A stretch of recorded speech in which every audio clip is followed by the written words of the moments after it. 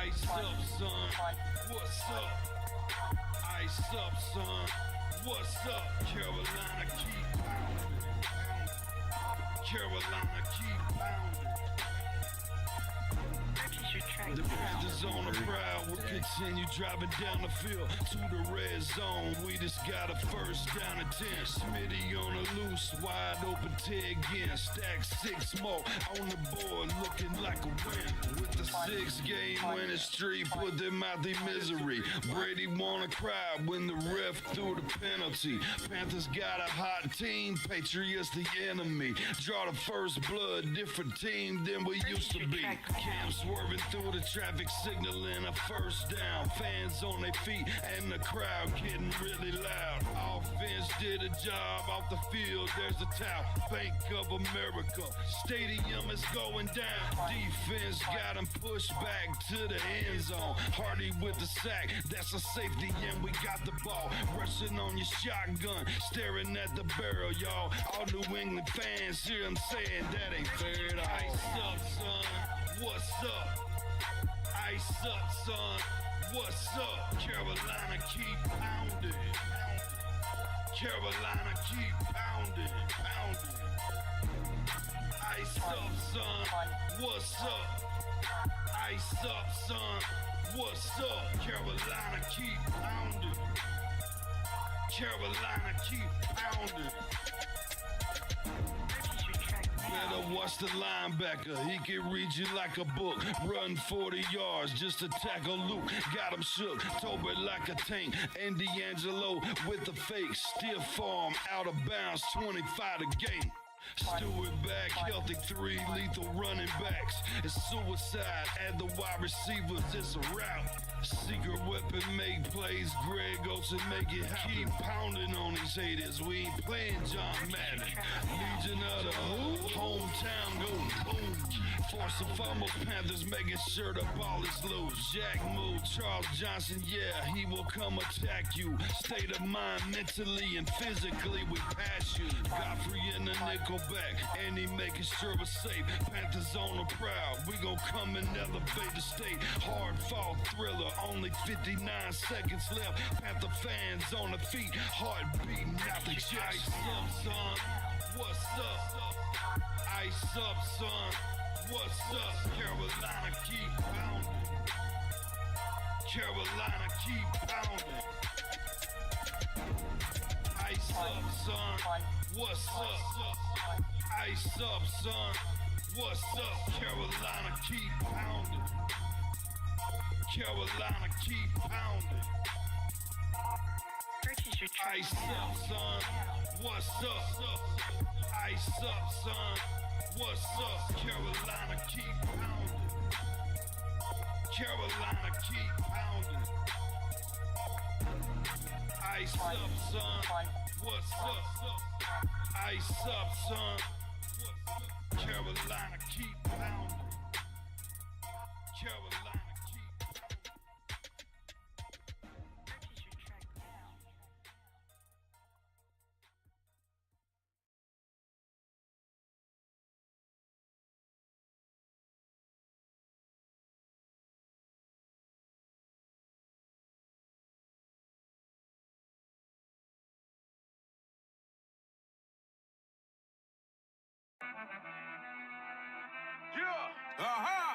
Let's go.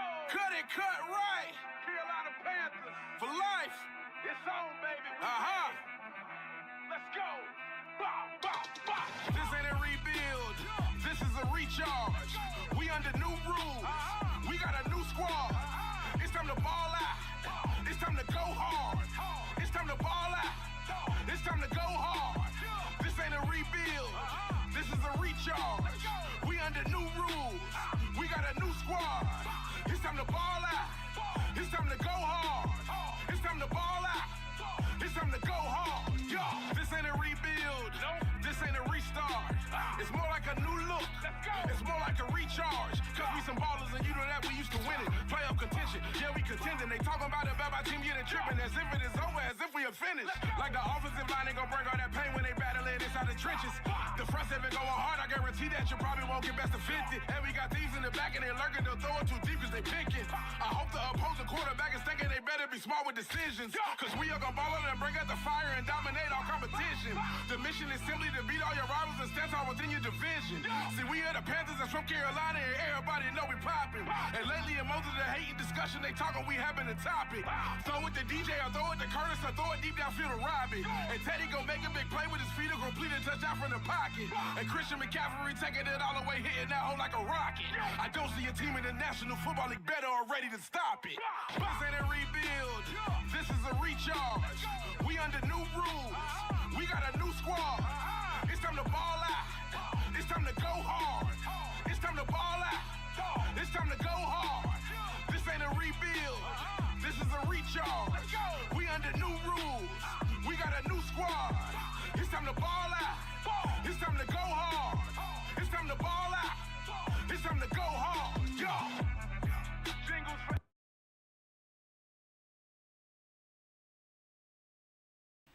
What's up, everybody? What's up? Hit that like button, hit that sub button, hit that bell, select all, leave a comment down below if you feel like doing so, and don't forget to check out the Facebook group page. Keep pounding in all caps for in-game posts, polls, opinions, and reactions to NFL news, such as scheduling for the channel and for the Yahoo Sports. Keep pounding Fantasy Football League. If you want to get a video like this on your channel, if you're a content creator, go check out Lindara Ty on Instagram. Fair pricing, awesome to work with, and love her to death, man. She's just really awesome to work with. Lindara Ty on Instagram. Alright, we're going to get Cardinals versus Panthers Week 16 preview begins now.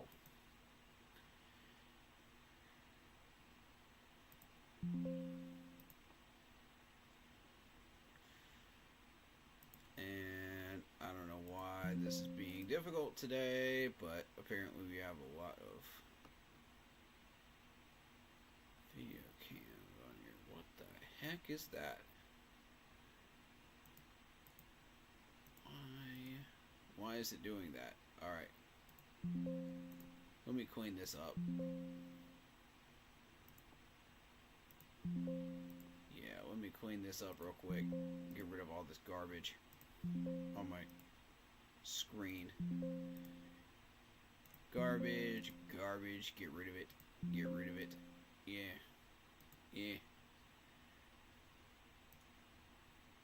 Why is it doing that? I don't understand, because I don't have...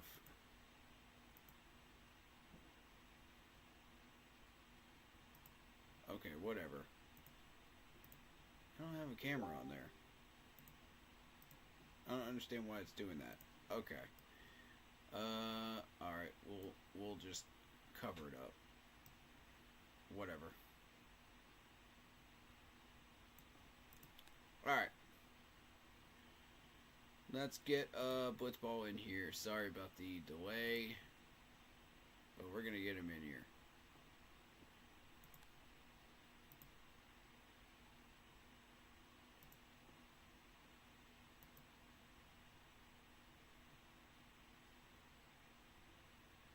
Even be a red zone threat. What's good, man? Hey, you made it. You doing all right? Yeah, sorry about that. Took a minute to get the stream transition and everything. Oh, nah, you good. But yeah, I was just getting into a little more details of this matchup. There's something that jumped out at me that is really, really odd. Mm-hmm. How the heck does Trey McBride have 89 catches, 938 yards receiving, and not a single touchdown this year? That's a very good question, actually.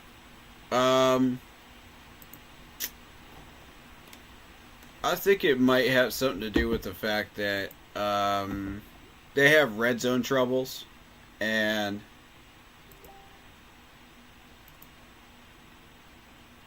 Whoa, that's pretty bad they can't get this dude into the end zone, and he's their leading receiver, and is on his way to getting 1,000 yards receiving. Like, that's really odd.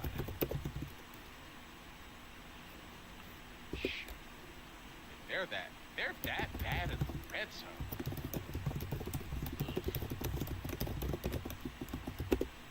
I don't know. It's really odd. Really, really odd. It is.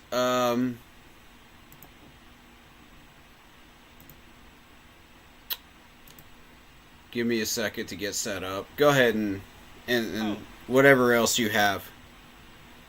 Yeah, I'm still getting set up. Oh, okay. Yeah, I don't get that. I mean, that's got to be something up with their offense, or what it is they're running, or maybe just, they're that bad in the red zone, because there's that. James Conner, I mean, he's on his way to 1,000 yards rushing as well, but yeah, it just looks really odd. But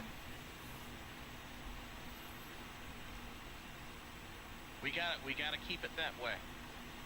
We gotta keep it that way. We can't be the first team that they let Trey McBride score a touchdown on. We can't. Agreed. We can't Yeah. first. Yeah. We gotta keep them shut down with that. But I am concerned for the running game. I mean, James Conner has had a good year. Yeah, that's correct. So he's only a handful of yards away from 1,000 this year. But Carolina has a chance to play spoiler because, Arizona is still in the playoff hunt. Correct. So honestly, I would like a win for the sake that this is the last home game. I would like a win for different reasons. Because we need to send a message to the league that, yes, that past month of games was not a fluke. That was actually us. That is who we are. Not the Dallas game, but the games that we played against KC, Philadelphia, and Tampa Bay. Those games are actually who we are. Right. Otherwise, people are going to see us as a doormat again. If we lose to Arizona, if we lose to Atlanta, we lose to Tampa Bay, one of these three teams, we look like a doormat again. Especially 2 in a row, So, this game, we need a win. Agreed. I think. And I'm willing to sit on a 5th draft pick, if we win this game. But no further down than that. I don't really want an 8th draft pick. I want 5th. You want 5th? You want the top 5? Yeah, because there's a few players that showed up on our radar, those that I've shared with you in the team chat, that I think are pretty solid. Right. Options for us.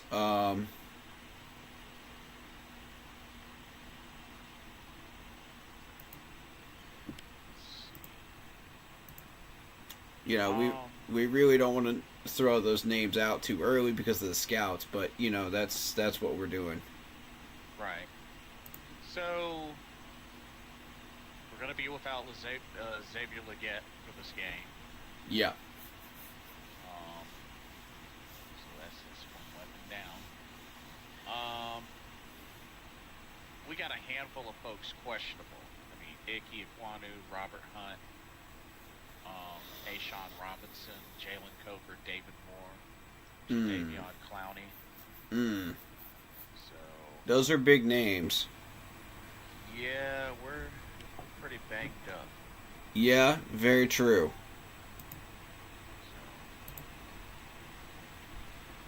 But I think this game really is just going to be, like I said, Carolina has a chance to play spoiler.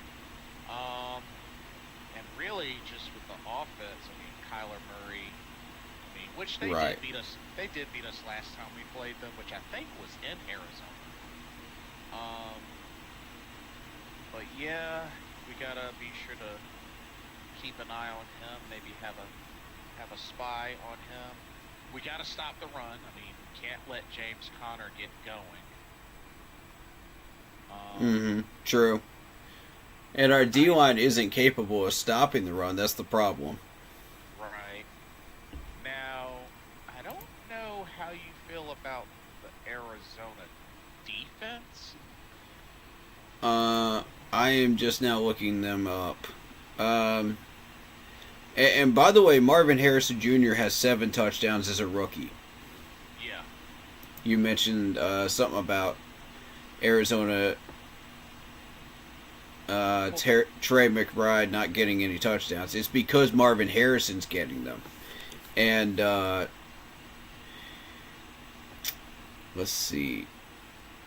You've also got Michael Wilson. You got Greg Dortch.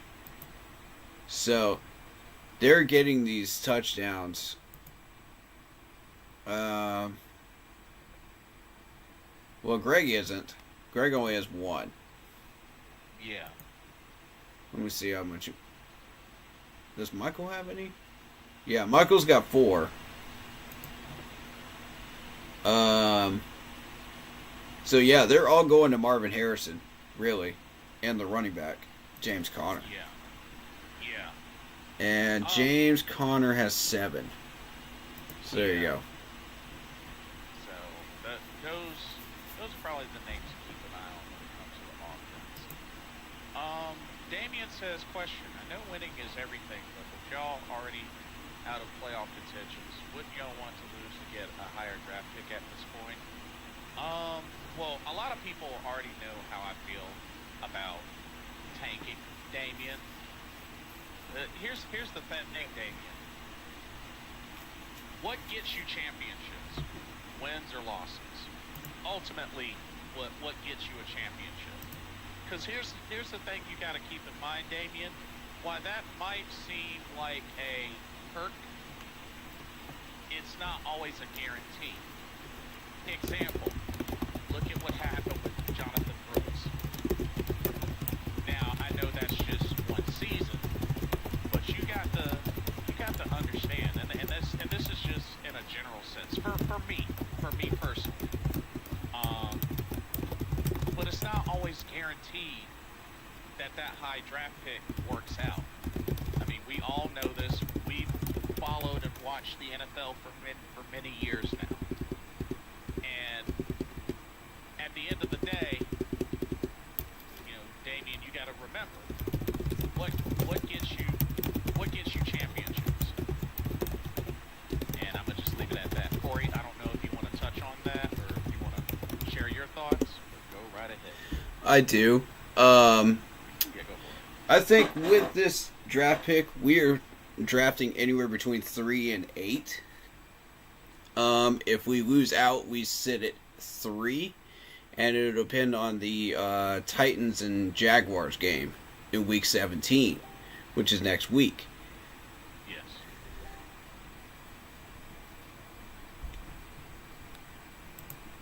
This is even kind of crazy that we even have 2 games left there. But again, it's 18 weeks instead of 17. It's 18 weeks.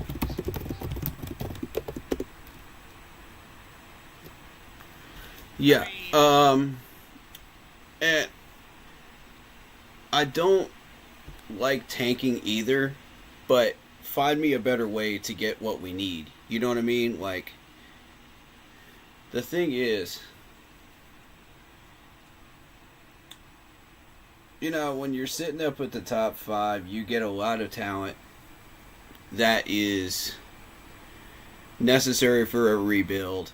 It's necessary for building up a dynasty, and you won't get that by winning meaningless games that you can't win. You know, that you shouldn't be winning, you know, because you're out of the playoffs. So at that point, it's just like, okay, well, play all 4 quarters the best you can, take the L, and, whatever pick you get, you get. But I'm not about trying to lose on purpose. I don't want us to lose on purpose. But at the same time, like, we do need these picks. You know what I mean? So, like, the NFL is the only system where it allows you to do this stuff. And you can't benefit from the NBA because the NBA is a lottery. I don't know about the NHL. I don't pay attention to the NHL. But I know that the NFL is the only place where you can actually, like, lose and get a better pick.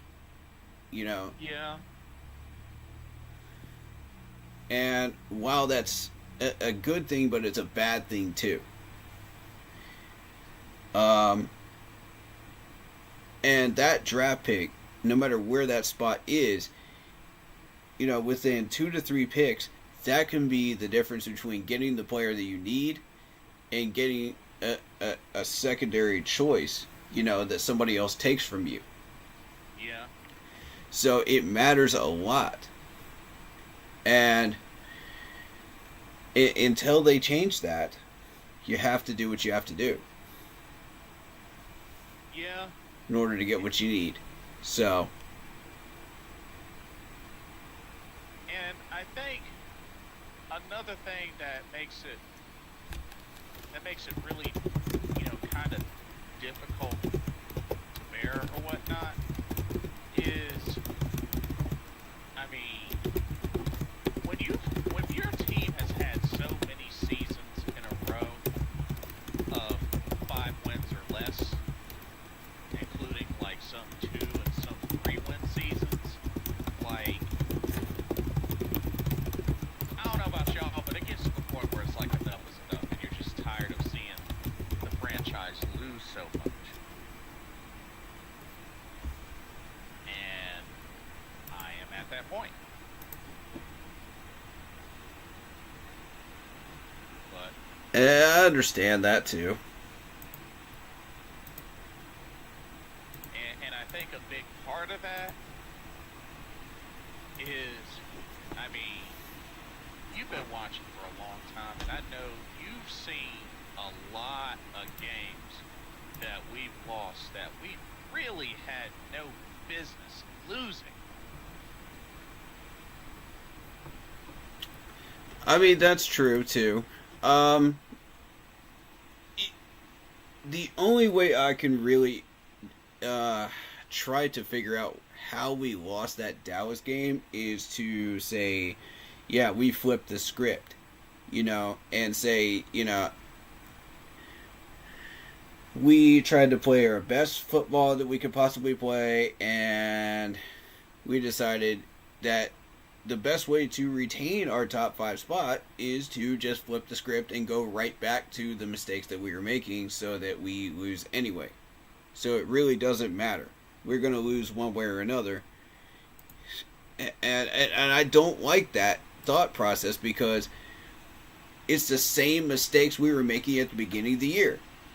Just right back where we started from. It's like we made no progress whatsoever when you watch that Dallas game.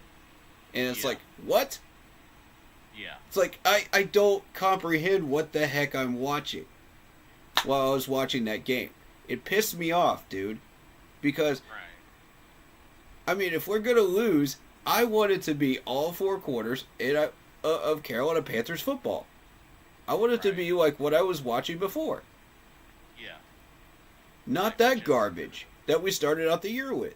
Now everybody's going to come out of the closet, all the Panther haters, all the Bryce Young haters, they're right back out of the closet again. Yeah. You put them in the closet during November, and now here they are. They're back again because you lost to Dallas. Yep. And you're like, really? And now you're back to questioning Ever Ojaro again. You're back to questioning Robert Woods, Xavier Woods, I mean. And you're back to questioning Icky on the offensive line again. And you're like, Did we make any progress whatsoever? Like, it Damian- makes zero sense to me. That's what Damian- makes no sense to me. Damien says, "Trust me, as a Bears fan, I understand." LOL. Bro, like, I don't get it. I don't get it at all. Yeah. So, I mean, when we look at this stuff, man, and I mean really look at it, Kyler Murray is just yet another quarterback that's got the skills to beat us, you know? But Yeah. how do we attack that? You know, we've got to play disciplined football, Right. and we haven't been playing disciplined football against Dallas. Agreed. And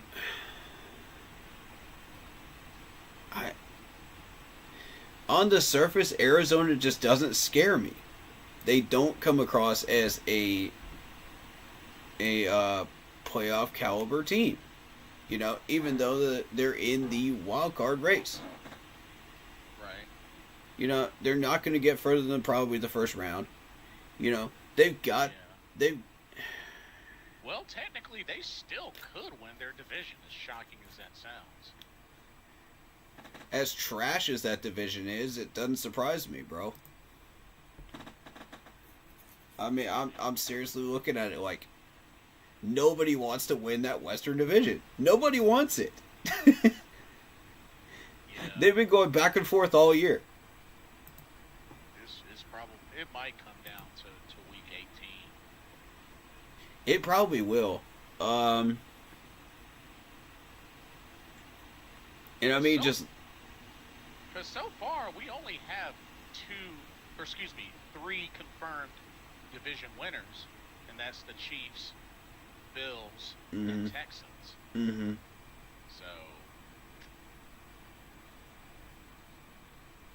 So looking at this Cardinals defense, I see Buda Baker got an extension. Yes. He is a very, very dangerous player. You're looking at a 5'10", 195-pound safety from Washington, 78 solo tackles, 2 sacks.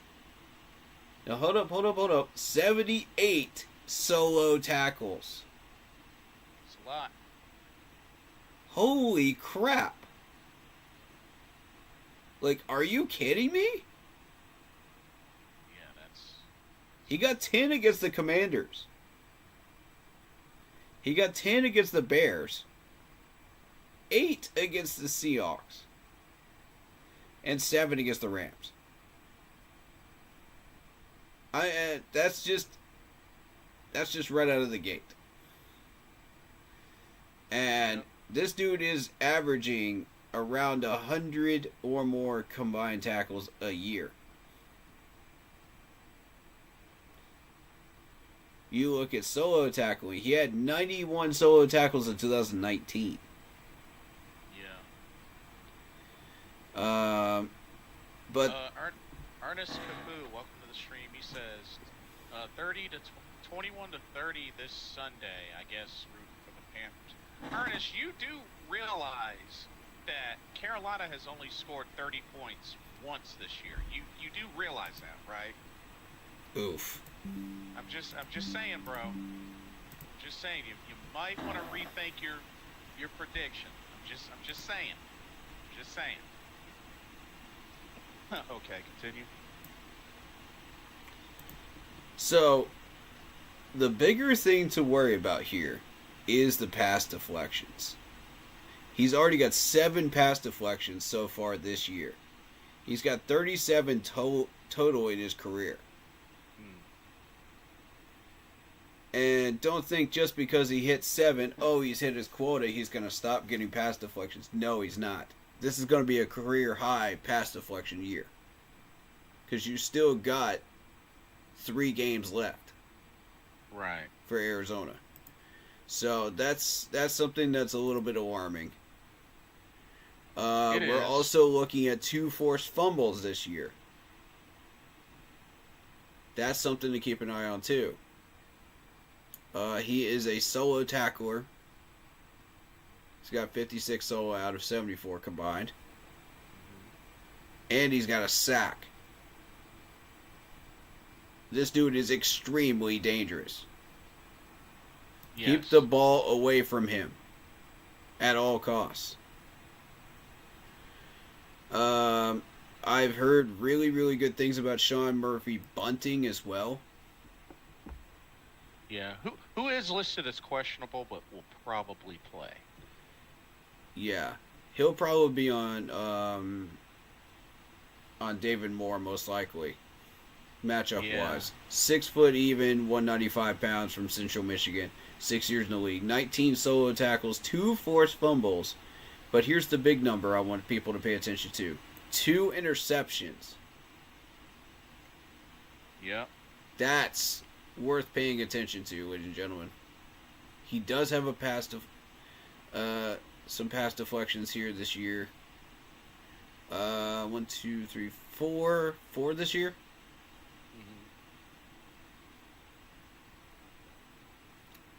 Yeah. But he got 8 last year with the Tennessee Titans and 7 with the Buccaneers the year before. So it's not like he's slowing down on pass deflections. So Right. There's the thing there. He's got 10 interceptions over his whole career. 2 a year, essentially. 8 forced fumbles for his whole career. 2 of those were this year. So, looking at his tackling, 19 solo tackles out of 42 combined. You look at it as a whole over his whole career, 182 solo out of 287. So he's not exactly a solo tackler. He needs help. So there's your weakness. So see if you can exploit that.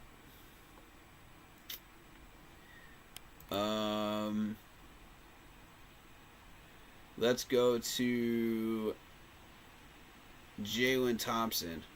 Jalen Thompson's another one I've heard of. 5'11", 190 pounds.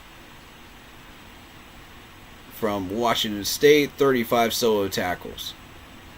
So he's essentially a run stopper. So if you can find ways to get around that, I think you got a shot at beating him. But he'll be up on the line a good bit. Let me make sure everything that we're doing is on screen here so everybody can see this.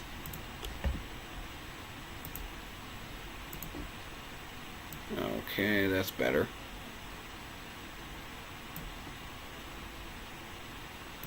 Alright, cool. Let's do,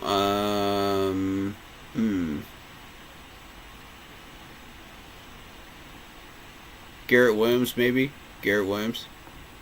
Oh, yeah, Garrett Williams on defense, right? Yeah, 5'10", 192 pounds from Syracuse. 29 solo tackles, 1 forced fumble, and 2 picks this year. He also has 6 pass deflections so far. His rookie numbers don't really reflect too much, but now he's starting to settle in.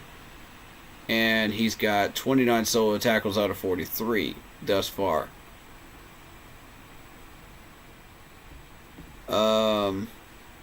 Forest City Kitty, welcome to the stream, says, hope we finish strong. It's been a long season.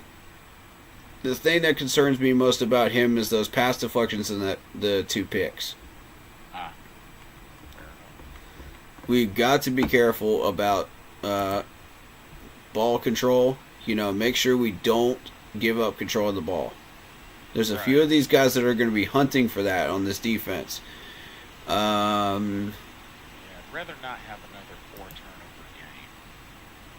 I'm not as familiar with most of these names on here. Dante Stills, 2 years in the league, 6'4", 286 pounds from West Virginia. His name I do remember from the draft. 11 solo tackles, 1 forced fumble, 4.5 sacks. So he is a defensive tackle. That's what he's listed as on the site. I see.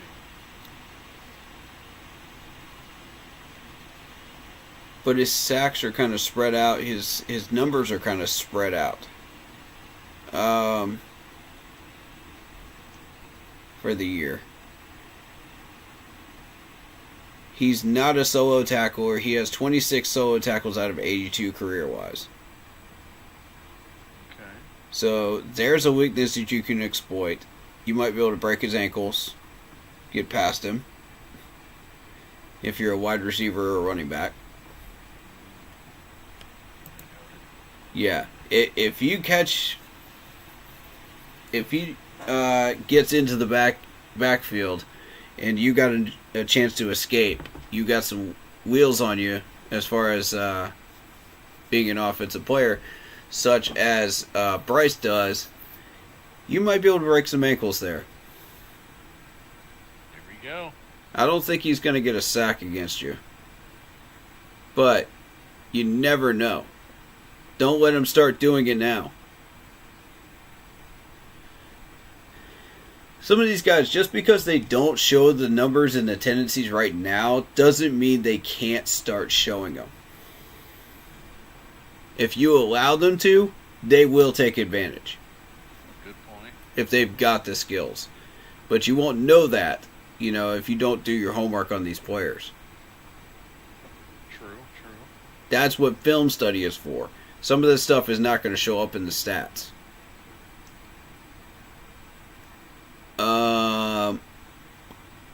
Who is Mac Wilson Sr.? That's what I want to know, who that is. I'm not too familiar with that name. Because Isaiah Simmons was supposed to be a linebacker, and he is not there anymore. So now you have Mac Wilson, who is supposed to replace him. 6 years in the league, from Alabama, 6'1", 246. 37 solo tackles, 3 sacks, 1 pick. Yes. Again, not that exciting, because the numbers are kind of split up. He got 2 sacks against the Vikings. And a pass deflection that game. That was recently. That was week 13. Oh, I see. Interesting. So, he may be somebody to keep an eye on. But he's not exactly a solo tackler, though. 164 for 303. However, don't let him get into the backfield because he already has 3 sacks this year. Can't have that. Yeah. Pass deflections wise, you're looking at 4 this year, but 17 total for his career. But the biggest number I want people to pay attention to is that one. 4 forced fumbles over his career. He doesn't have any this year. Keep that in mind. Yeah, let's not give him any. Let's not start that trend. Let's not continue that, alright? That I don't want to see. Let's see. Victor Demajic. He sounds familiar. That name sounds familiar. Doesn't ring a bell to me. He's from Duke. I figured so. That name sounded familiar to me. Okay, 4 years in the league, 6'2", 262. 6 solo tackles, 1 forced fumble. Yeah, this guy was from the Duke team that was really, really good back then. Interesting. Yeah, outside linebacker. Hasn't really played that much. He's been a backup, but when he has played this year, he has gotten tackles. So, it's just something to be aware of, just as far as, like, if you're running the ball. He has 37 solo tackles out of 62. But the biggest thing is, he had 4 sacks last year. That's something I want people to pay attention to. 1 pass deflection, so he's not much of a pass deflector. He's got 2 forced fumbles. One of them this year, one last year. Okay. Alright, so you know me, I'm a stickler for ball control and stuff like that. So anything that I see that is going to stick out like that for forced fumbles, interceptions, stuff like that, turnovers-wise, I'm going to pay attention to it. Right, which is understandable. It's immediately going to grab my attention. Mac Wilson Sr. I got a feeling this defense, there's more to this defense than there appears to be. Alright, Mac Wilson, 6 years in the league, 6'1", 246, 37 solo tackles, 3 sacks, 1 pick. Let's see. The thing that immediately grabs my attention is the 7 solo tackles that he got against the Bills this year. He did get a pass deflection in that game as well. So he went off in that game, man.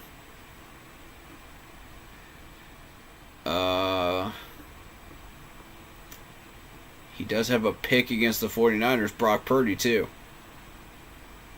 Oh, does he? Yeah. One of the few that Brock Purdy's thrown this year, as I recall. He hasn't thrown many. Oh, that's what's up. Yeah, so. Again, something that catches my attention, 4 picks. 4 forced fumbles in his career. Doesn't have any this year. Had 2 last year with the Patriots. So something to keep an eye on there. 17 pass deflections. He had 4 so far up to this point. His career high was 7 in 2019 with the Cleveland Browns, with an interception that year as well. But that year was the year he started 14 of 16 games. That was the only other year besides this year where he has fully started almost a full season. Below that would be 8 games started in 2020, and it goes downhill from there. Forest City Kitty says, do y'all think Bryce will bounce back tomorrow? Yeah, I think so. I think so too.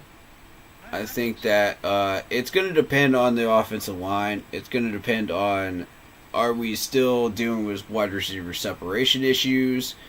Are we still dealing with drop passes? Those are the key things with Bryce. So essentially, are we dealing with the same problems that we were dealing with before we played the KC game? That's really what it is.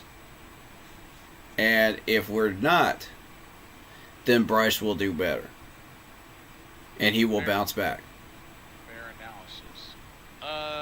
Kevin McFarland, welcome to the stream. He says, hello, Blitz. Did you guys watch any of the college football games? Ohio State is beating the brakes off of Tennessee 42-10. Impressive. Did not think that would happen. I am currently watching it as we speak, actually. 42-16. Yeah, I haven't watched any. I've been at a fighting game tournament all day today, so. I actually reacted to the Clemson versus Who do we play today? My mind just went blank. Uh-oh. Uh-oh, come on now. That's your team. Come on. Texas Longhorns. Ah, Texas, gotcha. And we had never previously played Texas. That's the interesting part. And we played horribly in the first half. And then horrible clock management.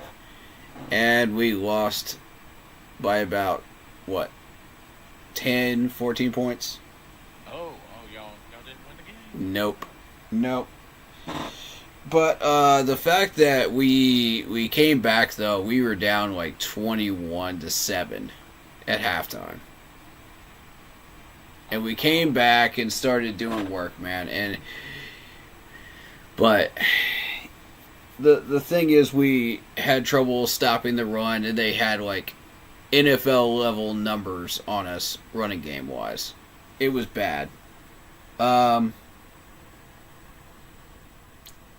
know, 38 to 24. Yeah. Yeah. And I feel like we had the opportunity several times to get back into this game. Like, Texas just kept opening the door for us, and we just could not take advantage. And it's a shame because we had the talent, we had the ability, you know, and it was just like, okay, what are we doing? Because there was an opportunity to stay in and stay with Texas early on, where it was like we were at our 35-yard line. It was a 4th and 1, and I said, if we don't go for this and we don't keep up with them on the scoreboard, they will score a touchdown, and we will be down 7. Ooh, interesting comment from Kevin. He says Clemson really did not deserve to be in the playoffs compared to their 2018 season. They had their time. It was run from 2016 to 2018. I disagree with that. This team can battle anybody all 4 quarters. You name a team, we can battle them. What's their record? What's their record this year? It was 10-3. Wait, so 10-3 with an ACC championship trophy in our case as well. We beat SMU. And y'all were ranked. Who right? were, yeah. Who is also in the playoffs currently. So, Kevin, why don't they deserve to be in the playoffs? Compared to the 2018. See, we went blow for blow with Texas today, you know, and if we had used proper clock management and played better, you know, and stopped the run, I guarantee you this would have come down to less than 7 points. I see. Well, here's the thing, though, Kevin. Like, you say compared to their 2018 season, which, you know, Corey, you knew a lot more about than me. But here's the thing. Yeah. It still doesn't change the fact that Clemson did what was necessary to make the playoffs. Whether it was Right. you know, whether it was weaker than 2018 or better than 2018, it still doesn't change the fact that they did what Right. was necessary to make the playoffs. Right. It's irrelevant at Kevin this says- point. He says it's because they lost to Louisville. I mean, but still. Which I was in attendance during that game too, by the way. But it's like, still, they did enough of what was necessary to make the playoffs. That's the overall point. And actually, it's because we lost to South Carolina. That's why we got kicked out. Forest City Kitty says, I think if you win a Power 4 conference like the ACC, you should automatically get in. Perhaps. Debatable. I mean, you've had ACC opponents in the playoffs several times over. You've had Florida State. You've had Pittsburgh's been in the rankings as well. You know, there's been a couple of years where North Carolina was in the rankings too. So I mean, it's not like we don't have teams that are strong enough to be in the rankings, But playoff caliber teams, not really. It's been us, and there's a major gap. But do we have a weaker team than the 2018 team? Of course we do. But are we reloading? Sure. And every major team has to reload at some point. Alabama is reloading right now. They went through a couple of years where they had to reload, even under Nick Saban. And, they came back stronger than ever. So, I mean, we're just going through that period right now. And Dabo's been reluctant to use that transfer portal. And now he's starting to use it, But is it too little too late, because we needed some of that talent, before we faced Louisville, before we faced South Carolina. So, but the fact that we beat a playoff team, SMU, proves that we belong in there, for the ACC championship. Now, my question to you is, does SMU belong in there? And there's the trick question, because if you say yes, then that means we belong in there. If you say no, then that means that both our teams are weak. Which is not true. Kevin says, I like Dabo Swinney for Clemson, but other teams I just felt were better this season. That is my thinking. And that could be the case. That's fair. That could be the case, but it still doesn't change the fact that Clemson did what was required, what was necessary to make the playoffs. Because, I mean, you think about it. Like, think back to when Carolina won the division, made the playoffs at 7-8-1. Exactly. Is it a great record? No. But it still doesn't change the fact that we won the division. They won the division. Yeah. They did what was needed to win the division. Right. Sure, the other teams struggled, but if you got an issue with that, talk with the organization. Right. We don't make the rules. Right. Like, there's a division winner for every division. Yep. That's how it's always been. Yep. I mean, because at the end of the day, and we've even found this out the hard way as well. All right, fast forward to 2015. Yep. We made the playoffs at a 15-1 record, and guess what? We still didn't win the Super Bowl. The Patriots made it to a Super Bowl with an undefeated record. Guess what? They didn't win the Super Bowl. They lost to the Giants. So was that really a successful season when you think about it? I would say yes and no.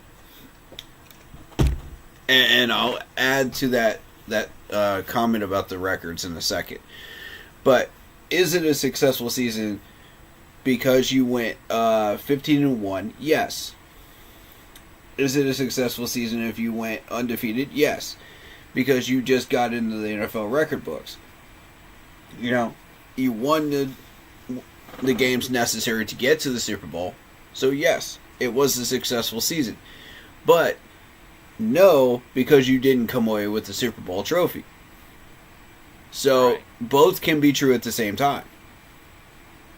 I guess it really just comes down to, like, what do you really want to see, and what are you, pleased with versus disappointed with? Because it's like, what are your standards of a successful season? And I've heard people come up with that argument before, and say it's Super Bowl or bust attitude, and I respect it. I disagree with it, but I respect it. Yeah. And it's just like, what I was saying a while back about, certain players that have done extremely well at a lower tier college versus players that have done extremely well at a more prestigious tier. Yeah.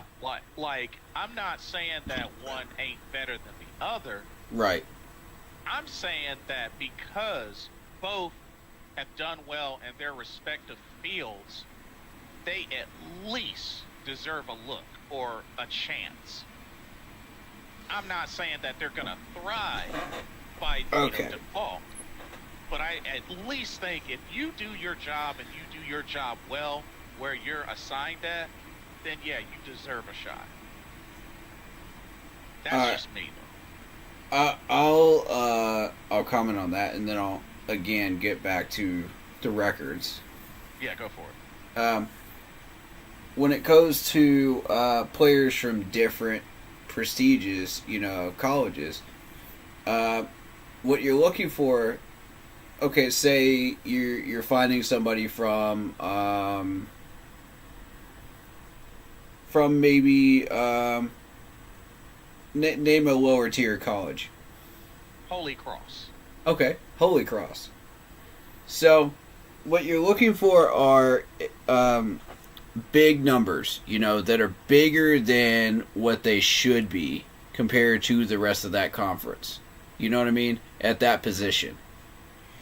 That indicates that they would do well in a bigger conference and put up average numbers in that conference and match up with everybody else, that is being evaluated from that bigger conference, say the SEC.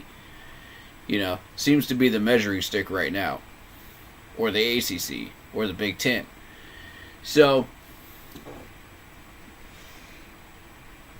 when it comes to draft time, then it becomes, do they have the correct measurables? Do they have the correct skills, necessary to fit an NFL team? Then it becomes, what does your organization need? What do they do? What system do they run? What are they looking for? What are their standards when they're looking for a certain player? And if it catches their eye, such as Coker did, when you look at his measurables, when you look at his numbers, they stand out from all the people in the 7th round. And that's what caught my attention when I was doing the mock drafts. And I said, you know what? Let's go get Jalen Coker.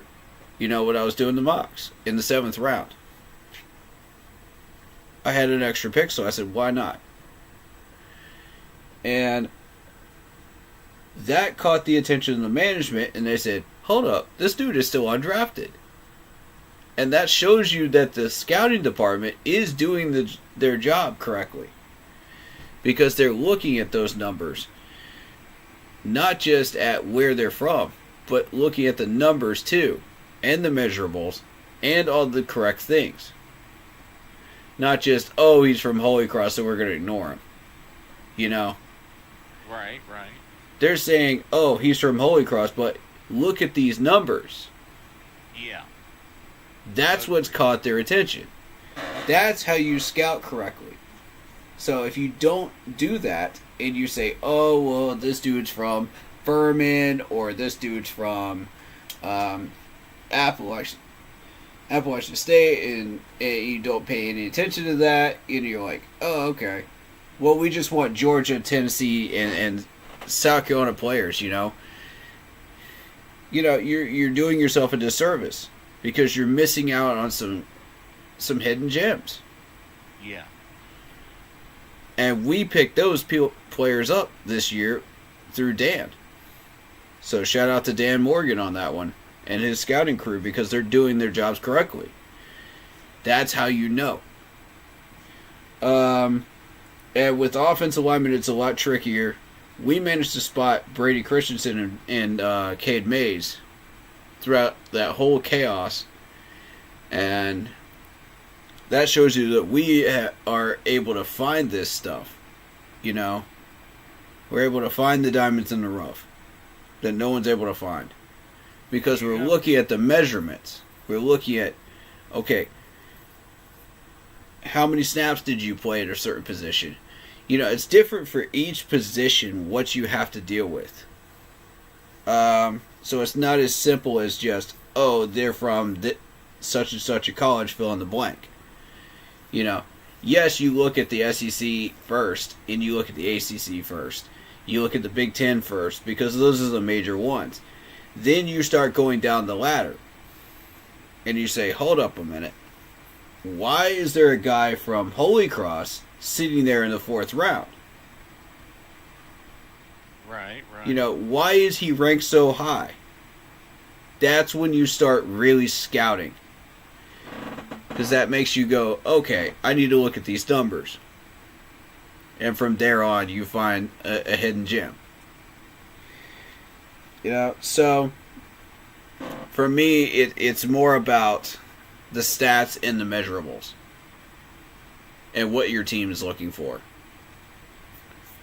That's a fair point. Let's see.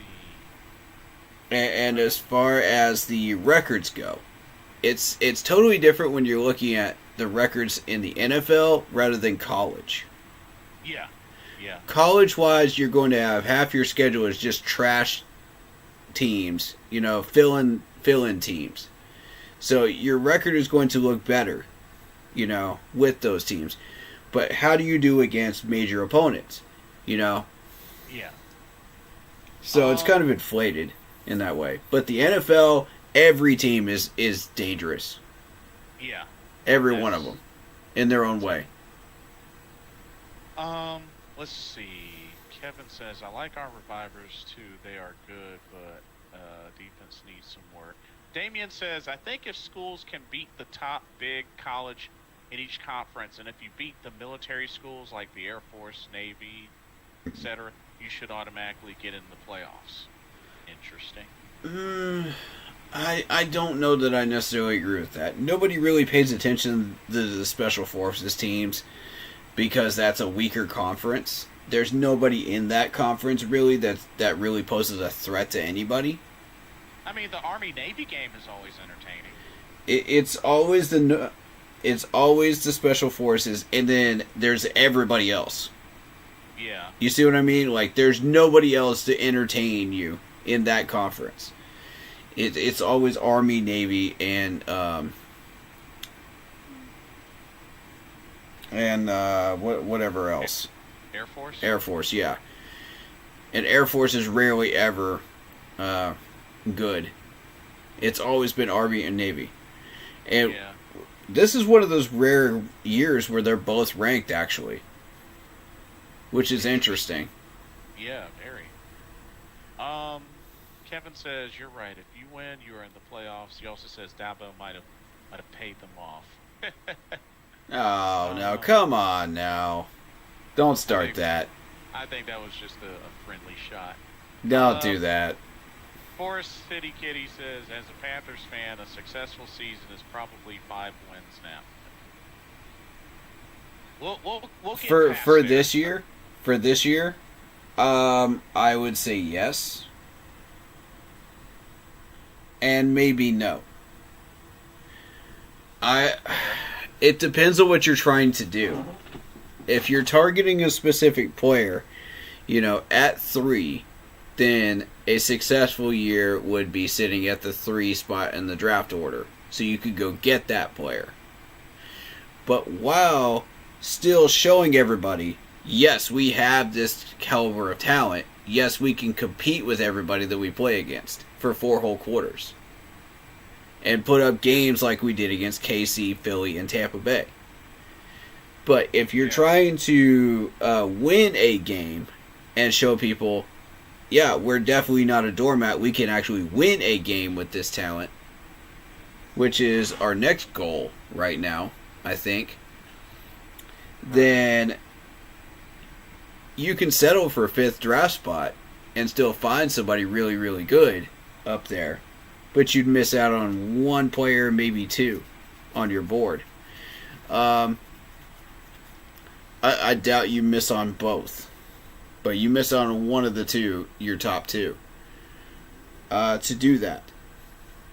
But it does send a message to the rest of the league that, yes, we can actually win that game.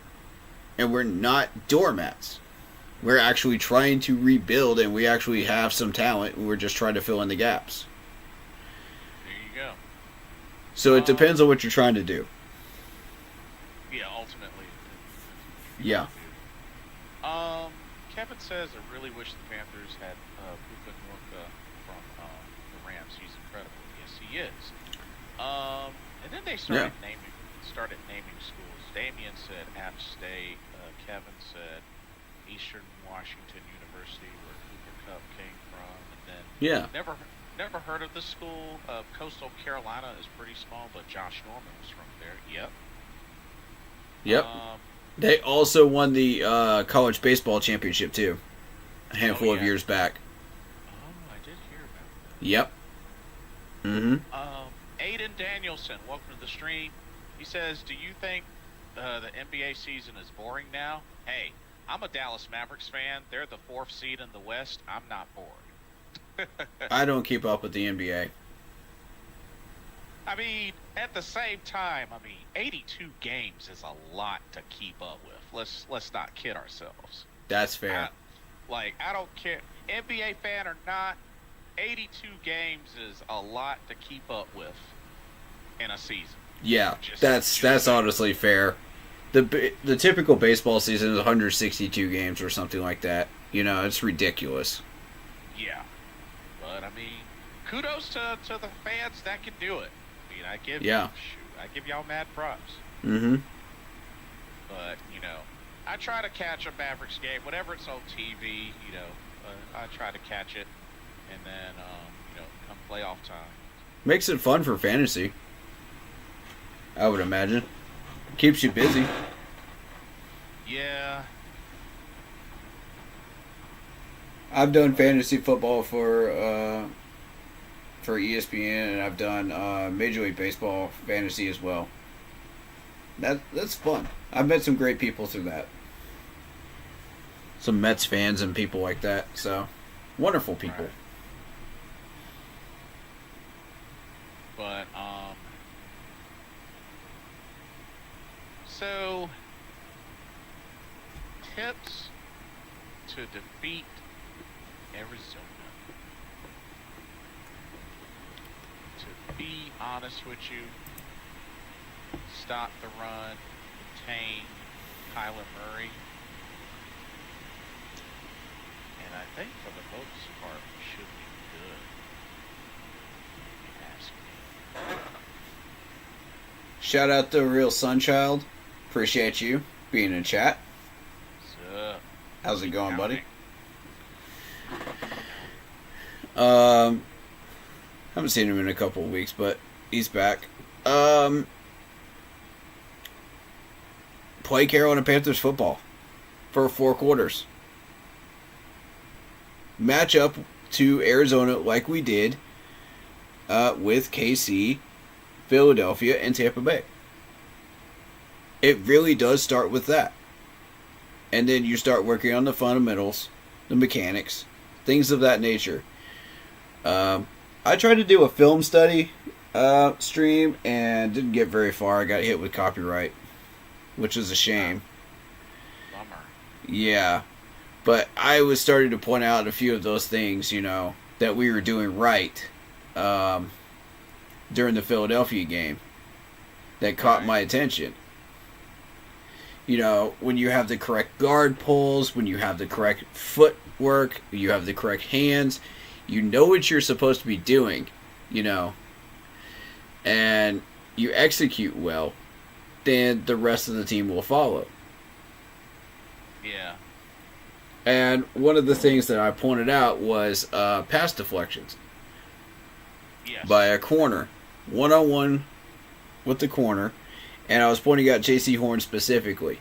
So this was a hook route on the outside, and for those of you that don't know what a hook route is, you go out and you hook back around as a wide receiver.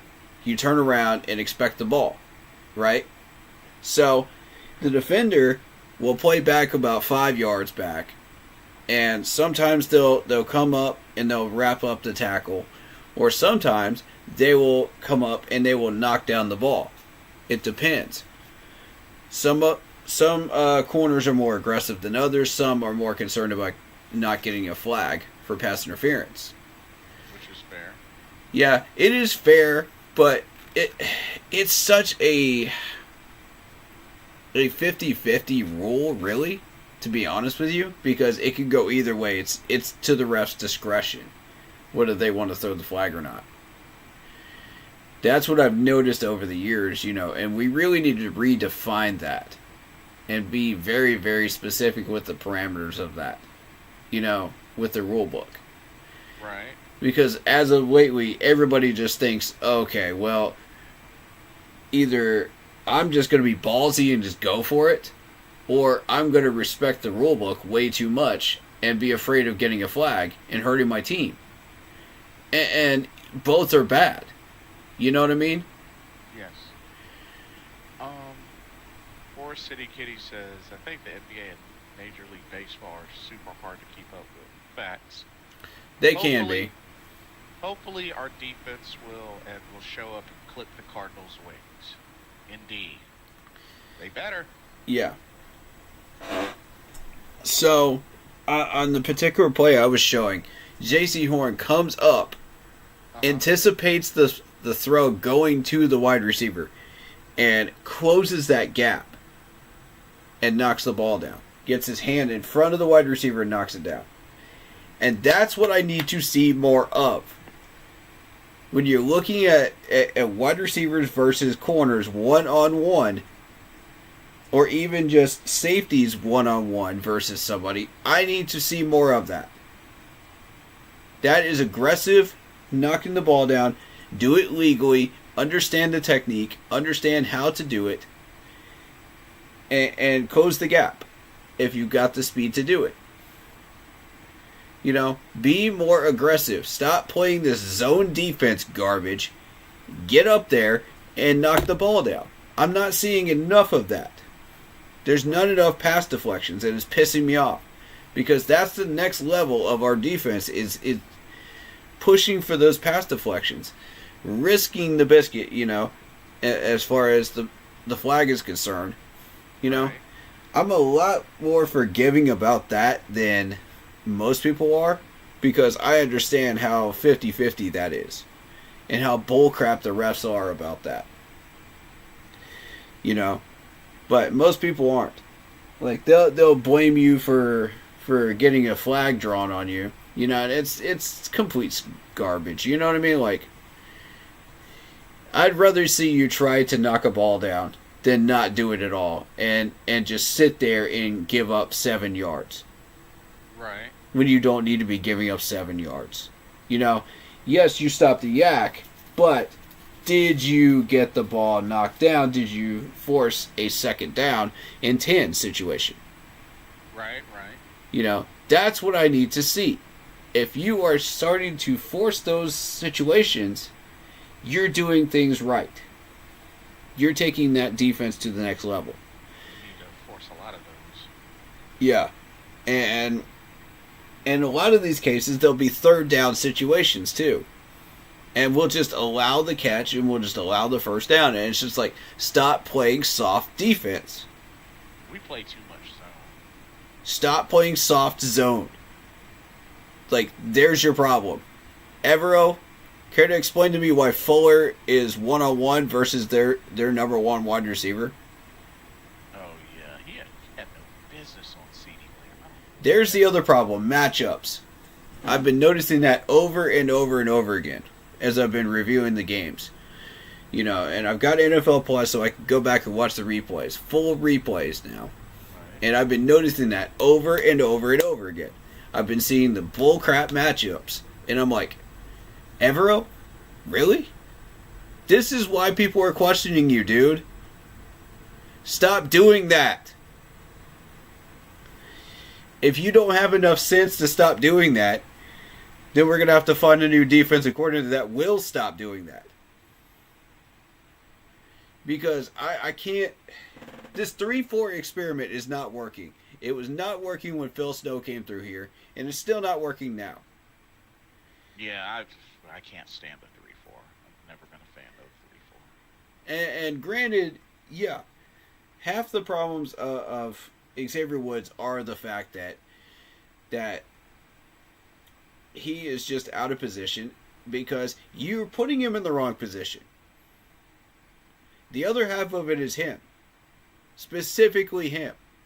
Not having the stones to match up one-on-one versus a running back. Not having the stones to figure out where he's supposed to be in the end zone. Right. You know, and I'm like, really? That's what I get pissed off at Woods, because that's the stuff I've been noticing. Everybody wants to give me crap for it, you know, and I'm like, and make up excuses for that, and I'm like, no, stop it.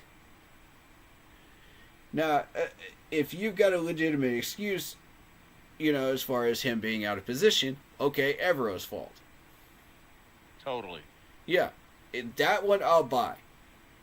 And I started buying that, you know, after I kept watching the KC game, the Eagles game, and the Buccaneers game. That's when I started to really buy that argument. Because before that point, I was just like, no. He just doesn't know where he's supposed to be. And I watched that, and everybody else is doing everything they're supposed to be doing.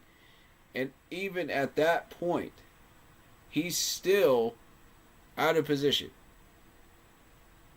And I'm like, Evero, care to explain this one? Because I don't get it. I don't get it, Evero. I don't get it either. Like, does he play good? Is he a good enough defensive coordinator, you know, to do what he's supposed to be doing? Yes. But is he a good 3-4 defensive coordinator? Yes. But is he the 3-4 defensive coordinator that we need? No. Yeah. There's the problem. He did produce a top 10 defense last year through the 3-4. But we had the personnel for that. Now we don't. Yeah, it doesn't feel like we do, that's for sure. Now we don't. And I feel like we should be switching to a 4-3 because that level of talent is what it takes to get it done. Everybody else is a 4-3 out there. Find me a 3-4 defense anymore. Even the Jets switched back to a 4-3. There was a coach that went up to New York that actually changed them back to a 4-3. Yep. And they've been 3-4 for years. And they've been trash as a 3-4 defense. Yeah. Jets, they got a ways to go, it seems. They got a long ways to go. Every single set of coaches they brought in have failed up in New York because they don't know what they're doing. Nobody could resurrect that team. Still nobody could resurrect that team. Right. As a matter of fact, there was a Jeopardy question. When was the last time you saw the Jets go to the Super Bowl? Maybe I was born. Maybe not. And the answer is before Neil Armstrong got put on the moon. Oh, Lord. Yeah. It's been that long. Wild. That is wild, dude. Very much so. And, you know, it's just been a string of horrendous management over the years. Horrible contracts, everything that you can imagine in New York. And I could not imagine being a Jets fan right now. I just could not imagine it. Y'all got some stones, man. I respect it. A friend of mine that's a Jets fan that I used to work with. And yeah. If you're still showing your colors and you're a Jets fan out there, respect to you. Major respect to you. And to the Cleveland Browns fans, too, because, you know, they've dealt with so much crap, too, in their organization. Yes, and have. I thought under Baker Mayfield, they were finally starting to turn things back around. And then right back to Pound Town again. Yep. In L-Town. I was like, oh, God. It's like as soon as Baker left, it just went right back to heck. I was like, come on, man. So, it's... And the thing that most of those teams had in common is they have switched from the 3-4 to the 4-3 years ago. The Jets just now switched back to a 4-3. Just recently. So I'm like, oh my God. You know? What can they do? It's And crazy. we still have not learned our lesson yet. We are still a 3-4. Why? Why? I have no idea. But it is not working out for us, that's for sure. But I'll say this: if we're gonna fire coaches this year, I think it needs to be assistant coaches. Keep the primary ones up there. I like Dan. I like Dave. I like. I'm willing to be lenient on both the offensive and defensive line coaches because we have not had the personnel. Right. You know, I'm not going to complain about that. So I'm willing to give both of them another year. Because we did eventually fix the offensive line. Remember that? Yeah. So, I'm giving the offensive line coach the benefit of the doubt. Let's let him stay. Quarterback coach, let him stay. Wide receiver coach, question mark. Right. We'll get back to that. Linebackers coach. That's the whole matter of do we have the personnel or not, and there's a big question mark there because we're still not 100% sure because we're still evaluating that. Right. Secondary coach, same thing. Same thing. Yeah. So, realistically, the only major coach that I would fire at the end of the year is probably going to be the offensive coordinator. And the reason why is because he has basically become a figurehead. Oh, you're talking about Brad Isdick? Yeah. We don't know who's truly calling these plays, you know, whether it be Dave or Brad. If it legitimately is Brad during the time that we were doing well, okay, he can stay. But if he is not, then he is pointless. There's no reason why he is here. I see. Because that's strike 2 for me. Strike 1 was almost giving up the entire house on what we were doing in the draft last year. Oh, yeah, I remember that. He did kind of... He almost gave up the entire draft strategy. Did a little hint, wink, wink.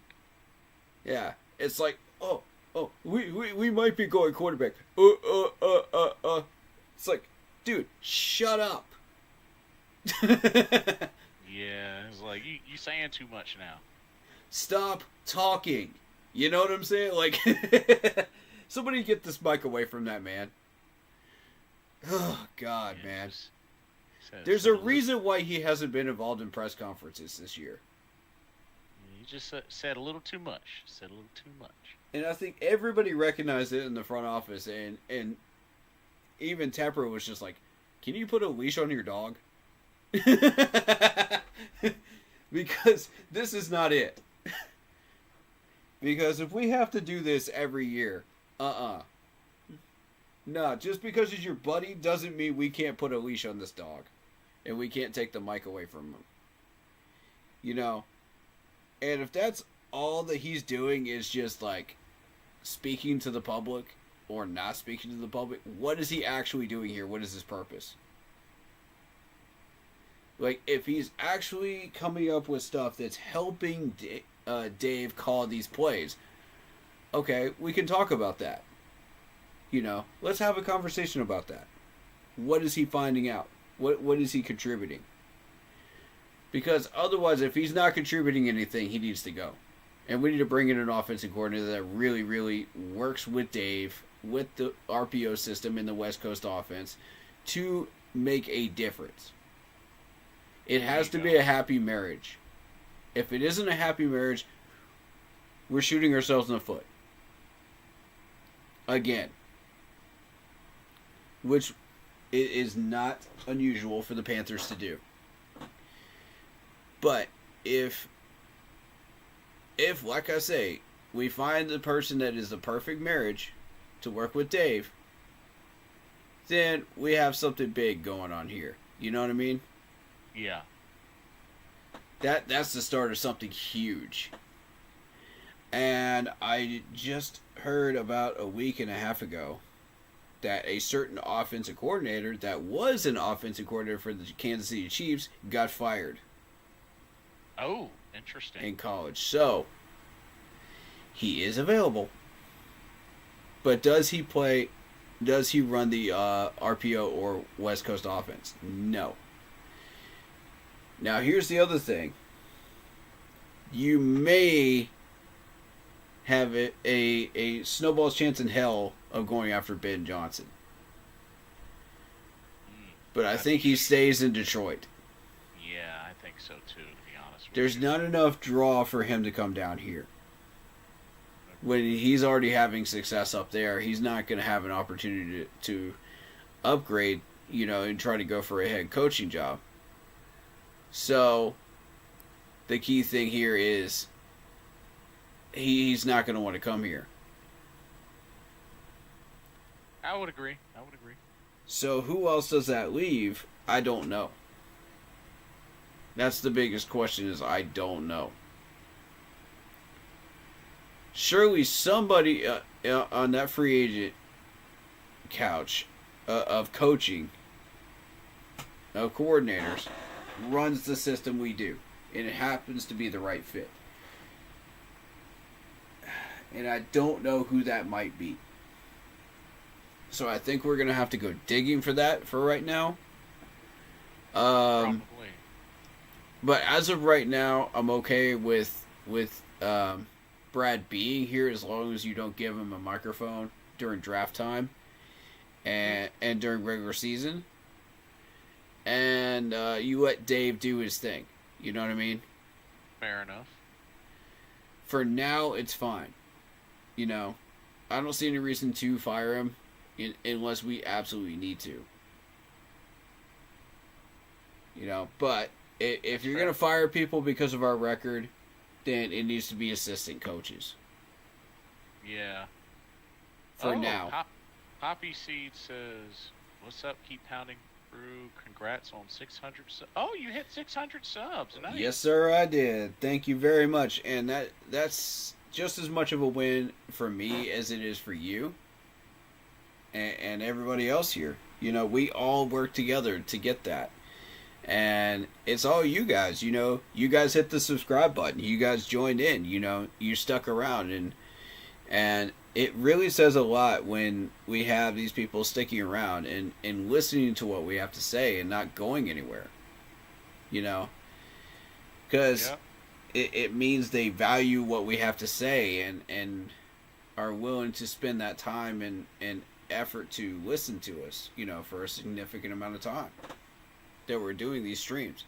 And these streams get long too, by the way. So respect to that, to the people that stick it out through the VODs, and use this during work time and whatever else, So I appreciate y'all, man. Thank you so much for all the views and all the subs and all the follows. Where are we at on Facebook? It's got to be a big number now. My goodness. Let me check. Yeah, go for it. 11.9 thousand members. My goodness. Oh my word. And growing. I'm stunned. Every time I look on here and I see this number, and I'm not even paying attention to the number, I'm paying attention to you, and the people that come through. Yeah. I care more about y'all than I care about the numbers. Right. It's who's here, and the types of people that are sticking around. That's what matters to me. Because we're trying to build a culture here. We're trying to build a kind, considerate culture, and have people around that really, really do care about what we're trying to do. And I feel like we've achieved that. You know, we're still achieving that. And it's thanks to you. All of you who are paying attention and listening and checking out streams and sticking around and doing all what you do. You know, thank you so much, man. It means the world to me. Appreciate y'all. Yeah. Do I still stream to the Facebook or not? Not lately, no. It's been quite a while. What I've noticed is Facebook keeps taking down my content, so I'm like, you know. And it was mostly gaming content anyway. So, I'm not multi-platform like everybody else is. I mainly just stick to one platform, and that's usually about it. So when it comes to Panthers content, I'll go to YouTube.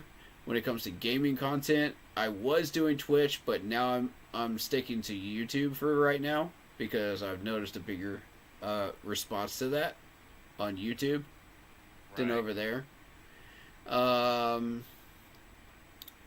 But that's really what it is.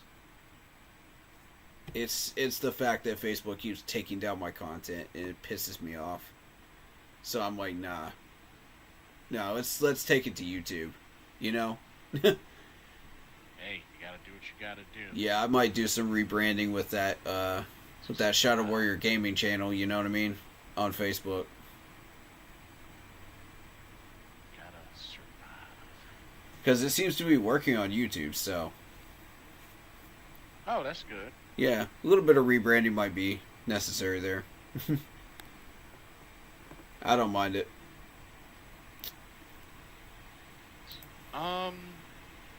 So I wanted to get a chance to, because I can't be on too long, but I wanted to get a chance to do the request you had, score prediction, and overall scores across the NFL, because it's coming down to the wire. Yeah. It's coming down to the wire with the season, so yeah, it's gonna be quite interesting. But score prediction for this Cardinals game. You know what? It depends on what Panthers team shows up. I got a feeling it's not gonna be high scoring. I'm gonna say 14-10 Carolina.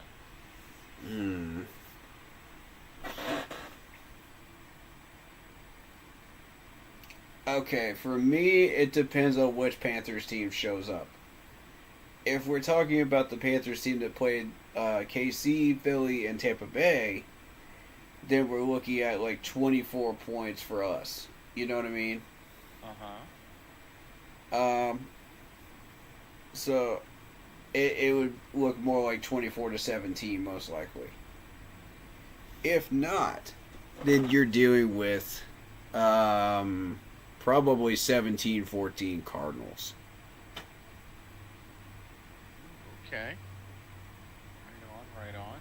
It depends on which Panthers team shows up. It's very Good. detailed, but understandable. Cardinals would have the control of the game for quite a while, and then we would get a garbage time 7 points, you know? Yes. Off their nickel defense in fourth quarter. So that's really what that would look like. I see. And that would include maybe a couple of turnovers in there too. Yeah, that's a fair point. But which hopefully we can get some of those, to help win the game. And Yeah. Yeah, should be good. Let's see. Okay. And like I said, last home game of the season. So, Carolina, what y'all gonna do? Yeah. Shoot. Now, as far as scores for the week, Okay, first off, we've already had a handful of games, which I did not realize they had two games today, Saturday. Yeah, I didn't either. But I can tell you who I would have picked. Yeah. We had a pretty back and forth game this Thursday between the Broncos and Chargers, which the Chargers were able to edge out the victory, but that was a pretty back and forth game. As far as the Chargers in Denver, I believe I probably would have chosen the Chargers. In that win. They are looking for a reason to get back into the race for wild card, and Denver has kind of been slacking a little bit. They have. They're starting to downtrend. So I'm not surprised to see that happen.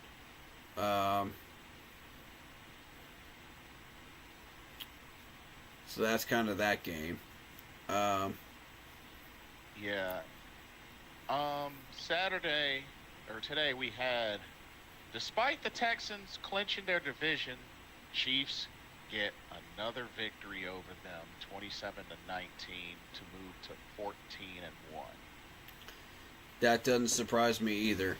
And again, this is under 10 points. This is another KC game under 10 points. Yeah. It's a pattern, folks. It is crazy that they're 8-0 at home, though. That is wild. Yeah. And also, shout out to Tank Dell. Really, prayers up for Tank Dell, y'all. Like, right. That was prayers up. Was a nasty, like. That was horrible. I mean. I saw the video clip of it.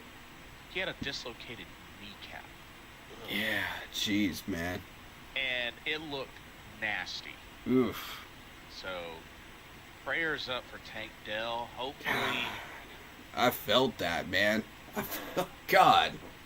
Yeah, that's a huge blow, especially considering they've secured a playoff spot. So. If you've ever watched one of the Saw movies and watched them like dislocate like some of their elbows and stuff like that, that's what it looked like. In case anybody missed it. Yeah, just. I was like, God bless, man. Yeah, just in the kneecap this time. That's my God, man. That's horrible. Yeah. So. I didn't watch the game, but I saw the video clip. It's viral. Yeah, like I saw the clip as well. It was nasty. Prayers up, man. Prayers Hoping up. for a really good recovery there. And indeed. And then the Ravens punched a playoff spot with a victory over the Steelers, 34-17. Pittsburgh really put up a really good fight. I was doing a dual reaction, mostly focused on the Clemson game, but I was watching the Ravens game as well. You know, to see what was going on over there. And it was a battle, man. And it was a straight battle. Yeah. I warned y'all about how dangerous Baltimore is in their own building during this time of year. I warned y'all. Some of y'all didn't listen, but I warned y'all. This is a very, very potent playoff team right here. Yeah. But when they're fighting for a spot. Then again, back to the Lamar Jackson haters. Oh, he's just a running back. He's just a running back behind center. Okay, tell that to the 207 yards pass, 3 passing touchdowns. Yeah. Right. Yeah. Exactly. Like, the dude is every bit as dangerous as everybody else thinks he is. Yeah, I mean, the dude's a 2-time NFL MVP. Yeah, for a reason. I was watching a little bit of Pittsburgh's offense, and I noticed Russell Wilson paying attention before, pre-snap, and he was shifting people around, and he says, hold up, wait a minute. There's 7 or 8 people in the box. Audible, audible, audible, shift around. And guess what? wide open running back to the left side. Yikes. And I was like, now that is NFL experience right there. And I said, hold up now. Y'all threw my opinions under the bus when I said, go get Russell Wilson. No, this dude is highly intelligent and he knows what he's doing. I like Russell Wilson. And this would be his second loss under Pittsburgh. They don't completely run the RPO. And that's why he isn't getting the total amount of success that he should be getting. However, I did warn y'all that if this man finds what he's looking for with an RPO system and he's got the weapons he needs and the protection he needs, look out, because here comes Russell Wilson comeback party. Yeah. I warned y'all. Did I not? There it is in Pittsburgh right now. Look at that Pittsburgh record. You think that's a fluke? Ladies and gentlemen, do you think that's a fluke? I don't. Not at all. Justin Fields didn't get that for you. Russell did. Mr. Gemini, one from the stream, he says, y'all think we are going to run the ball tomorrow? We better run the mess out of that ball tomorrow. We better. Bro, how many times did we carry the ball in this last game? 16. 16 times. And 10 of them were Chuba. 16 times. Yeah. You're trying to tell me that you're going to be doubly committed to the run.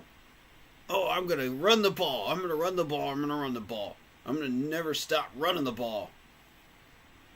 Come on, Dave. Who are you trying to fool right now? You, yourself, or I? Because we ain't buying it, bro. 16 carries? Oh, but I'm going to run the ball. I'm going to do this. Stop it. Stop it. I never liked that line to begin with. Because, first of all, when you're running a West Coast offense, it needs to be balanced. Right. If you're running a true West Coast, it needs to be balanced. You can run a 60-40 where you focus on the run, percentage-wise.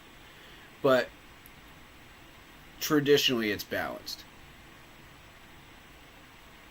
Everything that North ran back in San Diego was balanced. Now, yes, you do have the advanced version of West Coast, which includes the RPO.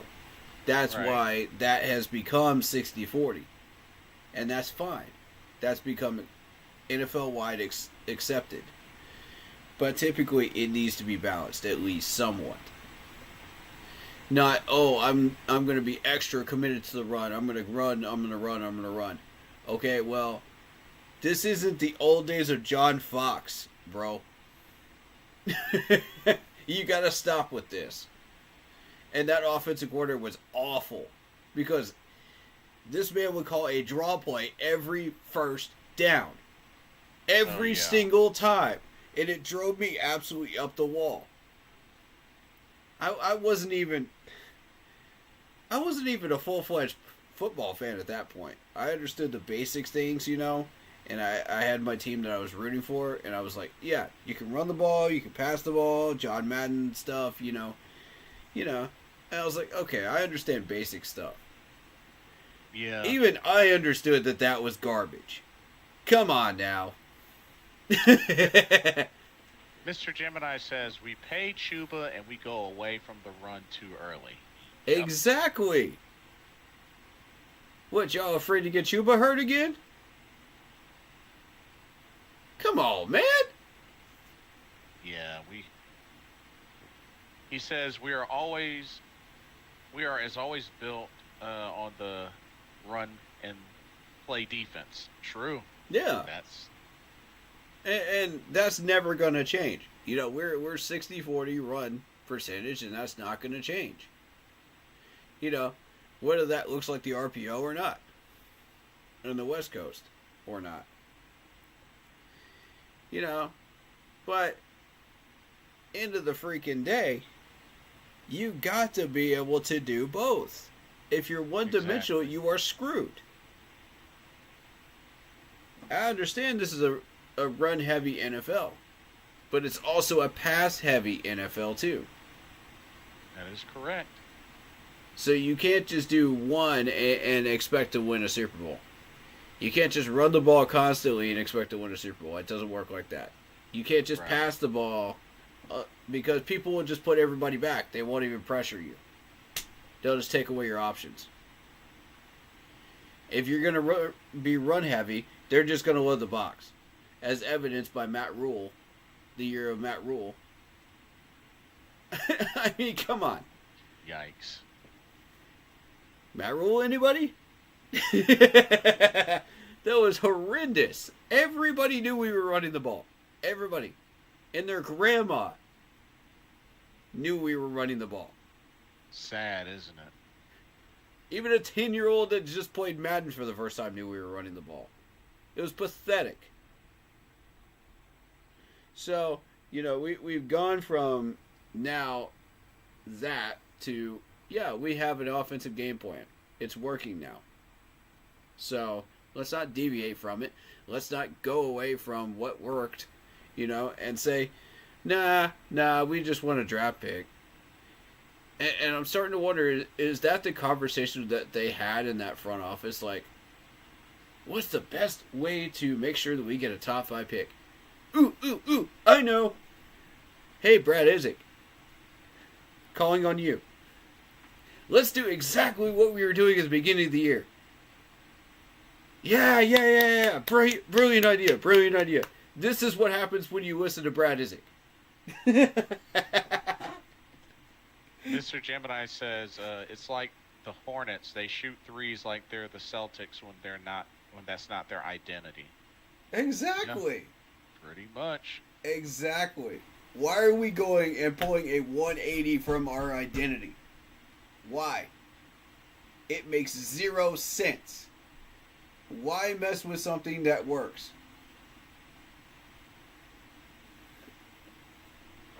And it frustrated me to no end. Yeah, for reals. But hopefully that won't be an issue this time. It better not be an issue this time. I'm perfectly okay with taking an L, you know, at this point in the season when we don't even need one. But this is ridiculous. That's ridiculous. Pulling a total 180 and just doing the same things you were doing before, same exact problems. Like, there's something going on here. There's something fishy going on here, man. It doesn't sit well with me. It hasn't been sitting well with me all week. And I'm like, I have nothing for you. This is one of the few times I have nothing for you to answer that question. You want to get answers? Go inside the front office and become a fly, I guess. I don't know. There you go. You got me, man. Unless they're being paid off for some conspiracy theory. But I don't know. But you give me 4 whole quarters and you take an L, I'm okay with it. I'm satisfied with it. Fair point.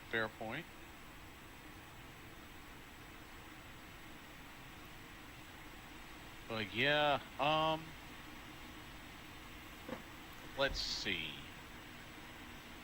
But yeah, I did see that Pittsburgh did play a pretty good game. And, you know, don't distrust Baltimore in their own building.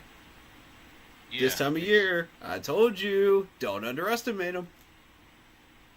So now, let's get into the Sunday games and the Monday game. Mm-hmm. All right. Eagles at Commanders. For me, Eagles. But any given Sunday, as far as Washington is concerned. I think Washington will put up a decent fight, but... Yeah. I'm going to go... Well, And then I know the Eagles have kind of had their issues, but they've still been able to win games. So I'm gonna say Eagle. I'm gonna say Eagles as well.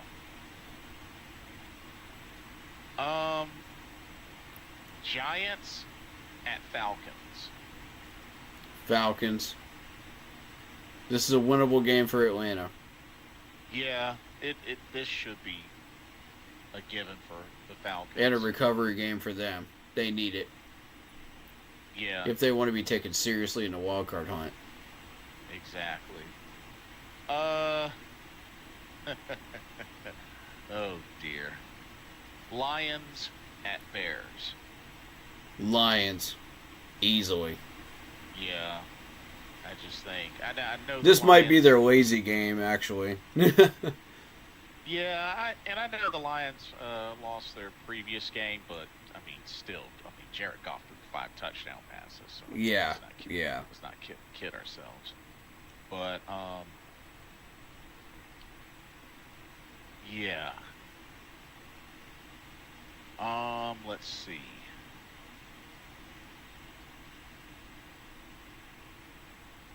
Browns at Bengals. I gotta go Bengals. Same. I just think, despite the record, that the Bengals are still, the much stronger team than the Browns. Mm-hmm. Titans at Colts. And this is one of those games I was paying attention to because of where the Titans are on the draft order. Let me see if Tankathon has updated. Because I need to know what we're dealing with here. Okay, Titans are 6th.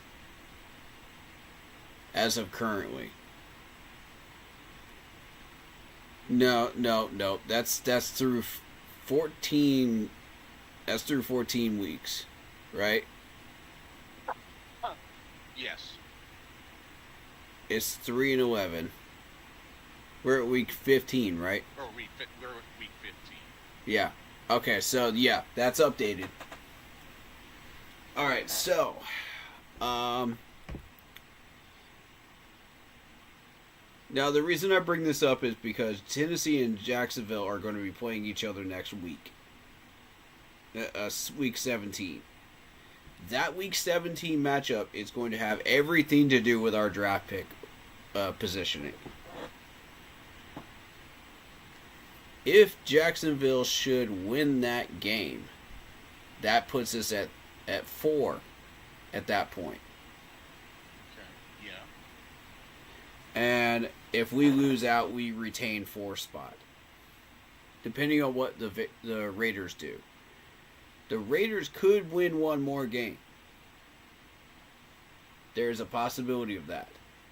Which would put everybody up and move us up to 3. I don't see the Giants winning another game. I don't see New England winning another game. So we would be sitting there at 3. That's what I'm hoping will happen. Now, the reason this Titans team is becoming something to pay attention to is because of that.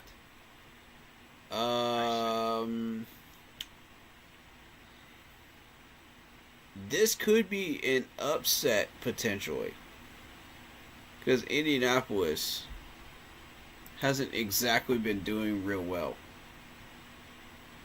as of lately. Oh, I see. So when you look at the Colts, yeah, they just lost big time to the Broncos. They barely got a win over the Patriots, and they got blown out by the Lions. Dang. Barely beat the Jets. Lost by 10 to the Bills.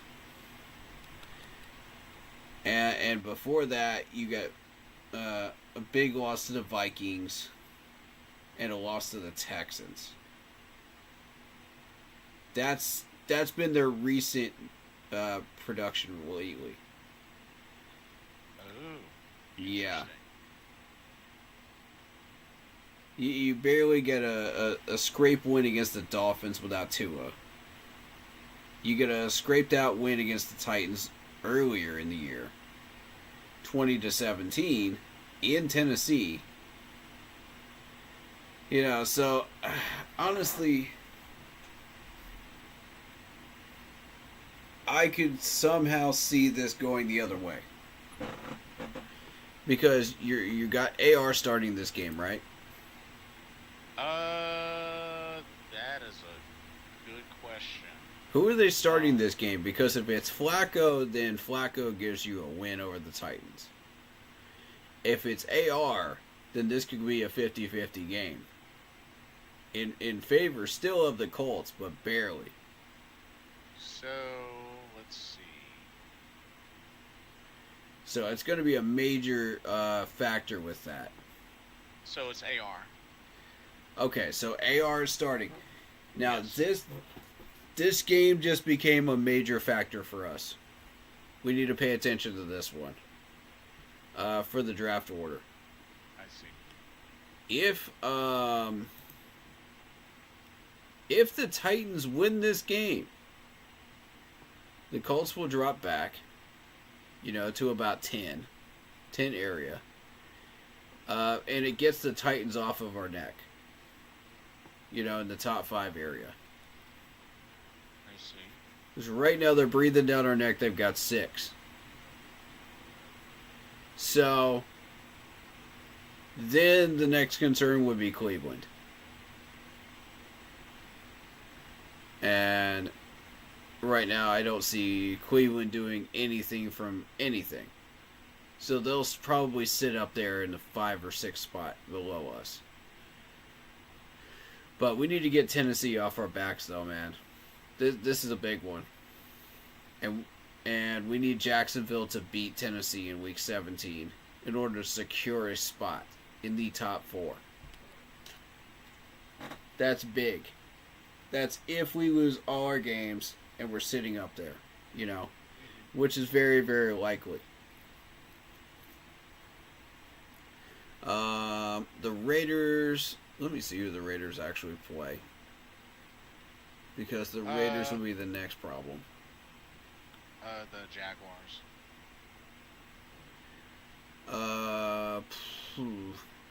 They could actually beat the Jaguars. They could beat the Jaguars. Let's not get it twisted, folks. They could beat the Jags. That one could go 50-50. So that's a major one right there. Who else do they play? Let me see. Okay.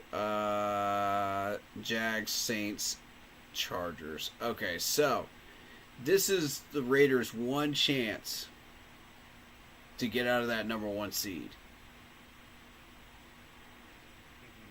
That number 1 pick right now. Pick 1, round 1.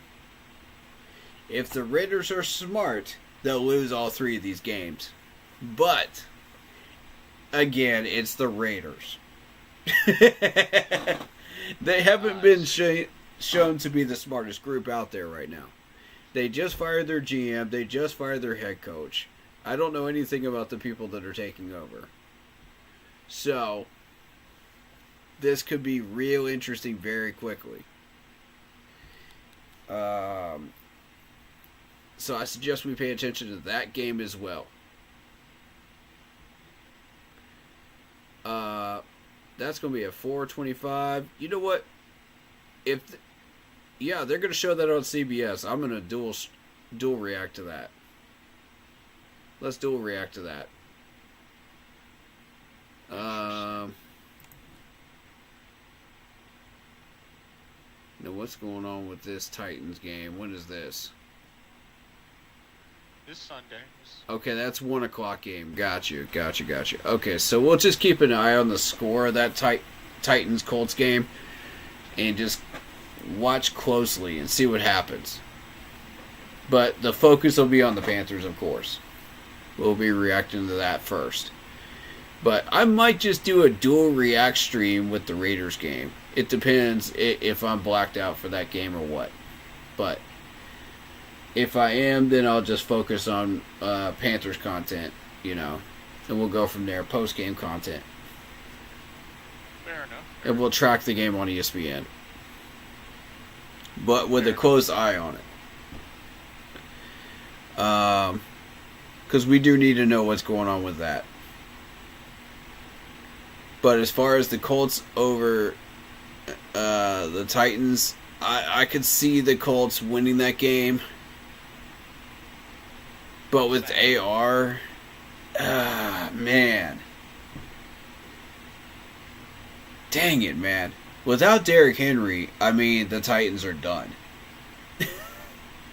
They lost DeAndre Hopkins. They lost Derrick Henry. Everybody that's good is gone from Tennessee now. Yeah. Pretty much.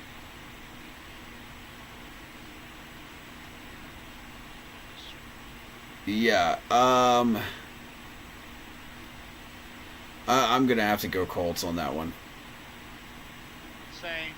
Yeah, I think it's definitely. Which, I'm going to root for the Titans. Don't get me wrong. I'm going to root for the Titans. But if the Colts win, I'm not going to be surprised. Because we need the Titans off our necks on the draft order. Fair point. Yep. Okay. Rams at Jets. Rams at Jets. That's a tough one. I gotta go Rams. The Jets still haven't figured it out yet. Aaron Rodgers is still repeatedly frustrated. He got his laundry list of players and he still sucks. They fired the GM, they fired the head coach, and they still suck. I mean, what else do you want? It's the Jets. Rodgers, you put yourself in that situation. I don't know why, but you did that. For some mundane reason. You didn't have to sign the contract, buddy. You could have gone somewhere with some talent. Just saying. But you chose there, and you're reaping the results of it. So I have nothing for you, Mr. Rodgers. You did that to yourself. That's a career killer. Let's see.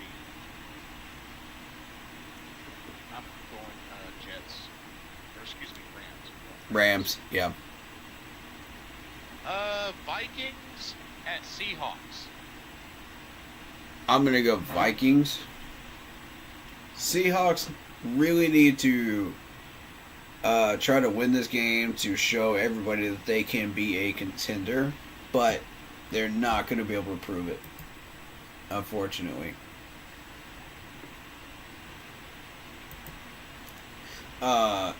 You look at their 8-6 record. I mean, it's decent, but what have they really accomplished? You know, Right. you did get a win over the Cardinals. You know, a big win over the Cards. The Jets, meh. You swept the Cardinals. You know, so okay, cool. You deserve to be where you are, second spot, cool. But now you got to get past the Rams in order to get the division, which is the last game of the season. You swept the 49ers. No, you split with the 49ers. So, I mean, not impressively either. When you did get the win in San Francisco. So, I mean, it's... you beat the Falcons, I'll give you that one. True. Yeah. Lost big to the Lions. Beat the Dolphins in convincing fashion. Beat the Patriots by 3 points. Beat the Broncos before they started getting on a run. But, I mean, it's not impressive. you're not really going to go anywhere. Even if you do get a wild card, somehow, miraculously. I just don't see it. Although I give full credit to Geno Smith with the 3,623 yards this year. Heck of a freaking year, man. 14 touchdowns for this dude, man. Never mind the quarterback rating. Ignore that. Focus on everything else. Dude's a baller. And they would be idiots to let go of Geno and let him walk at this point. And if they are idiots, we'll take him. I'll gladly put in my 2 cents and say Geno all the way. I will push for Geno. Because we're not getting Russell Wilson. Russell Wilson's not leaving Pittsburgh. Not after that performance up there. So Geno's my next one. Fair enough, fair enough.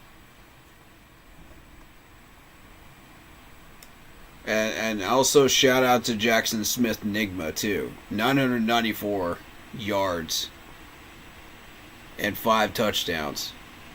Crazy year for him. Right. Yeah, he's been doing well. Yeah, I like that dude. Former Pittsburgh Steeler.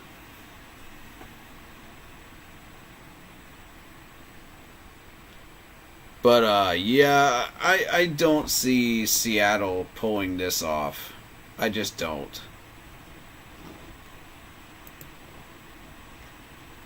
I mean, they might put up a little something, but Nah, it won't be enough. yeah, I think the Vikings will take it. Keep in mind the Vikings are 5-1 on the road. True. So that's something to understand here too. And this is in Seattle. Yep. So yeah, I too am going Vikings. All right. This next one should be really simple. Patriots at Bills. Bills. Bills. I mean, it's obvious at this point. Bills. Yep. Let's see. Next, Jaguars at Raiders. This is a big one right here. And we as Panther fans need to be rooting for the Raiders. And the reason being is because we need them knocked out of that number 1 seed. Right. That number 1 spot. Which is doable.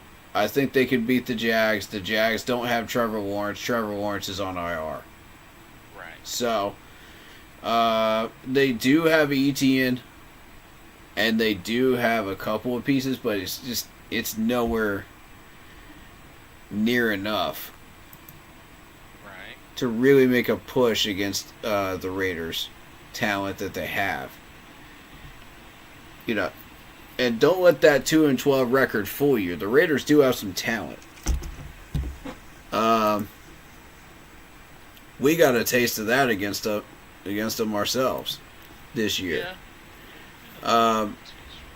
Yeah, you still got Jacoby Myers. You still got Brock Bowers is a problem. TMJ is a problem. He's a starting wide receiver for him, by the way. Right. Which, I'm still frustrated that we let him go. But whatever. But, you know, do we know anything about Adrian O'Connell? Oh, Aiden O'Connell? Yeah, Aiden O'Connell. Sorry, I read that wrong. I'm famous for doing that. I apologize. I mean, is he? Oh, yeah, I guess he's starting. Yep. They have Aiden O'Connell. They have Desmond Ridder, Carter Bradley. I'm not even sure who that is. And Gardner Minshew is on the IR. Yeah, and I thought Desmond For the Raiders. I thought Desmond Ridder played the last game that they played. Aiden O'Connell is 4 touchdowns, 3 picks, 40.3 quarterback rating, 899 yards. Yikes. The dude is from Purdue. 4th round pick for the Raiders in 2023.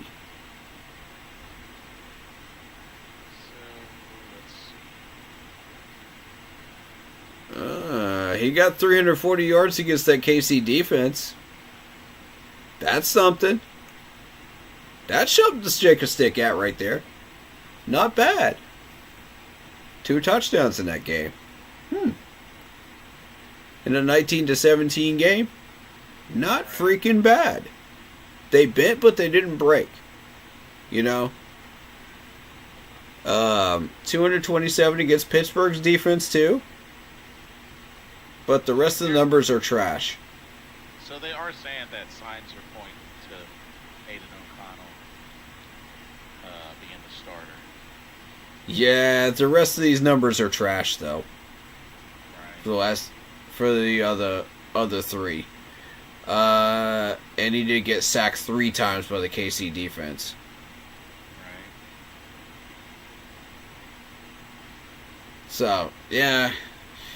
I can see the Raiders winning this game. This is a winnable game for them. Will they win it, though? That's another question. That's a big question right there.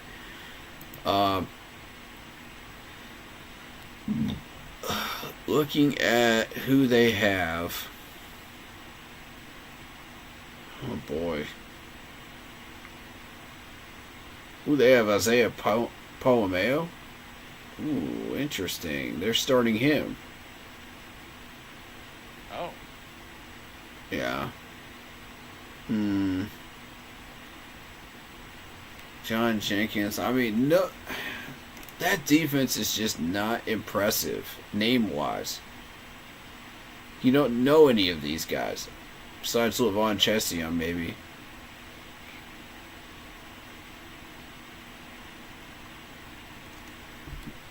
Nate Hobbs, maybe. I know Nate Hobbs.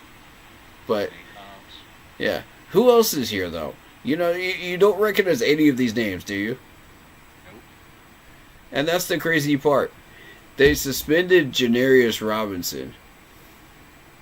Yeah, they put Malcolm Kuntz on IR. Tamari Fox, Christian Wilkins, IR. They got a bunch of people on IR. My goodness, look at this. Max Crosby's on IR? Yeah, which I believe he might be out for the season. Oh my god.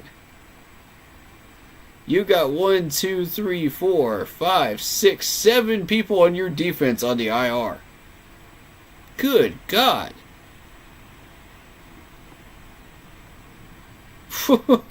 What? That is crazy.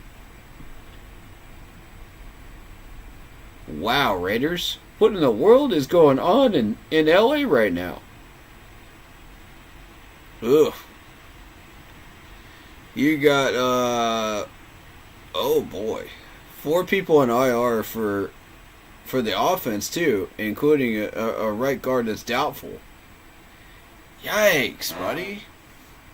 Yikes, LA. Yeah, they're pretty... Oh, man. Yeah, you're not kidding. That list is getting about as long as ours is.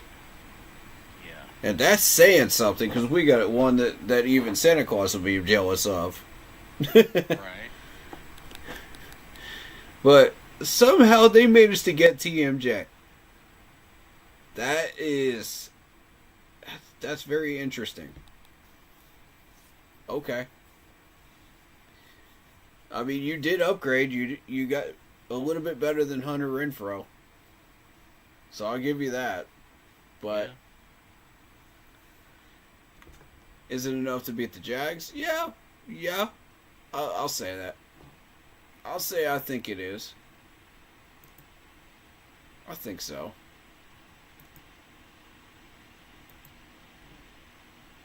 Yeah, I'll go ahead and go Raiders on this one. Yeah. But not by much. Because I'm not I'm not too thrilled on the idea of Mac Jones really doing any better. So, Raiders it is. Yeah. I hope they get it.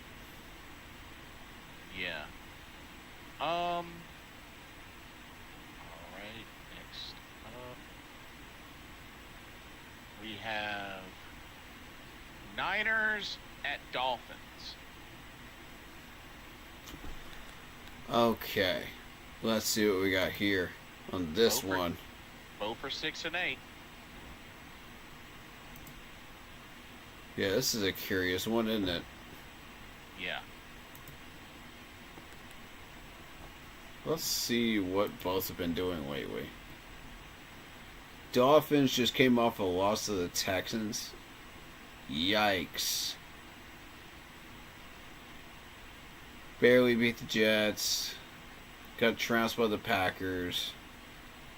Blew out the Patriots like they should have been doing. Beat the Raiders like they should be doing. Beat the Rams. And I mean, I think it was after the Bills game that Tua came back.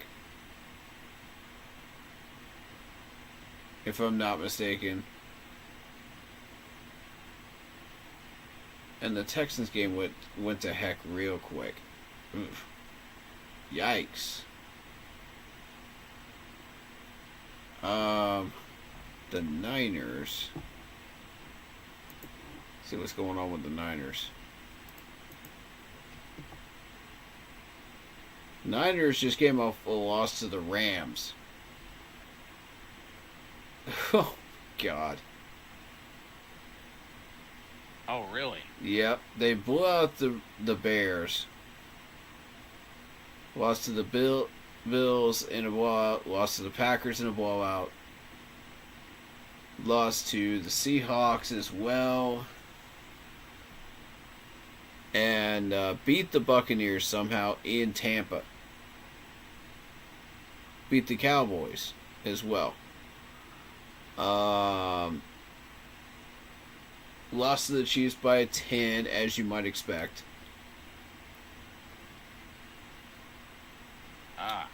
Yeah.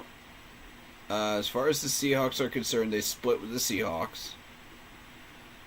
The Rams, that's a sweeping loss. They lost both adventures with the Rams there. And they lost to the Vikings as well. But beat the Jets. Oh, man. That 12-6 loss to the Rams. Yikes. Yeah. I mean, I like seeing the defense get to work there for the Niners, but which didn't happen against the Bears or the Bills game or the Packers game, for that matter. So it's been since the Seahawks game that defense has actually gotten the job done before the Rams game. But their offense just is not there. If you look at this, since the Buccaneers game, you're looking at offensively, they scored 17 against the Seahawks. They scored 10 against the Packers, 10 against the Bears. And it wasn't against the Bills, I mean. And then it wasn't until the Bears game that they finally put up 38. And then went right back to their non-productive ways and put 6 points up against the Rams. So this 49ers offense sucks, essentially. Dang. It is trash. Well, at least you're being honest. It is straight trash. They're bottom of the NFC West in a division that nobody wants. But somehow they're still magically in it. If you could believe that. They are. If you're a 49ers fan, you're like, how in the heck are we still in this? There's no way. We don't deserve to be there.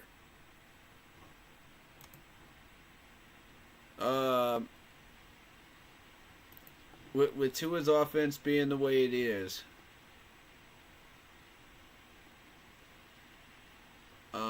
he's starting, I believe. Isn't he, Tua? Yeah, he's starting. Yeah, should be. And the thing with this Dolphins team is they've got way more talent than they're showing right now. And it amazes me how they're not getting it done. It baffles me a little bit, to be real with you. They only put up 12 points against the Texans last week. They did put up 32 against the Jets and win. They put up 17 against the Packers and lost that game. 34 against the Patriots, 34 against the Raiders, 23 against the Rams. Alright, so in games that don't matter, they put up the points.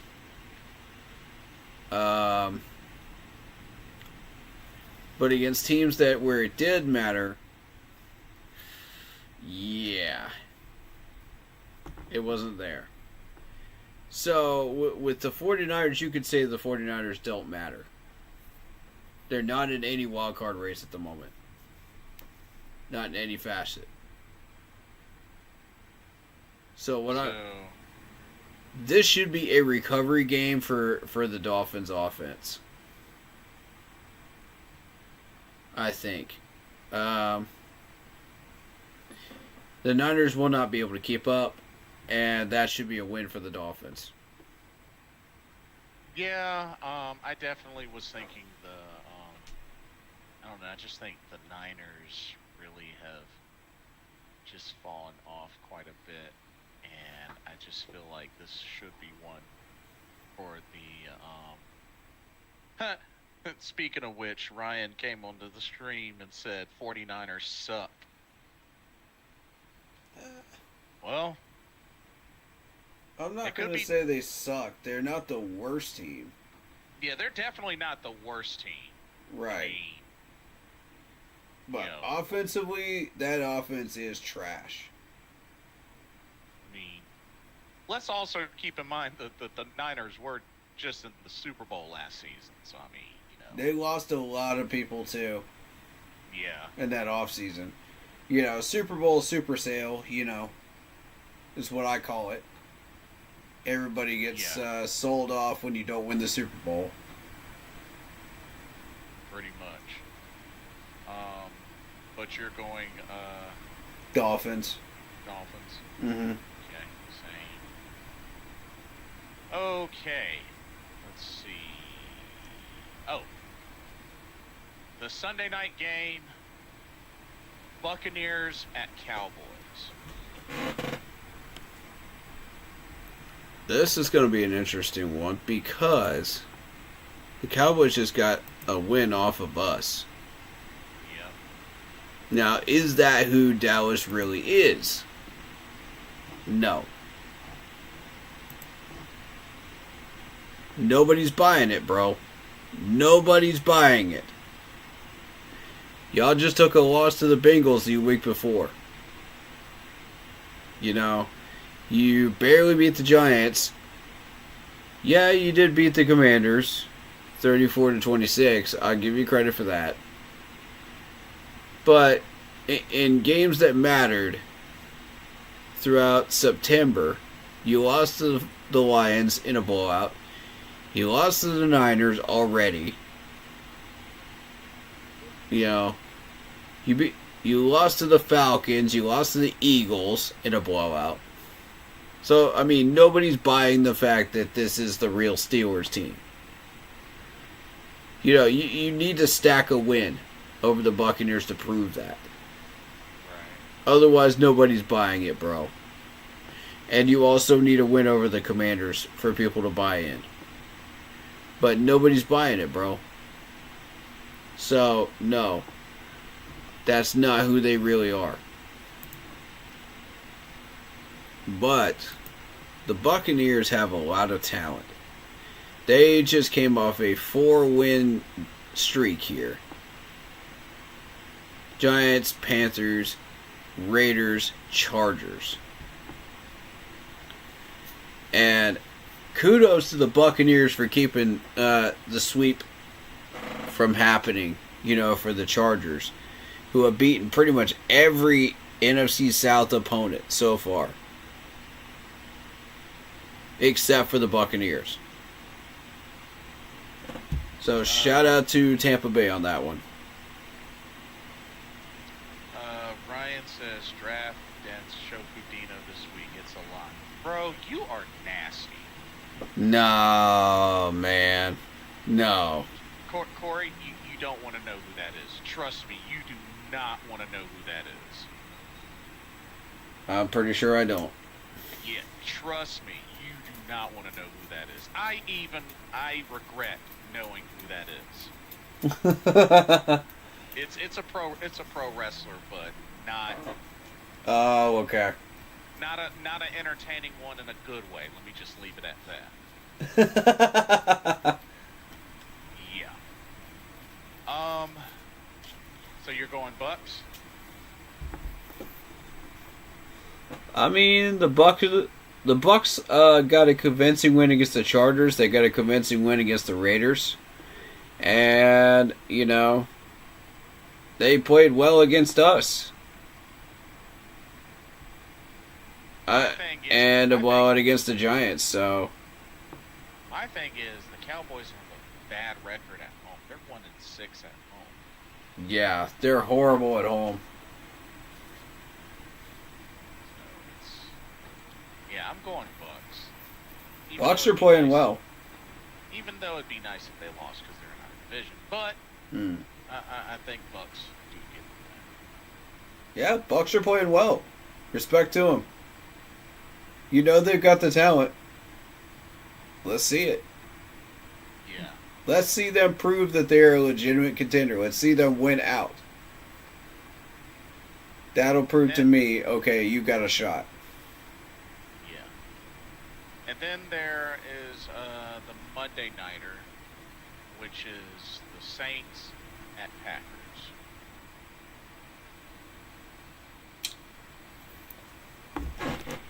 This is interesting here.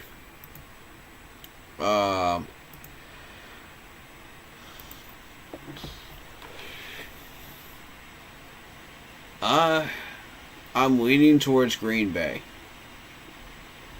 Yeah, I am as well. Don't forget, Derek Carr and Alvin Kamara are out. Yeah. I just think they are riddled badly with injuries that I don't think they have much of a chance. So I got to go Packers. And Packers are, in good position where they could potentially. They could make some noise in this playoffs. Yeah. So. I'm not quite ready to say they're my dark horse, but they could make some noise. Yeah, it'd be best if they won out to really give them a shot at, getting a wild card. But it's it's gonna come. It's gonna be close, and they are a good team. So I definitely think they should have the Saints game. I think they should have the Saints game. Yeah, that should be a Green Bay win. And by the way, that marks 3 NFC North teams going to the playoffs this year. Yeah. Hey, Chicago, where's your playoff trip? But as it was said, we got fleeced. Where's your winning record? Chicago? Oh, I thought Chicago was good. Where are you guys at? I thought that you know, you got DJ Moore and, you know, you got Caleb Williams over there. I thought you guys were, like, good, man. What happened? Oh, well. Oh, well. No playoff ticket for you. You're going to be watching from the couch. But, Wow. let's see. You said, but you know, before I gotta get going, you said there was one thing. I think there's one thing you sent me to check out. Yeah. I actually have two, as a matter of fact. Did you see the Eric Berry one too? The Eric Berry. The one You talking about the 12 Days of Tepper? that's the one we're about to do. Okay. Did I not send it to you? Hold up. I must have put it in the group chat. Yeah, I put it in the group chat. All right, you gotta play this for your stream. My stream, I just played it for mine earlier, but I'm gonna play it again for you guys again. It's funny. Okay. And there it is. I just sent it to you. Oh, okay. Fair enough. Yep, about the horse. Alright, so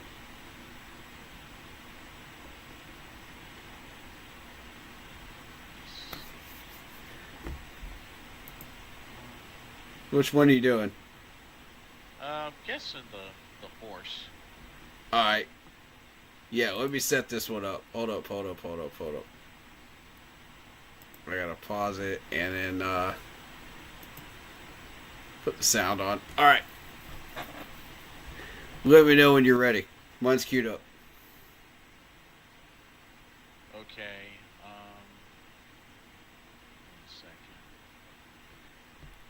Move this over to here. Please excuse the language for anybody that is about to hear this. They do mic these players up. And they do say some stuff every now and then. So if you're not about that, fair warning ahead of time.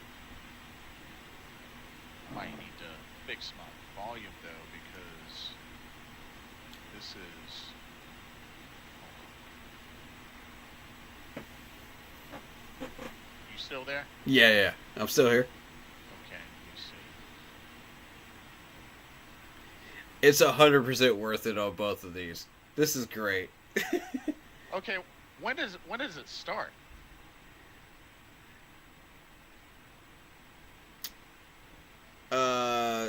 Just click on the link and then pause it right away. You know? Okay. Yeah. And make sure the sound is on. Alright, you ready? Yeah. Alright. Yeah, 3. Okay. Ready? 3, Yeah. 2, 1, go. Horse. I don't with that horse. Huh? The horse. I gotta wait till the horse pass. I don't mess with horses, bro. Might come over here and throw a tantrum. Hold up, coach, that horse out there. What? The horse. You need to go ahead with that horse now. I don't fool with no horses, bro. Hell no. I ain't worried about the chick, I'm worried about the horse. Oh, hell no, there go that horse. With that horse. That horse. I wait till the Well, horse I pass. mean, I gotta give him credit. He's being honest. I mean, he's being honest. I mean, to keep it real with you, like, I've ridden a camel. I've ridden an elephant. Oh my goodness. I've never ridden a horse, and I have no desire to. If it's anything similar to riding a mechanical bull, because I've rid a mechanical bull, and after I got thrown off of it, I walked for like 15 minutes, like with my legs kind of like bow-legged and wide, because my groin was killing me. Oh, yeah, those things suck. Yeah. So, and I mean, you approach a horse the wrong kind of way, you get kicked. That's true, though. So, I'm assuming you had a really bad experience with that. yeah, or maybe he got kicked by one, or maybe he Yeah, got chased by one. Yeah. Just, I mean, Something went down between him and a horse. That's all we know. he was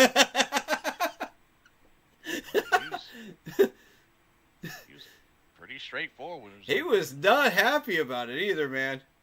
Like, it's not the chick that bothers me, it's the horse. That horse, though. That horse.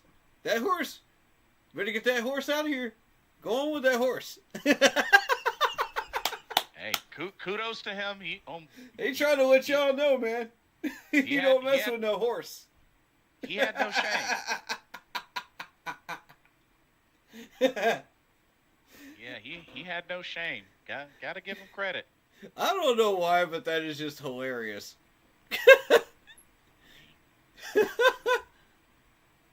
Well played. Well played. I mean, I wouldn't mess with one either, so I get it. Yeah. I totally get it. He and Xavier Legette need to have a conversation. Because Xavier Legette is a big horse person, and I want to see how that would go. He apparently also eats raccoon. Yeah, So- that would be another way that those two need to connect and have a conversation. I want to hear that conversation so bad, don't y'all? I want to see what they would say to each other. But yeah, there's your ice up moment of the week right there. Yeah, no kidding. Ice up, son, ice up. And then this 12 days of Tepper. Oh yeah, here we go. This is great. Let me see what the heck this is. Okay. A certain person sent me this. Oh. Okay. Yeah, I'm not gonna say the name, but somebody sent me this. Okay. We both know the name, so I'm not gonna say. Fair enough. I've got an ad. I'm gonna probably just play the audio for this one. Okay, on my fair end, enough. Fair enough. But you just let me know when. Alright, I am queued up. Shout out to 99.9 The Fan for this one. This is the Adam Gold show. So, shout out to Dennis Cox in particular. Mm-hmm. He's the one doing this. And, yeah, he does have some crazy takes every now and then about us. But, respect given when things are put out like this, that it's just comedic gold.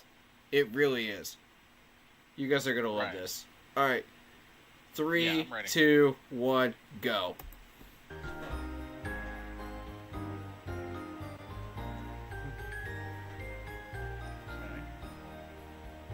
On the first day of Tepper, the owner took from me our franchise's best QB. Sing along if you know On the it. second day of Tepper, the owner took from me 2 offensive studs and our franchise's best QB.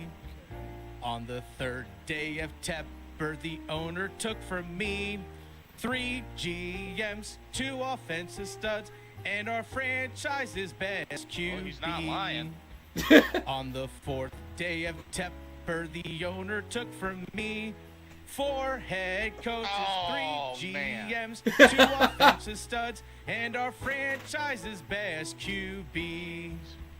On the 5th day of Tepper, the owner Here took we go. from me Matt Rule's plan. 4 head coaches, 3 That's messed GMs, 2 offensive studs, and our franchise's That is best royally QB. messed up. He's not wrong. On the 6th day of Tepper, the Yo. owner took from me 6 wins with Wilkes.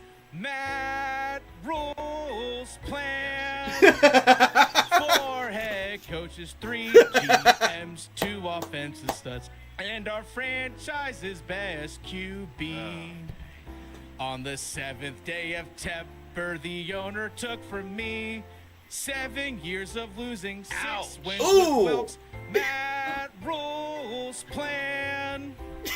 4 head coaches, 3 GMs, 2 offensive studs, and the franchise's best QB. On the 8th day of Tepper, the owner took from me 8 games of Deontay, 7 years of losing, 6 wins with Wilkes. Matt Rule's plan. Gets more and more damaging. 4 head coaches, 3 GMs, 2 offensive studs, and our franchise's best QB. This is a On the masterpiece. 9th day of Tepper, the owner took from me 9 Andy touchdowns, 8 games Ooh. of Deontay, 7 years of losing, 6 wins with Wilkes. Matt Rule's plan.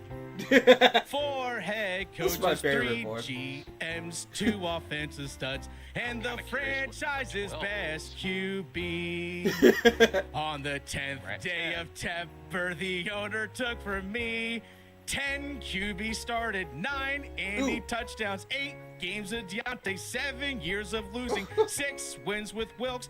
Matt Oh, Rule's man. plan. 4 head domino coaches, effect. 3 GMs, 2 offensive studs, and the franchise's best QB.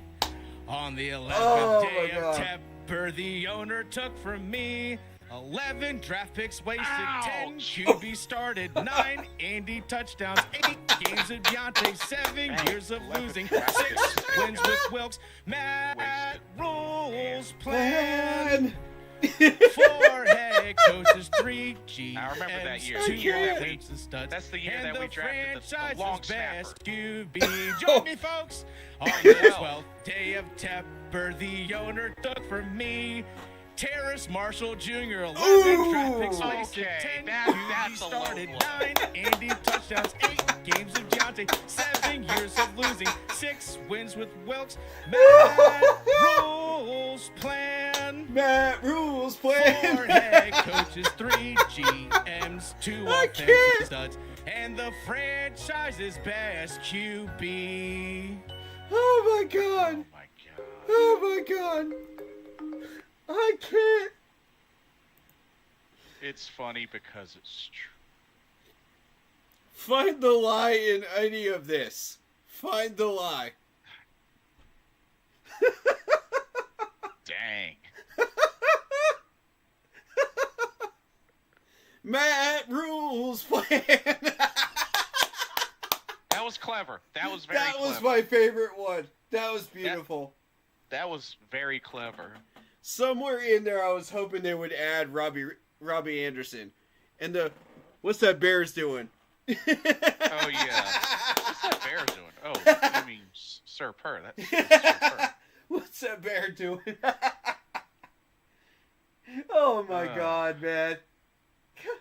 Dang, on the 12th day, Terrace Marshall Jr. Jeez. 11 draft picks wasted. Ouch.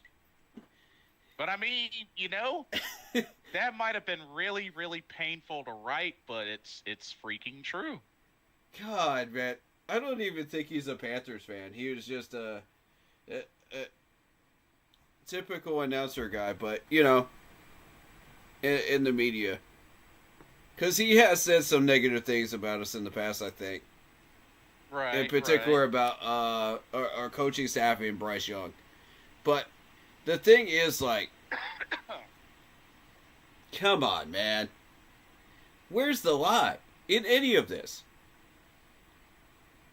Like, for once, he's actually dead on target with Yeah. everything. And I'm like, bruh, I can't with this right here. I can't. This is a masterpiece. This is a straight up masterpiece. Bravo. Bravo. Yeah. I mean, it's pretty accurate. I couldn't resist. I had to put it on stream. I had to. It was just too golden not to put it on stream. Oh, man. Man. I just figured I'd put you guys in a good mood on the way out of here, man. You know? That was very creative. I gotta give credit where credit's due. That was very creative. Yep. They managed to fit TMJ in there and Deontay Johnson, so yep. Yeah, and just, I mean, it's spot on. It was spot on because it's true. Man. Matt Rule's plan. He had no plan, that's the thing. Yeah, that's... Yeah. Oh, my Golly. God. I mean, just... funny, savage... Oh, my God. But true. Funny, savagery, but true. That's the funniest thing I've seen all year, man. That's gotta be. Oh, man. Oh, That's my wild. God. That's wild. Yeah, that's wild. Oh, man. Well, thank you for that. Yeah. You're very welcome. That was wild. That was really wild. And it just, like, it kept getting more... It just kept progressively getting worse as it went along. Oh, man. That was beautiful. When it got to the 11 draft picks wasted, I was just like, oh, jeez, they went there. This guy has no shame. He has no shame at all. No filter. Just went straight for it. Straight for the dagger to the heart. I was like, dang.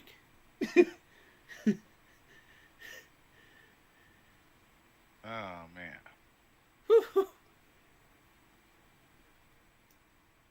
Wow. That... I'm not gonna be able to unhear that for a good while.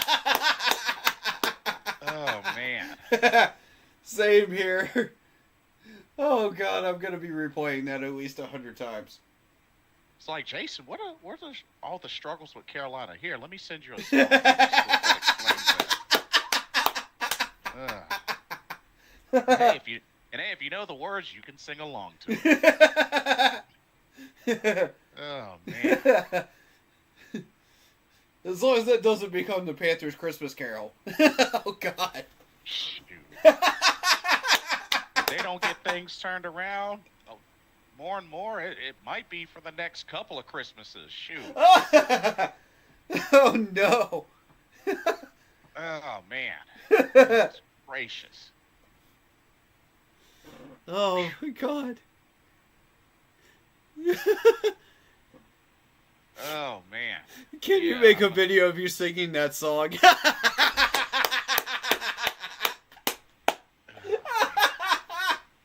I'm not going to be able to hear that for a while. Bro, I can't. I freaking can't. Oh, God. That's a masterpiece. That's a straight masterpiece. Like, my God, man. That was wild. Shout out to Dennis Cox, man. Dennis Cox, man. Wow. From the Adam Gold Show. Yeah. That was... Oh, man. That's so great.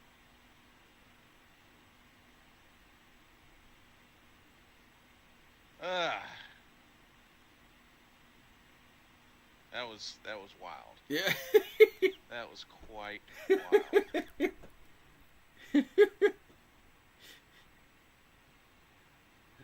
Oh my God. Matt Rule's plan is killing me. Oh, man. That was... Man, wait for them to take it up a notch as soon as they got the day number 5. Jeez. I get excited to hear every new one. Oh, man. Oh my God. That was wild. Yep. That was was Yep. definitely wild. Oh my god. Goodness gracious. That horse, though. That horse. That horse. That horse can go on somewhere. That horse. That horse, though.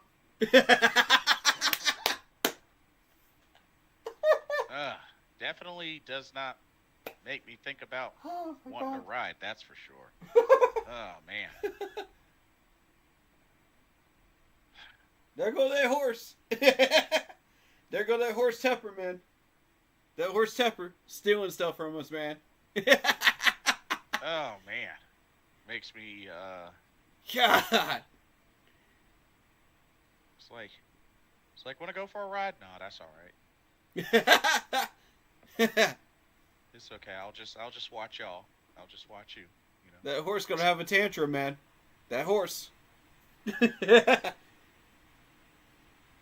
Oh man.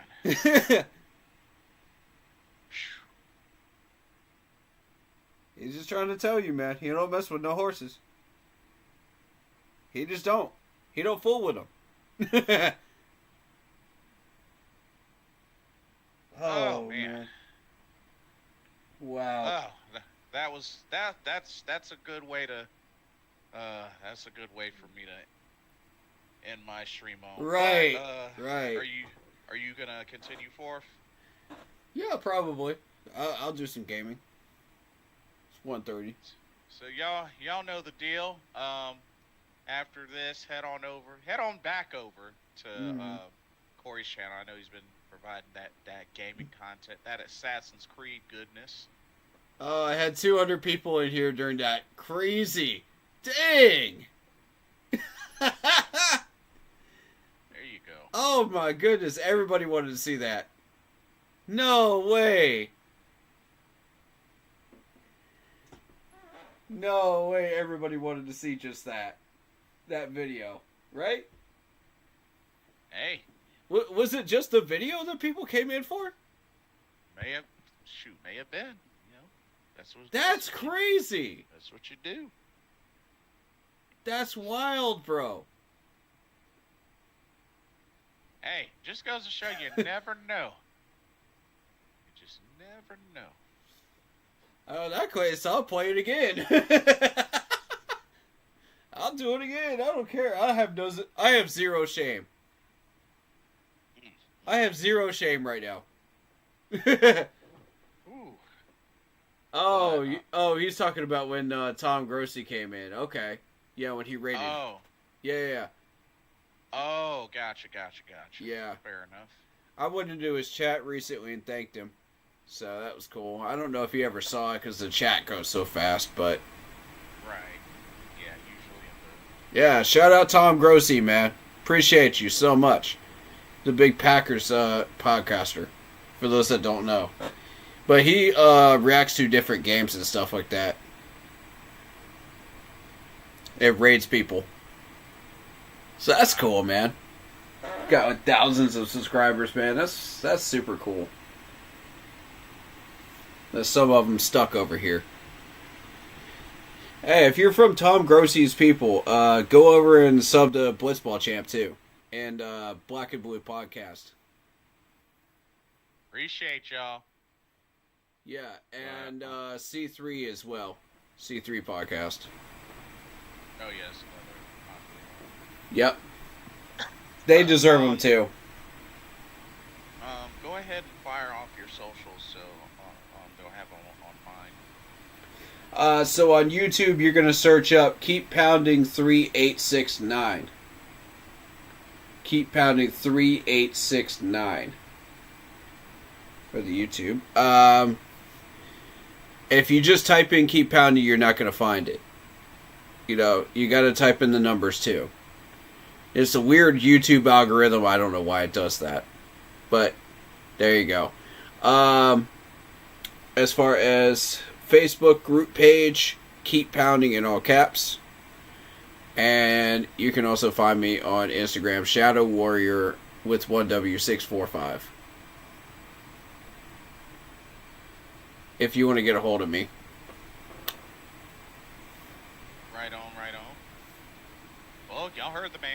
So y'all get ready to migrate on over to his stream and enjoy some great gaming. I'm gonna get here. I might take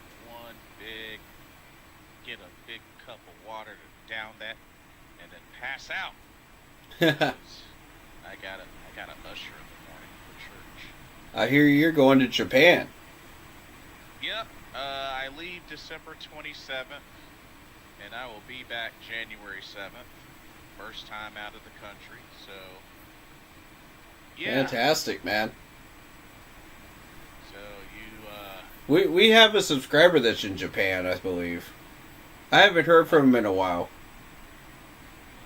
It's been a few months, but yeah, he's been in our chat once or twice. He might be on the Facebook group page. I'm not sure, but he was in our chat for sure. Gotcha. But I know y'all will hold it down well while I'm gone. But Question to both. Thoughts on Jalen Coker? I like him. Me too. He was actually our 7th round mock draft choice.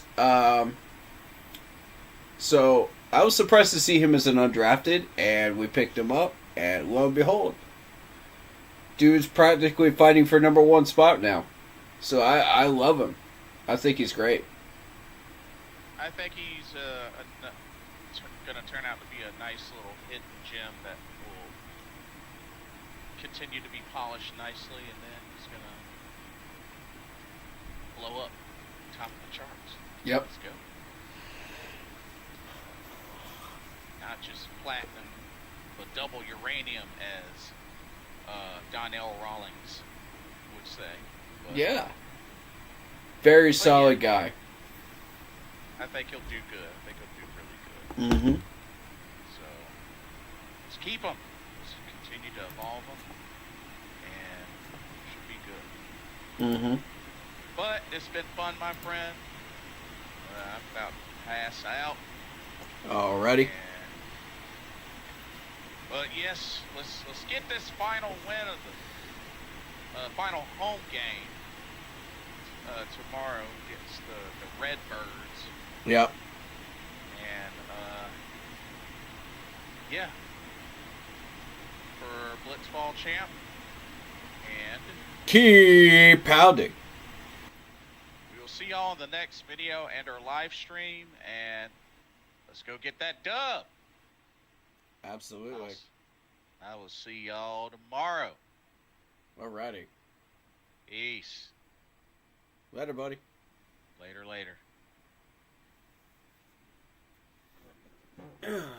Alright.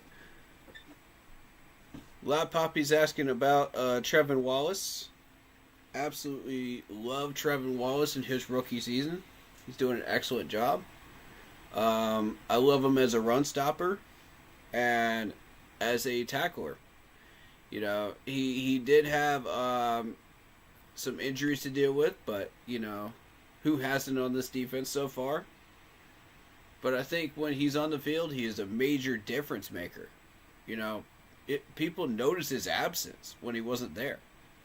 So, there are a couple of players that didn't really know where to be or what to do, you know? And it was noticeable when you watch that defense when he wasn't there. So, with that being said, that's what I think of Trevin Wallace. I think, yeah, definitely keep this dude around. I love him. Great draft pick. Very happy with it.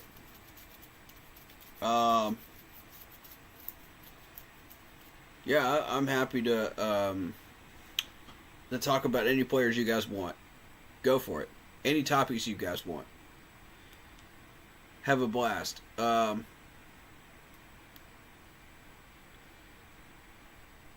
I think bottom line, we just need to play like the Carolina Panthers. You know what I mean? That's really what it is for 4 whole quarters. I agree. I think he's a great linebacker. I truly think Dan knows what he's doing. Yeah, absolutely. If you look at how many draft picks we've actually held on to that are actually playing right now and are consistently doing things right now, I'm honestly, I'd venture to say that, yeah, this is the great starting point for what we want to do. And we're about to go through round 2 of that, through this next off season. So I think we're in stage 2, which is going to be the second off season.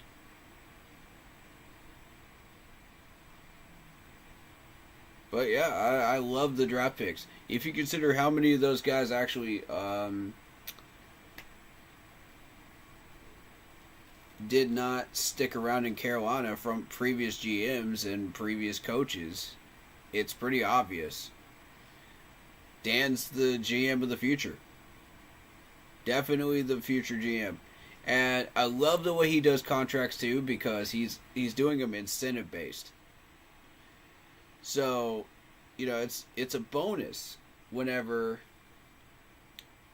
these guys put up the numbers, they put up the money, or showcase the talent and really compete for their spots.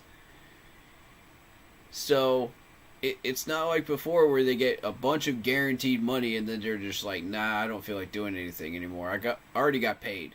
It's like, thank you. I got paid. I got my money.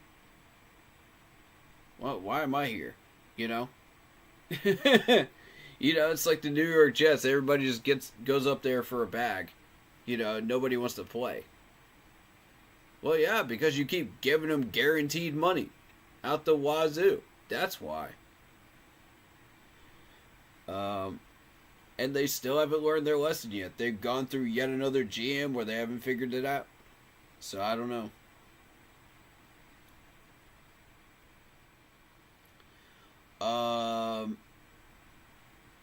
But yeah, Dan is definitely the future GM for sure. Love this dude. Sucks JB24 restore his ACL though, man. Retore his ACL. Yeah, for sure. I never liked that pick to begin with. I was looking at Braylon Allen the whole way. If you're going running back, you want Braylon Allen. He's the second best choice. But look at the numbers that Braylon Allen is putting up right now. Let me just go find those for you. Because I think it stands as... Oh, I can find it on ESPN. Hold up. ESPN will have it.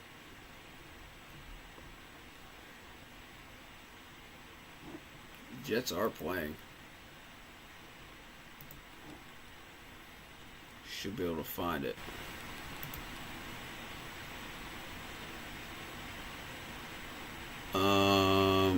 Yeah, Braylon Allen's questionable now.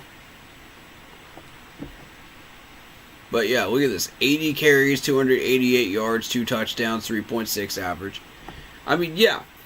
The only reason those numbers are so low is because the Jets have a crap offensive line. It is total garbage. And, that's evidence with Aaron Rodgers. That's evidence with a bunch of people on this Jets offense that just aren't getting it done.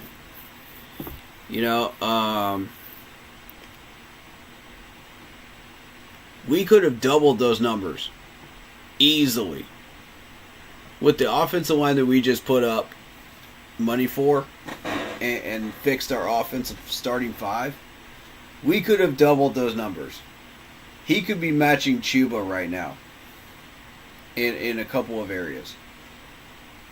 Not in yardage, but I'll tell you this. In touchdowns, definitely.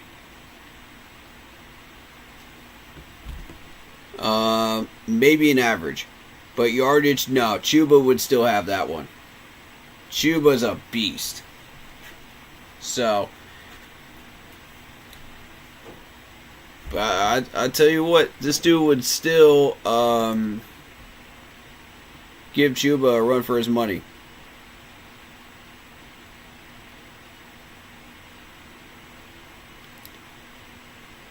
And here's the evidence of that. You know, you got eight carries for 34 yards, 4.3 yards a carry.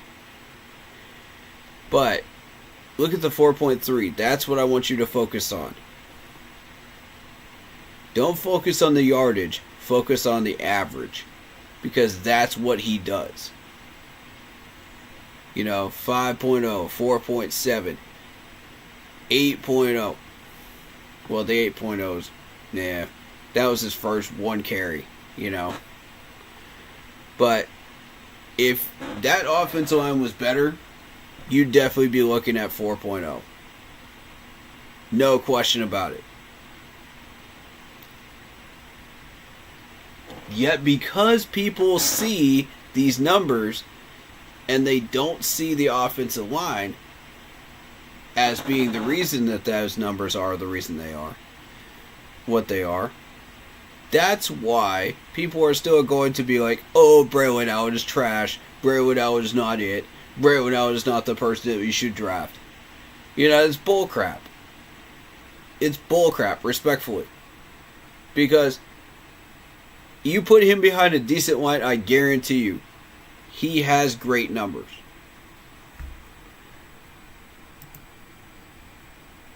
I'm going to show you his numbers in Wisconsin.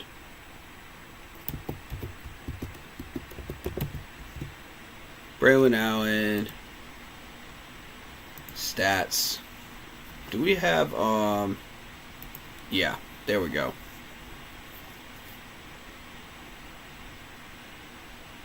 Do we have college numbers? I want his college numbers.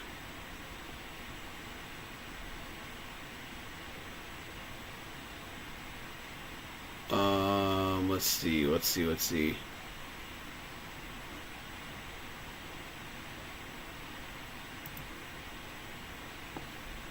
I want to see his Wisconsin numbers because they were great, man. Before he came up to the NFL.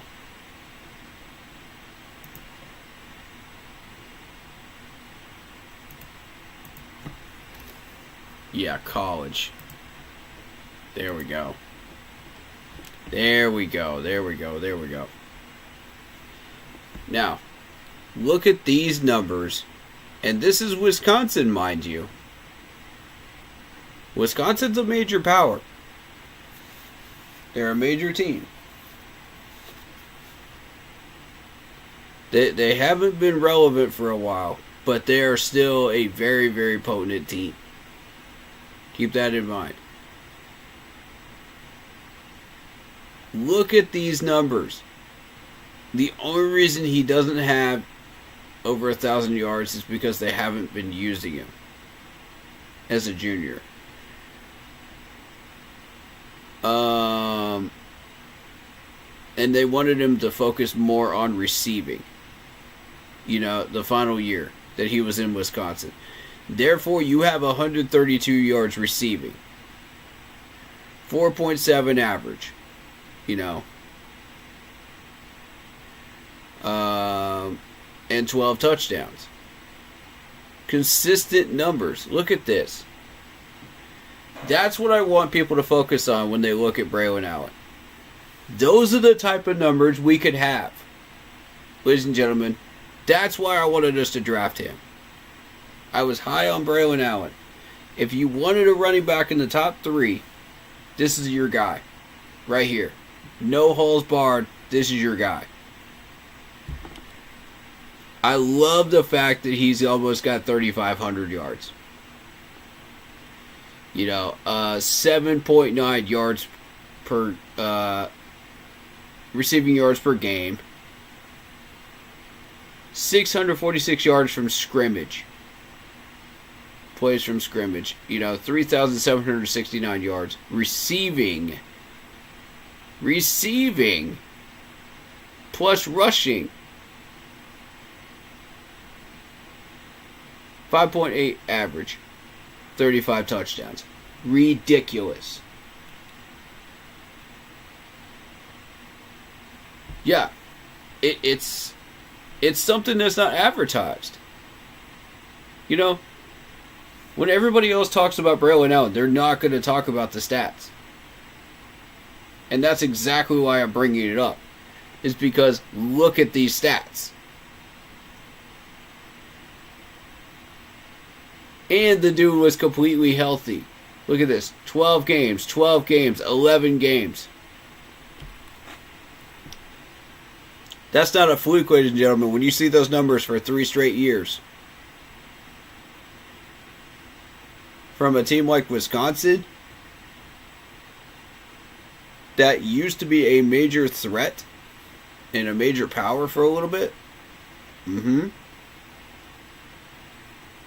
That's the stuff that makes you go, whoa, as an NFL scout. That's why he was rated in the top 3 of running backs, right there. And I said, if you have to have a running back, if you have to, not just a full round pick, but just if you need a running back, this is the one you want. We were fooling around with our picks, screwing around left, right, and center, you know, with these picks. And I said, okay, if you're going to play around, then at least play around smartly. You know, don't get a guy that's got an ACL tear. Really?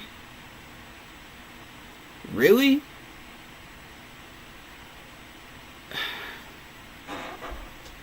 I see what Brooks was bringing to Texas. I do. You know. And I understand that you want to add him. You want to reunite him with the tight end. I get it. You know. I get it. I do. But it's a great story. You know. It sells in the media, you know. It sells jerseys. It sells tickets, sure. But do you want to win and do that too? Because I'll tell you a running back that did both. Jonathan Stewart. How about Stephen Davis? Both of them did that. They weren't just a great story. They were great draft picks. And they were both very, very dangerous draft picks. When we needed something else. You know what I mean? And the fact that we got adventurous and we went out and grabbed them. And it paid off for us. I mean, Braylon Allen could have been your next Carolina Panthers running back. He could have been. You want to talk about a double trouble running back crew like we had with D'Angelo Williams and Jonathan Stewart? That's it right there. Braylon Allen and Chuba Hubbard. That's your next generation double trouble. Right there. So, I mean, I see the vision. I understand what Dan was trying to do there. I get it. And same with Dave Canales. They had the noble intentions of recreating that. And I respect it. Really, I do. I respect it. I completely love that they're trying to recreate that. That's awesome. You know? That means they're paying attention to our history. They understand our history and they understand what worked. You know, and they're trying to recreate what worked. Normally I wouldn't say I wouldn't go for let's reinvent the wheel, you know, unless I truly believed that the wheel was actually working. And in that case it was.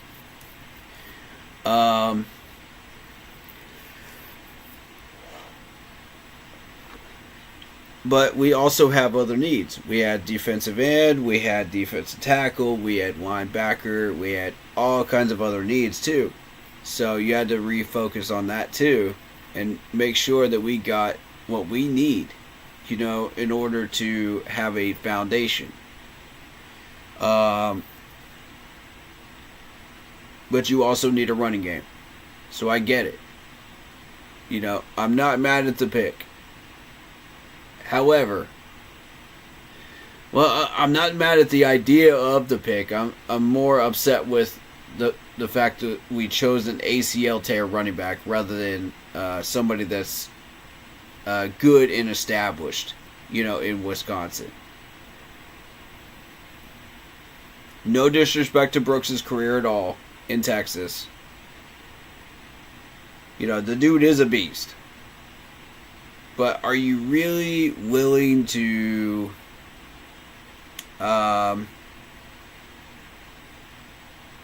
risk it all for somebody that might get injured again?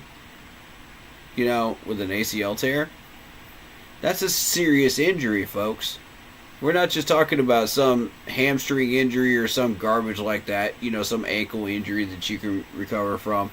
No, this is an ACL tear. That is a long and painful recovery process. I'm not in the medical field, but I can tell you this. That sucks. I've watched so many players deal with ACL tears, in college and the NFL, that I'm going, do we really want one of those coming to the Carolina Panthers where we can't even use them for half a season? Half a season, mind you, of his rookie year.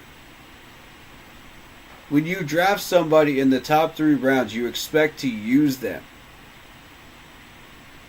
in your 53-man roster as a starter at some point in their rookie season. Excluding quarterbacks, because you can sit them if you need to. Any one of these players could be sitting at second string, learning. That's understandable. But if you have an immediate need at a position, yes, these players should be started.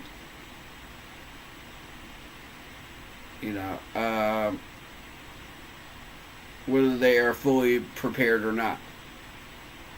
As long as they are mostly prepared, put them in. We'll with a team like ours, we'll let you train them up for a few weeks, get them accustomed to the system, in the regular season, and then we'll drop them in and start them almost right away. And I don't know if that's an acceptable method. There's no right or wrong answer for that, There's a lot of people with a lot of different opinions on that. Some people like it, some people don't. And I completely respect it if you don't. It's a valid... Both arguments are valid, is what I'm saying. It just depends on the franchise and the immediate need, So... But with those types of numbers, you can't ignore that. I'm sorry, you can't.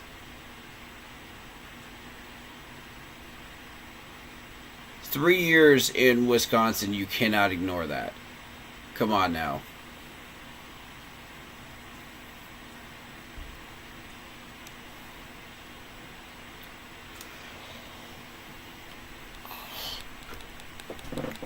So, yeah, that's my thoughts on Braylon Allen and in Brooks with the ACL tear. Sorry to kind of get on a long-winded thing, but, it was necessary to kind of explain all that.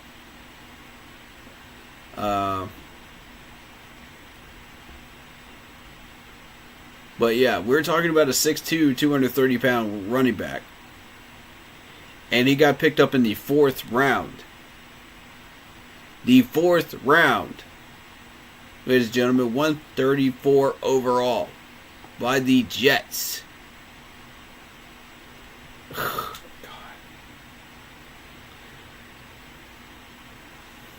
The New York Turnstiles. As I like to call them. The New York Turnstiles. Garbage, man. Garbage place for him to end up. Hey, but with all respect to the Jets fans, man, good luck. You got a star running back, but your team doesn't know how to use them. And it sucks. Because I hate to see wasted talent like that, man. I hate it. I hate it so much. If he goes somewhere with a good offensive line in the NFL, I guarantee you he hits those types of numbers again. I guarantee you that average will look like a 4.5 in the NFL. Rushing. That touchdown total will probably look more like 10 or 12. Starting out in the rookie year. Receptions wise, you're probably looking at about 28 receptions with our offense, probably 300 yards. Because we know how to use players for yak.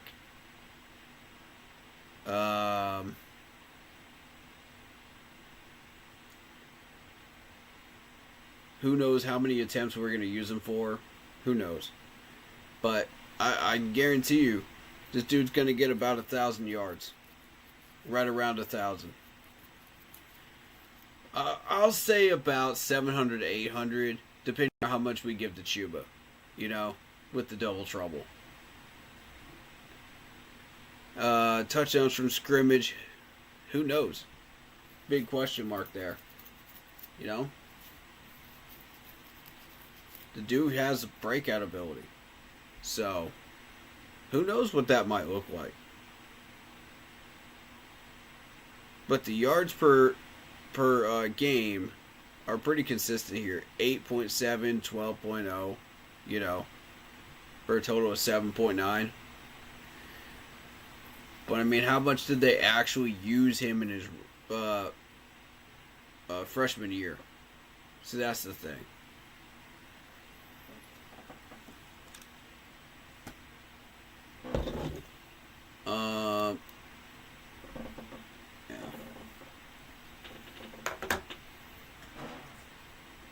Sorry, I had to cut my TV off there.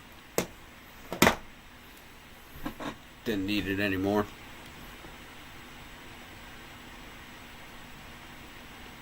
But yeah. He's a very interesting one. You think we draft Hunter or Carter or another person? As far as who I think we will draft, I don't know. All the signs are going towards Abdul Carter, but I don't know. We do need a defensive end, desperately. Everybody wants us to get a defensive end. Is that what we'll actually draft? I don't know. It will depend on where we land, first of all. Secondly, who we need to replace after people don't get re-signed. Third of all, free agency kicks in. So, whoever we don't get through free agency, too, will then become a factor. And there's also the fact that we want to scout the right people. And there's a few people that I have on my board that I'm really, really impressed with so far in the first round. Am I going to tell you who those are? No. Because there's too many scouts roaming around in people's podcast chats. And I don't want that getting out. Not yet.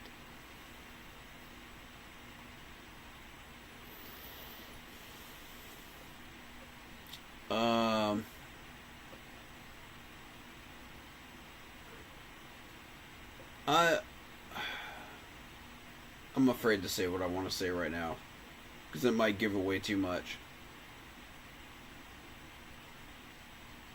Do I like Abdul Carter? Yes.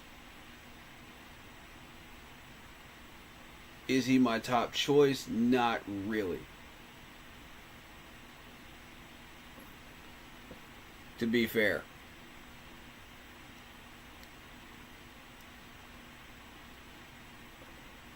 There's a few things that I know that I have not said on stream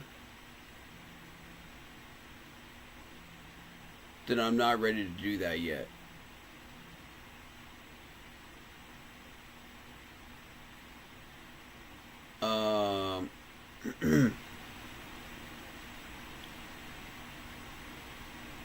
So yeah, I've got a few players, for sure. Got a few players on the board.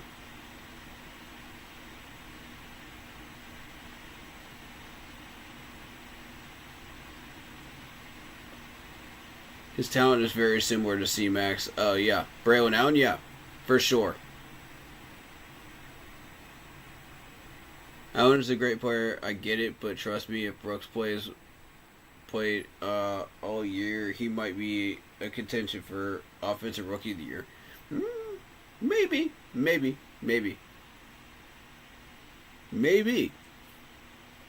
You got to get past that ACL tear first, though. That's the thing. Schubert is an example of a player that we built. Dude, become different ever since we drafted him. Yeah, true. And he had his issues too, and we fixed those. Well, technically he fixed them himself. But still, yeah. Oh wow, Allen did have great numbers in college. Never seen that. Yeah, 1,200 yards as a freshman. Sheesh. Yeah. That's what I wanted people to pay attention to.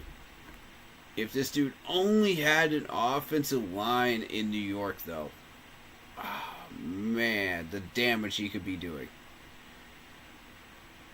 He could definitely make an impact in that Dolphins game that went to overtime. He could have definitely been a factor in a couple of these games against Buffalo. That could be the turn type. The tide turning one right there. You know? Maybe Minnesota. You know? You never know. You never know. He might have turned the tide in that Seattle game too. So there's certain things like that I look for, and I'm just absolutely fascinated with certain players. Let's see.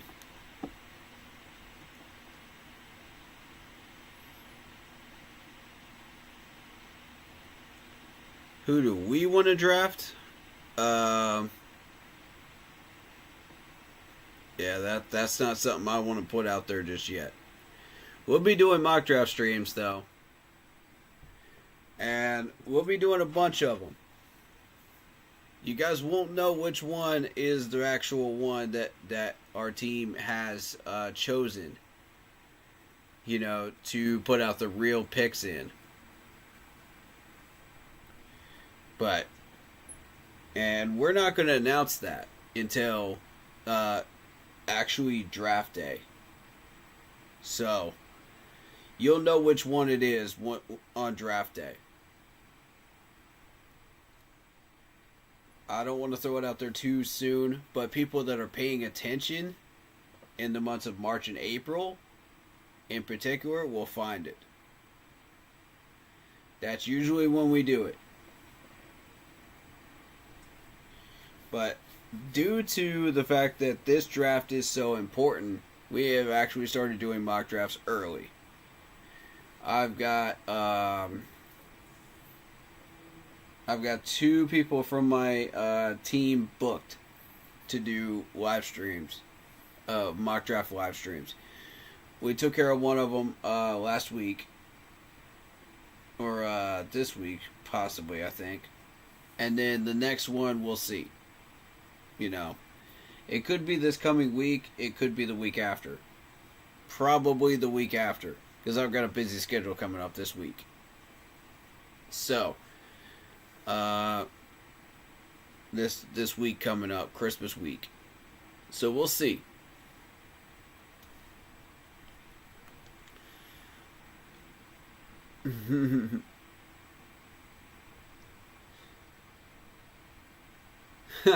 Can I make a video of me singing that song though? I mean, you guys sure you want me doing that? Are you sure?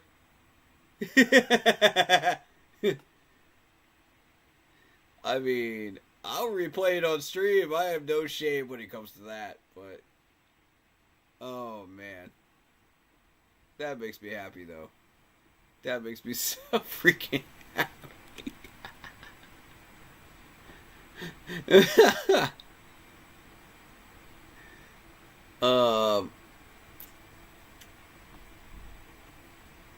Hey, there you go with that horse though. That horse. There go that horse. I don't fool with no horse now. There go that horse.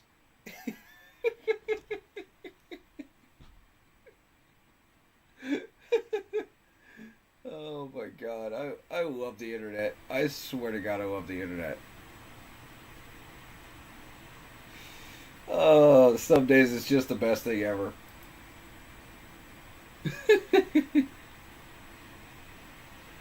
Alright,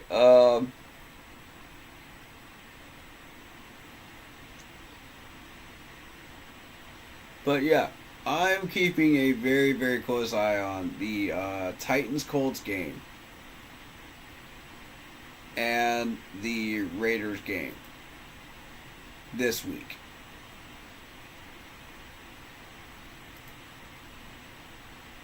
So, for people that aren't aware of how that works, let me see if I get history of that one in there. I might.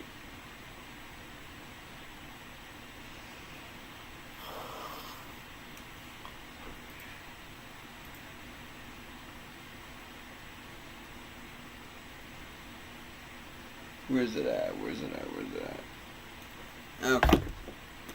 Well, we'll do, playoff machine.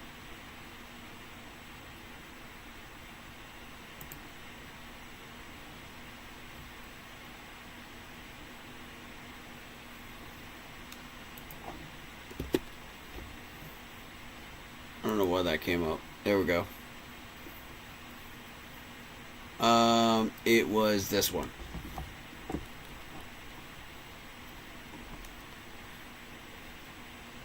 So I'm going to kind of show you guys why this is impactful. We're at week 15, right? Alright, so those are the picks that were made. And we're going into week 16 now.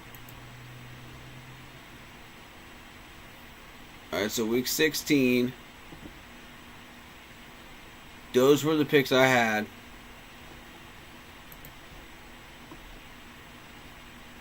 And see, here is the concern.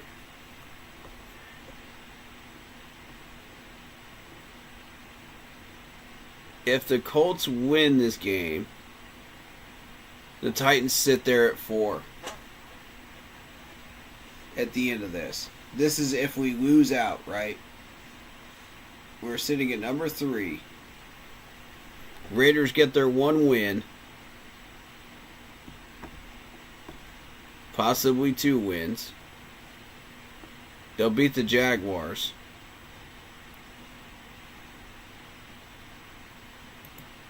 Alright, so week 17. I have them beating the Saints. which is very, very possible, by the way. So if they get 2 wins, they're out of the number 1 pick spot. They get those 2 wins, and they will. We don't have to worry about the Raiders anymore. They'll be down at 7. Right in front of the Bears. Which will create a problem for the Bears. The Bears. Oh, but remember, we got fleeced. The Bears. Yeah. Yeah, the Raiders are your problem now, Chicago. Chicago, the team that I thought you were great with Caleb Williams, you know, and Justin Fields that's no longer there. Yeah. That Bears team.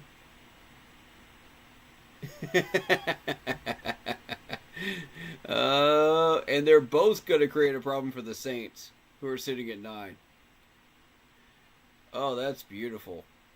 The Jags will be at 6. So guess what? We get our pick of the litter defensively at number 3. And it is oh so glorious. So here's the thing. Now this is what I want to warn you about. If the Jaguars do not win this game in week 17, this one right here, folks.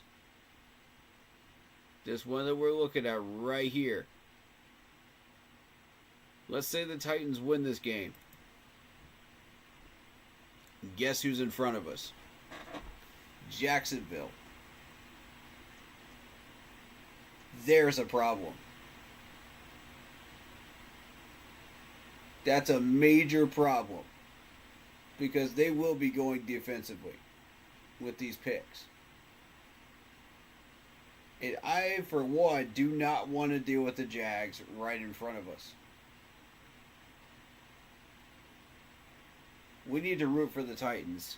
We need to root for them hard to lose this doggone game against the Jags.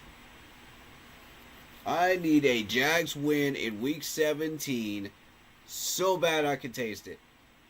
Because, good God, I'm not going to let the Jags steal one from us, man. No. We're not going to let the Jags steal one from us. I don't care. We're not letting it happen. Alright, so here's the thing. I'm stuck in between a rock and a hard place because imagine we win this game, okay, against the Cardinals.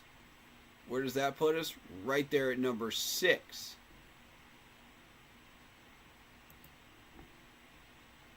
Number 6. Now look who's ahead of us. The Titans, the Browns, the Jags, all in front of us. Are you sure it's a good idea to win this game? I'm just warning y'all right now. Are you sure this is a good idea? I'm starting to question it myself, man. For real. Because I ain't worried about the Browns. The Titans need everything. They'll probably go offensive. But the Jags are a problem. The Jags are a major problem for us getting defensive players right now. If they get one whiff of the players that we're trying to get, and they're sitting in front of us, they'll get first crack at them.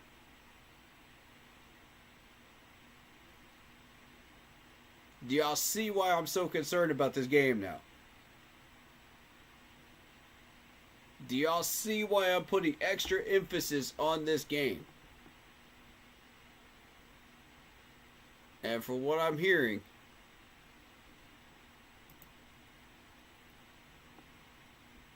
this week 17 game is supposed to be a 425 game. Alright, so what I'm going to do is I'm going to dual react to that game. We're going to be playing the Buccaneers in Tampa. And I'm assuming that's going to be a 1 o'clock game. Because I think it was last time I checked the schedule. I'm going to double check it again. Let me make sure. Let me just make doubly sure. Schedule. What are they listing it as of right now? Because sometimes we do get flexed. 1 o'clock against the Tampa Bay Buccaneers. Okay, cool. Alright, so it might be that Week 18 game that gets flexed with the Falcons. So just be aware of that. Alright, so that being said, this is a critical game right here for us, draft pick wise. Do not take your eyes off that scoreboard at 425. I'm telling y'all right now, do not take your eyes off that scoreboard.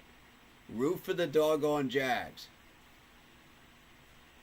The Jaguars need to win.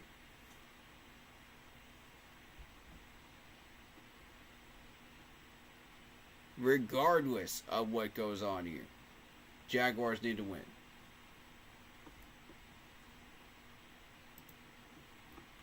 Oh. And if the Titans win this game, Jaguars move up to number 3. Which is even more terrifying. Y'all see... Do y'all see the problem here? Do y'all see the problem? I'm warning y'all ahead of time right now. This is what's about to happen. This is what's about to happen, y'all.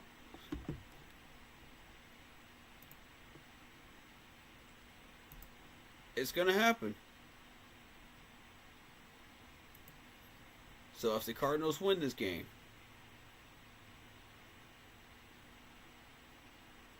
and the Jaguars lose this game, they're sitting in front of us at 3. We're at 4. That's a problem. Hey, that's a problem. And whoever we don't pick up, the Browns will pick up our sloppy seconds. So, be aware of that.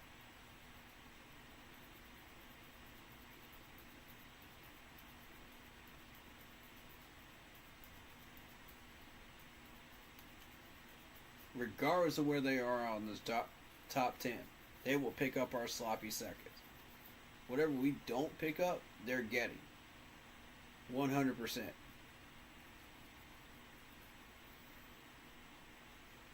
The Raiders will have next one. They'll have next dibs to our defensive players that we don't pick up.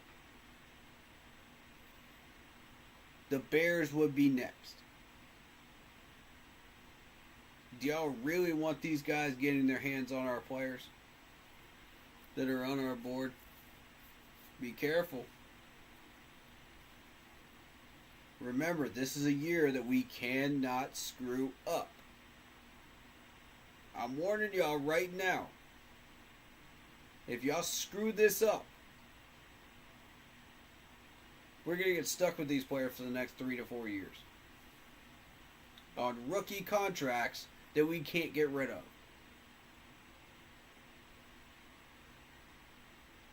They better not be bust now. They better not be. We ain't got no room for bust no more. Dan Morgan is too good for that. He is too clever for that. He is too smart for that. We're not getting any more busts. We're going to get some solid players. Now, you might have one bust in every draft pick. In every draft weekend, you know. That's going to happen. But it better not happen in the first 5 picks that we have. Those first 5 rounds of picks, man, have to be solid ones.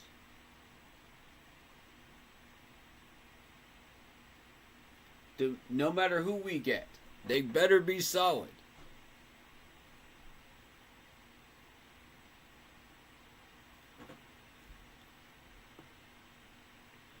Because there are so many hungry teams that will, they will take advantage of it. And they will make us pay for it. They will. The Jags are one of a handful of teams that will make us pay for it if we screw up. Alright, so check this out, man. We got the Raiders beating the Jags.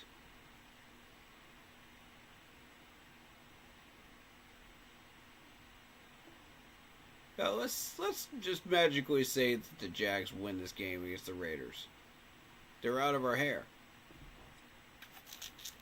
You know, they're sitting down there at 6. This is why this game matters. But then you got the Raiders to contend with. And if the Raiders do beat the Saints in Week 17,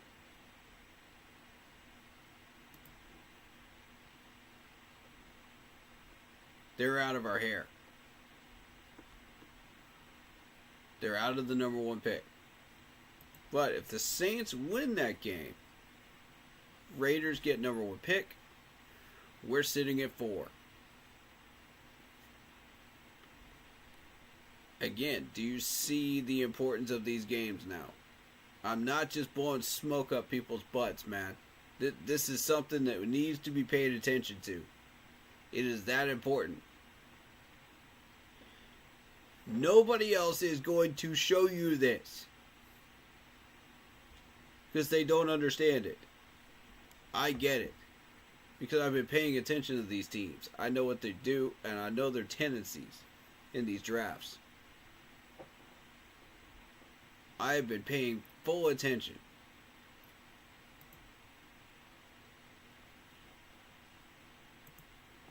Alright, so check this out. You've got the Colts that are going to be beating the Giants. You've got the Raiders that are going to beat the Saints. That's going to happen. Week 18, you've got the Jags and Colts playing each other. Once you get past that Week 17 matchup, now you got to hope that the Jags don't beat the Colts in Week 18. Jags beat the Colts. Actually, that's a pretty good thing. That's actually a really good thing. Because it bumps the Jags down to 8. But if the Colts win that game, Jags are still sitting at 6. I mean, we got some craziness brewing here, man. We got some craziness brewing. The Raiders are not beating the Chargers. I can tell you that right now. That's not happening. They do not have the firepower. The Chargers are not in the playoffs.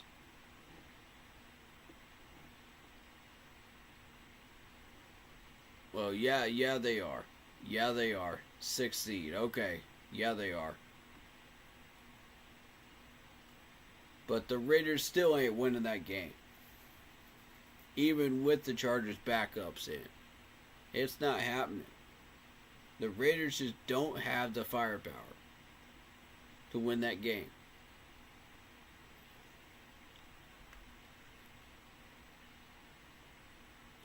The Titans will lose to Houston.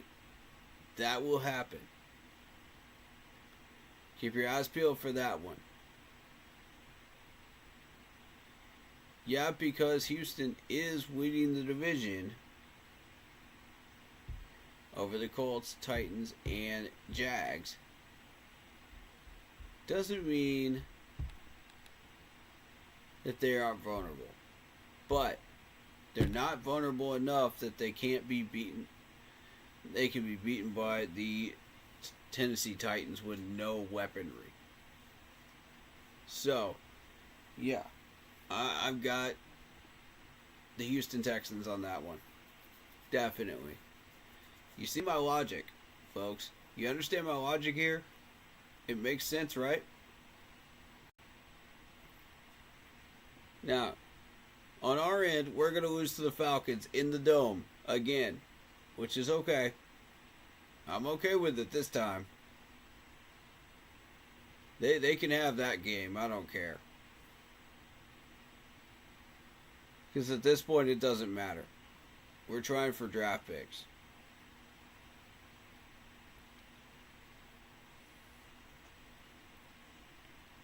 Eagles will beat the Giants. You know, New England will lose to the Bills. So realistically, the only team that you really need to worry about at that point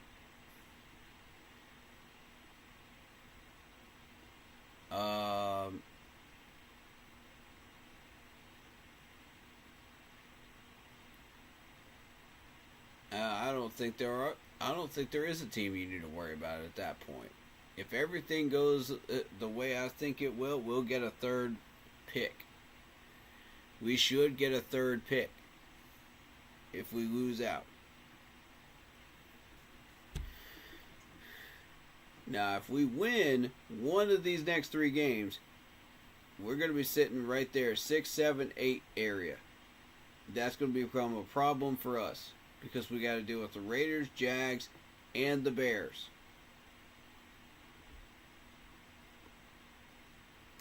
Okay, so let's just randomly assume.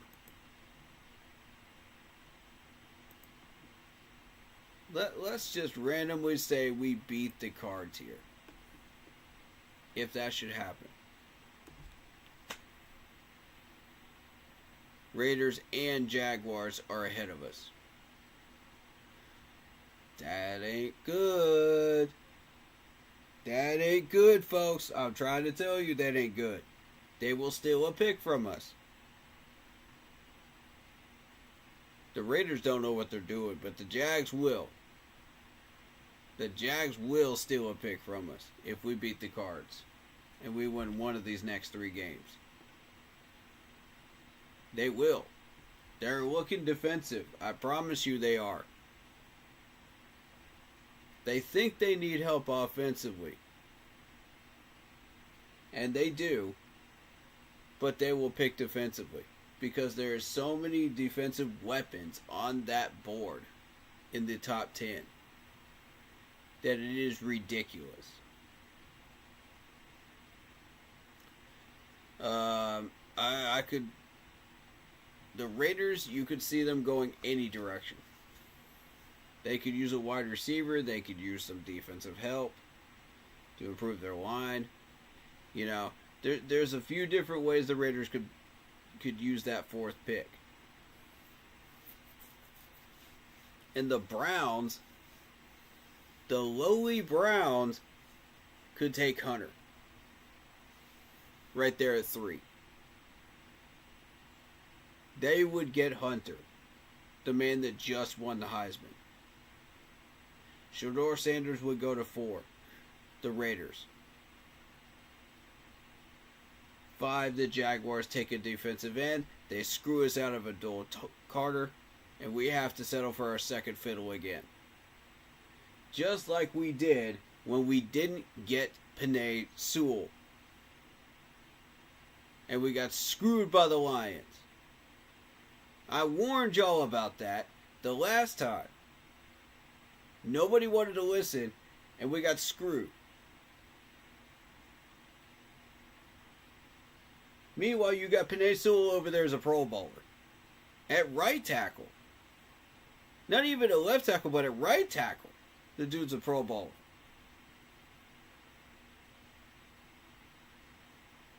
Do you see why this matters now? Do y'all understand this now? This is why I'm concerned. And I'm raising the alarm bells. And it doesn't even have to be Hunter. It could be another player that we're looking for, you know, at number 3. It could be Abdul Carter. It could be anybody. And the Browns would pick him up. The Jags would pick him up. You know what I'm saying? If you're hunting a quarterback, if you're a fan of Shedeur Sanders, the Raiders would pick him up. All before 6. This is a concern, folks. I'll try to tell y'all. This is what is coming.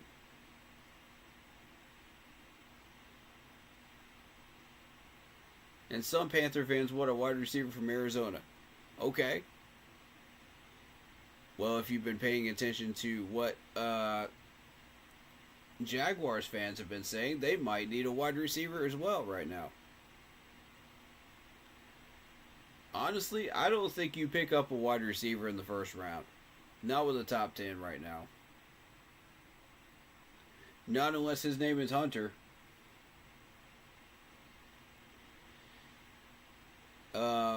And I'm not going to say why.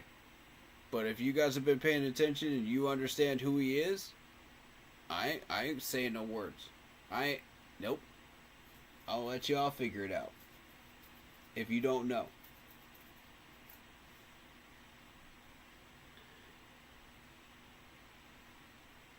My point is, man, these are hungry, hungry sharks right here. 3 teams right in front of us, sitting there that could pick us clean before we can get to any of these players at 6. Is that something y'all want to see happen to us, man? Think very carefully about this. Okay? This is what I'm talking about when I say we do not need to be winning meaningless games. Now, if there's a purpose for us winning a game here, so that we are making a statement to the league that we are not raw meat in the bottom of the NFL again, you know, and that we actually do have talent, you know, and the last month of our success was not just a fluke. That would be one thing. You could make a very, very valid argument there. I'm making a very, very valid argument the other direction too. So, I don't know which one we want to do. I'm heavily divided here. That's if these things come to pass. You better hope they don't.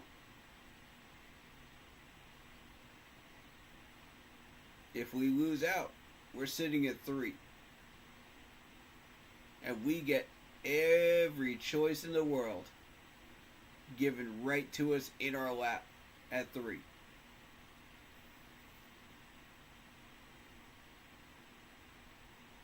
That is major, major power right there and control of our own draft board. Are you sure you want to give that up? Are you sure you want to trade that down? Think very, very carefully about that before you decide to do that.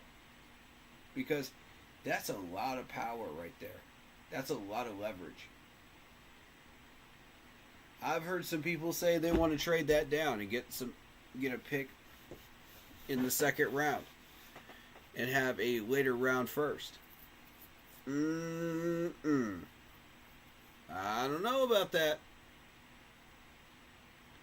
Think very carefully about doing that before you decide you want to do that. Alright? You might want to rethink that strategy once you see some of the talent up here in the top 5 because it is beautiful. It's quite beautiful. And it's stuff that we actually need this year. So I would heavily rethink that. That strategy right there. That's got to be option D, E, F, somewhere down there. You know? When we run out of options.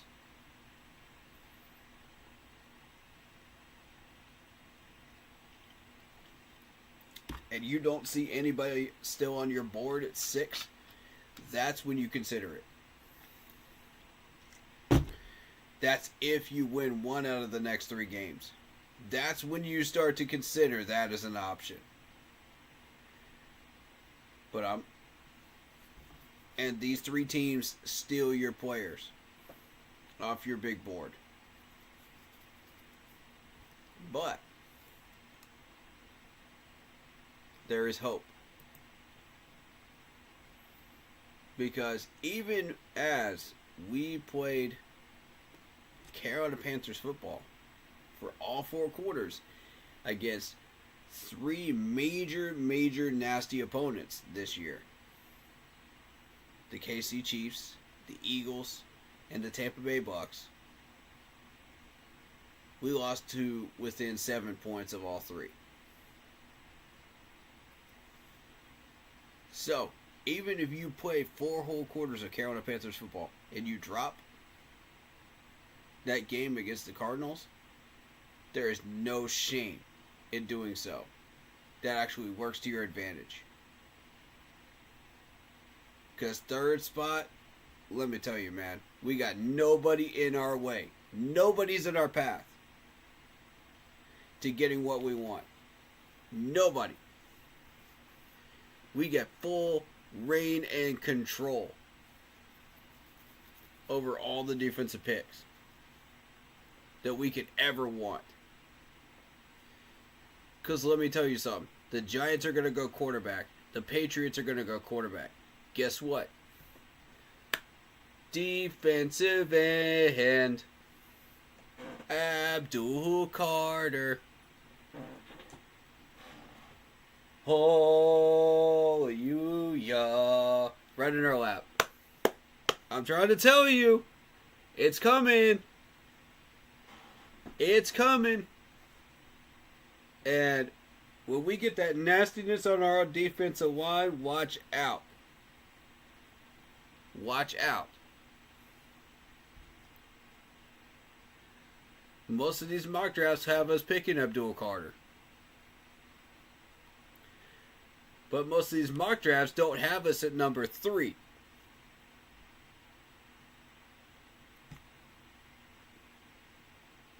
You sure about that? You sure they're not going quarterback at number 2 with Drake May? Let me show you something. Hold up now. Y'all sit tight for just 1 second. I'm going to show you something.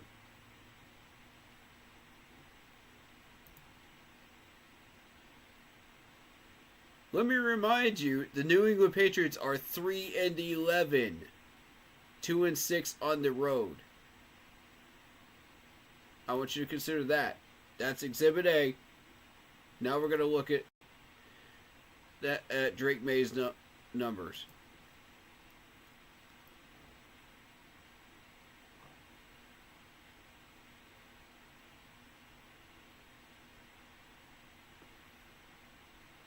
Now, positional rank 23rd. That's where this dude is. In the entire NFL, right? Quarterback rating, 58.5. Completion percentage, yeah, that looks nice, 68.5. Passing yards, 1,898. Ouch. 12 touchdowns, 9 picks. There's the number I want you to pay attention to. 9 picks.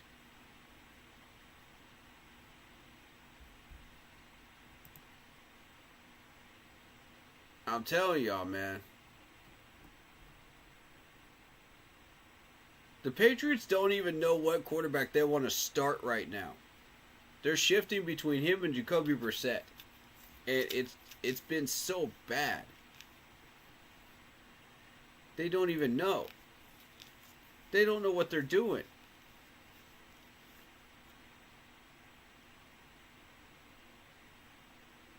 You know, so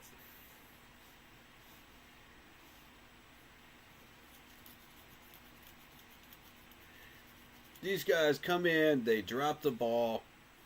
The other guy comes in. He drops the ball. They go back to the other guy. It's a musical chair. It's a musical chairs game, guys. You think they're not going to draft a quarterback to try to solve the problem? Come on. It's Jared Mayo running the team. Jared Mayo's got some brains. He may not have had bronze when he was on the field, but I'll tell you what, that man has brains. And he will use them to save the New England Patriots. He hasn't had a full offseason yet. And when he does, y'all pay attention. He gonna start building that team back up. He knows what the golden age of the New England Patriots looked like, man, because he was a part of it. Just like Dan Morgan knows what the Panthers' golden age was because he was a part of it.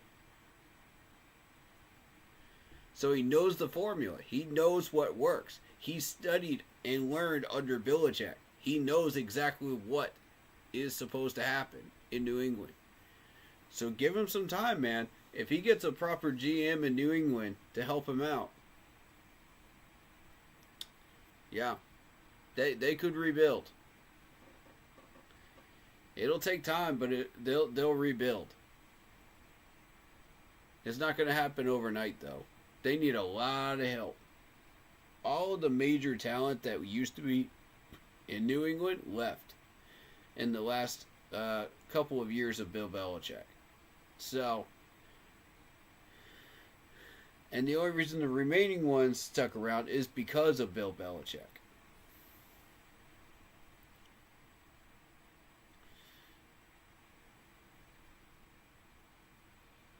You say Patriots would be dumb to go quarterback. Drake May didn't start all year. Jacoby Brissett started the last few weeks. Okay, fair. But did they win?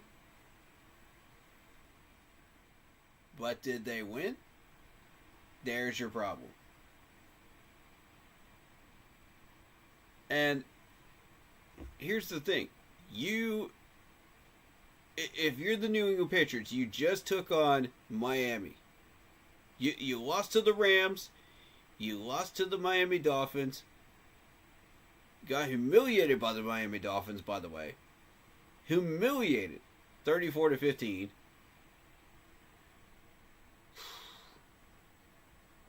You lost to the Colts. You lost to AR. You got humiliated back-to-back weeks. And then you let the Cardinals, who are barely contenders, blow you out. So, are you sure about that? Are you sure that's not a solution that they might be considering in New England? I'm just saying. All options are on the table for Jared Mayo.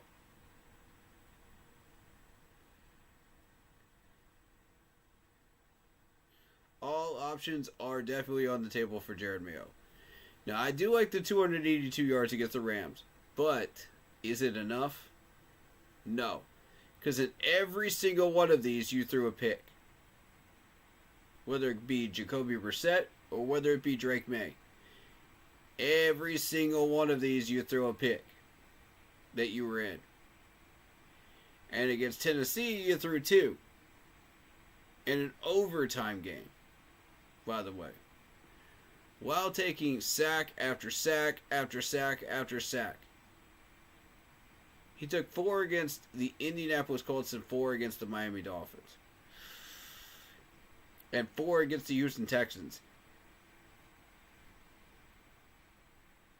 That's not a winning combo, folks. That's not a winning combo. You want a quarterback that's not going to take sacks. And that offensive line isn't the greatest, but it's not horrible either. It's below the Mendoza line, in my opinion. It's below the average line that you want it to be. It's in the danger zone. I call it the red alert area. Borderline red alert area.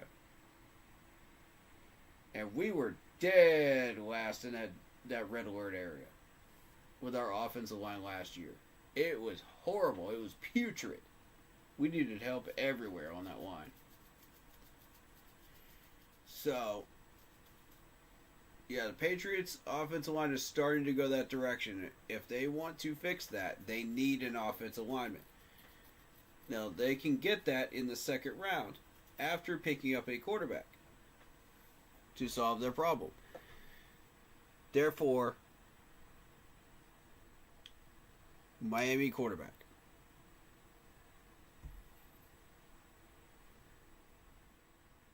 The Miami Hurricanes quarterback could solve their problem.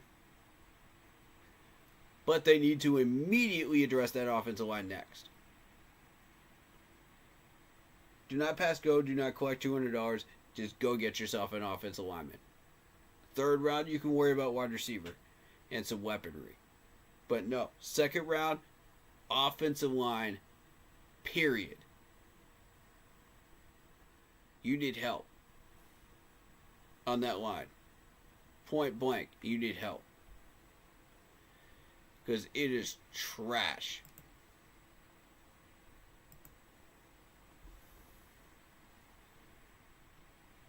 The fact that you're eating that many sacks, 27 sacks. 27 sacks.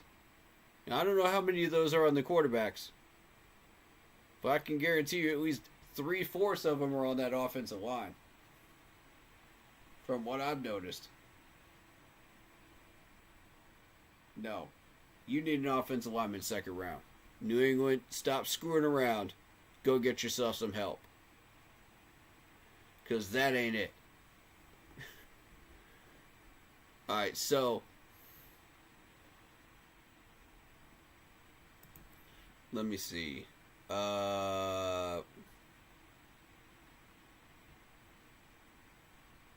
Have we won with Bryce Young? No. Is he the problem? No. Correct. And that's what I'm saying. Like, we fixed our offensive line. Bryce Young is not hurting us right now. So neither one of those things is a problem for us. So we will be going defensive with this pick. Whatever it may be, it will be a defensive pick. Now, we've got some options on the move for us, on the radar. I'm not going to say which ones they are, but yes, we do have some options. Abdul Carter is one of them. Yes. I will admit to that, because everybody else is pretty much following that trend anyway, so I might as well say it.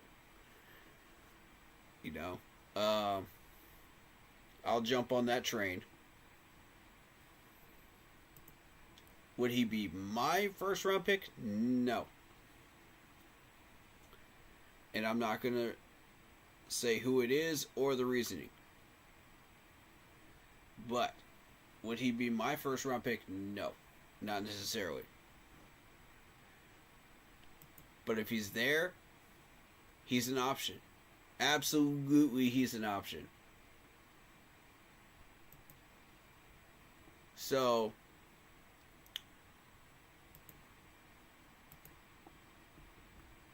yeah, he's not yours either, Poppy. I hear you. I hear you.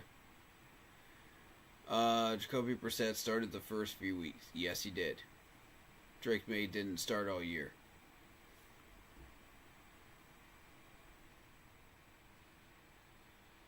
Did you mean to say that New England would be dumb not to go quarterback on this pick? Yeah. At second pick? Yeah. I agree.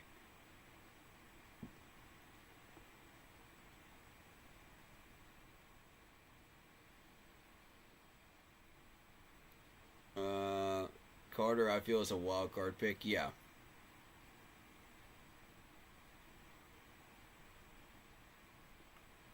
I'll agree with that. You don't really know who you want. Fair.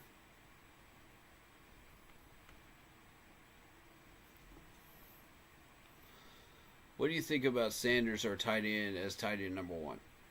I like it. I think he deserves number 1. He's earned it. He's played well and he's earned it. I think Tommy Tremble at number 2. And then from that point on, it gets really, really dark. Because I don't know what we're going to do there. That we're going to need a flashlight to figure out what we want at third string and tight end. Because we got 3 or 4 tight ends there that all do different things.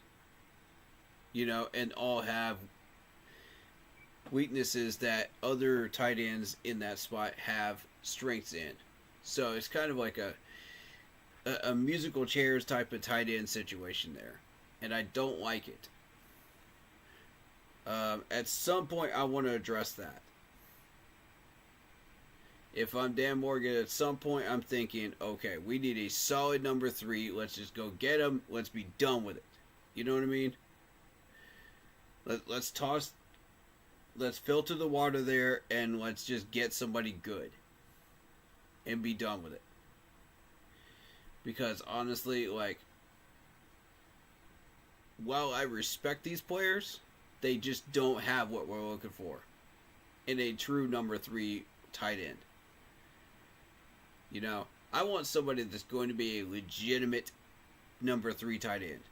And then you could screw around with Jordan Matthews or people like that, you know, at number 4. If you really feel the need to. If that's what fits the system, fine. You know, I don't want to see Felipe Franks anywhere near this 53-man roster again.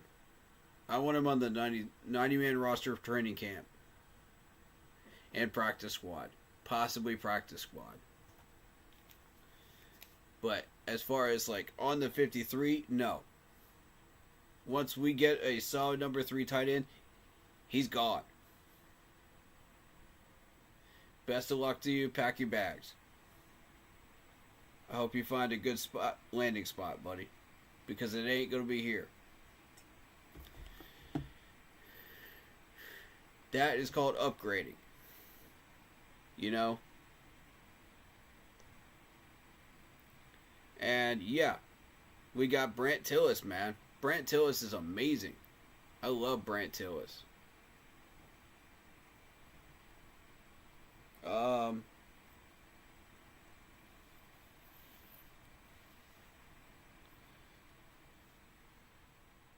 And like I said, we have incentive-based contracts, you know, to where these guys are going to want to compete and want to achieve these things to earn that extra money. Not just get handed that money. You know, that's the beautiful part about it, man. Like, finally, we're going to be a competitive 53-man roster. Not just a 53-man roster that gets us through the season. No. We're going to be a competitive one. We're going to be aggressive. We're going to be angry. We're going to be focused. You know, determined. You know, I mean, these guys will be actively fighting for a depth chart spot every single week. That's what I want to see. I want them hungry to find that and wanting to get that top depth chart spot. You want it? Go earn it. Go fight like the freaking Panthers in the wild jungle that you are. Go claim it. You know, that's what I want to see when I watch these battles between these guys for depth chart spots. I want them to fight like wild animals for it. in practices. Show me you want it. Show me how bad you want it. That's what I want.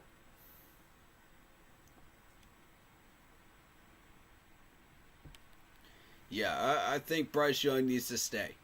Bryce Young definitely needs to stay. I think we've got our starting quarterback for now.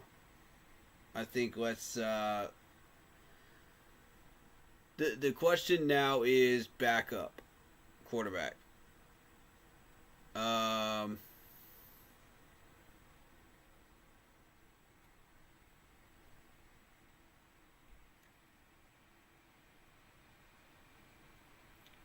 I think we go for Geno. Geno's my guy at the moment. Because Pittsburgh's not going to let go of Russell Wilson, even though Pittsburgh is struggling.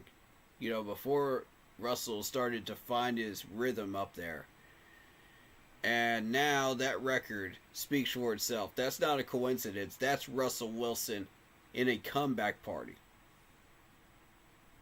That's Russell Wilson in a comeback. That's a resurrection. And I'm telling you, I saw it coming from a mile away. I knew this dude still had talent. I knew he still had the skills. I knew he was still able to outthink opponents on those defenses. It's not like those skills disappeared, folks. They didn't go anywhere. They didn't vanish into thin air. No. He's still got them. And he's proving it up in Pittsburgh right now. Even though that's not a true RPO system that they have up there. He's still making it work. And he's still winning games. And if you're an opponent in the AFC North right now, you're a little concerned. Let's be real. You're concerned. If you're in that division with them, you're concerned right now.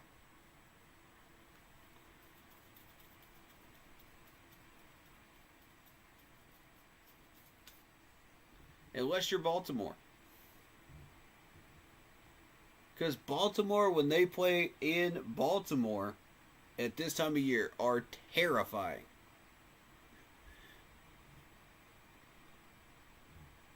They're absolutely terrifying.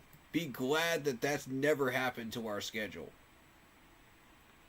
Be thankful that has never happened to our schedule yet. And I say yet with a grain of salt. Because who knows, it might. I'm thankful for every year that it doesn't.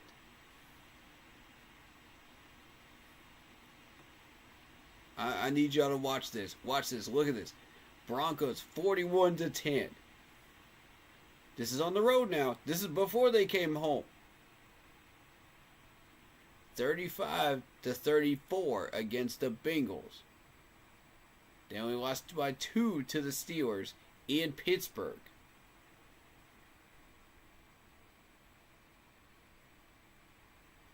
This is before they went on the road now. They've already won 2. They won 2 coming out of that Browns loss. That's at home. They took on the Eagles, but look how close that game was against the Eagles. Look how close that was.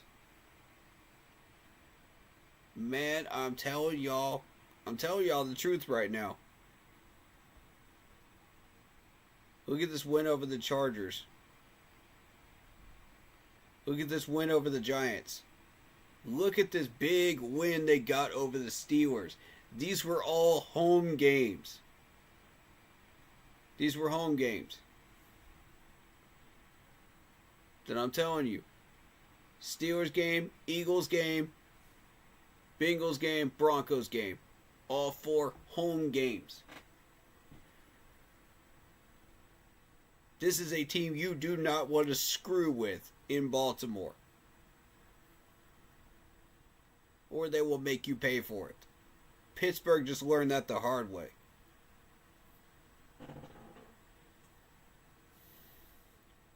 And they still have one more against the Cleveland Browns on the 5th. I would not want to be Cleveland right now. Oh, Lord, I would not want to be Cleveland right now. After what they just did to the Steelers? Nuh-uh. Nuh-uh. Not traveling to Baltimore, you don't. You don't want to be there. Especially with your record right now. Oof.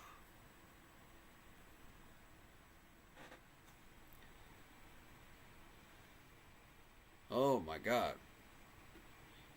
Y'all about to live up to your name, I can tell you that much. Y'all going right back to the dog pound.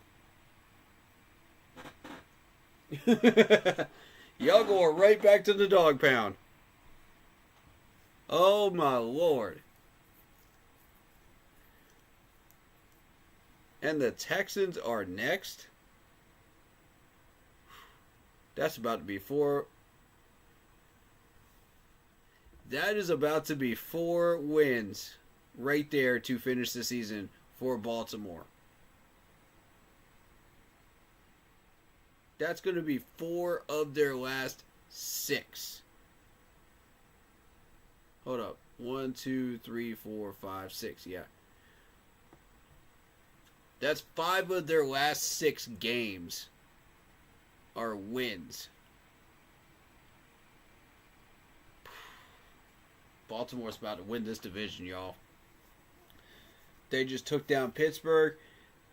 If there wasn't a split, if the Steelers hadn't won this game right here, Baltimore would run this division right now. You know it. I know it. Everybody knows it. It's become painfully obvious at this point. Baltimore would control this division. And there's not a doggone thing that Cincinnati or Cleveland can do about it. They've been out of this race.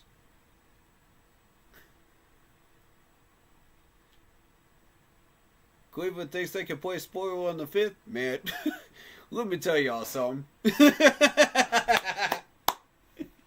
But at that point, bro, you're already cooked. You're already cooked, Cleveland. You're already cooked. You're not playing spoiler in their building. It's not happening. It's not happening. I don't care who you think you have at quarterback. That name is not Deshaun Watson, I can tell you that. You are not doing anything against that Baltimore team.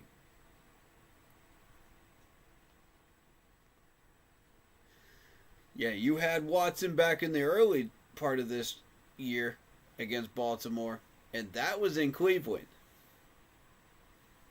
That was when y'all were playing decently, and y'all actually had some weaponry. 29-24 win there. You caught Baltimore off guard. But look what happened after that game. Baltimore got pissed off and they took it out on the Broncos. Still think this isn't a terrifying team? Watch that right there. Look at that right there.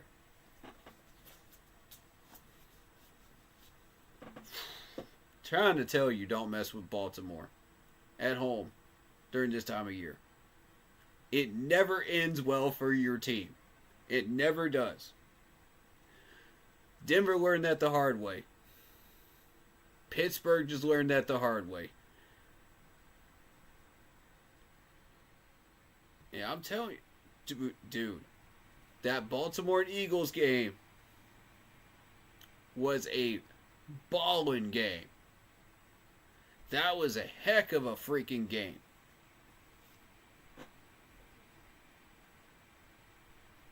I was keeping track of that right there.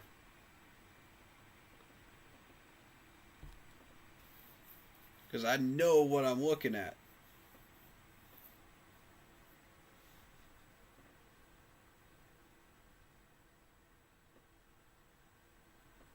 And so, you know, they played a little bit of a lazy game against the Bengals after that big monster win against the Broncos. So they figured, it's the Bengals. You know what I mean? They're at home. It's still going to be a win. Come on.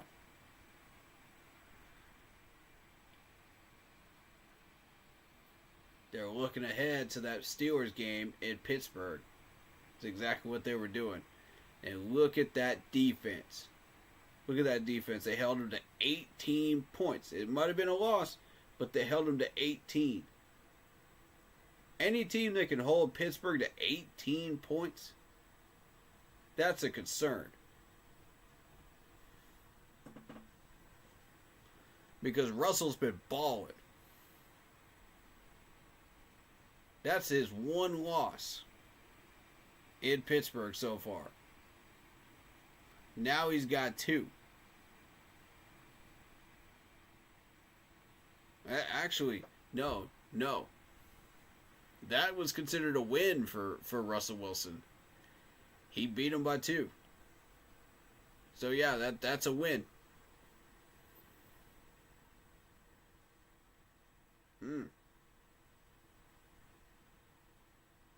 This is a scary Baltimore team at home.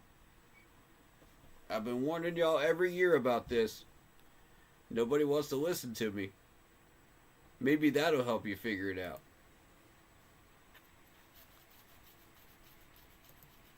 But watch this. We're going to go back to 2023. Watch this.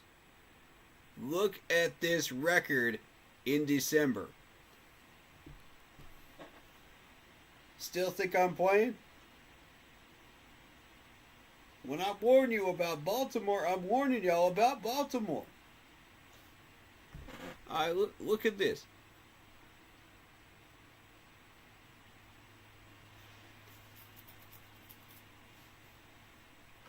Excuse me. Alright. Watch this. December. Home games. Rams in overtime. They couldn't do it. 10-3. Miami got absolutely annihilated. 56-19. And by that point, by the time you get to the Pittsburgh game, it don't matter.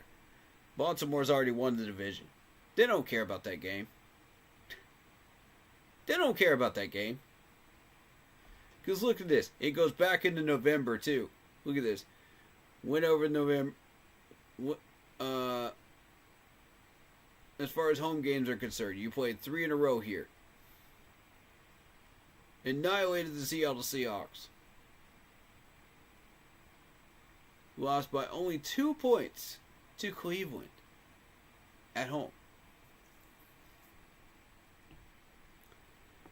And then they come back and they annihilate Cincinnati by 14 points.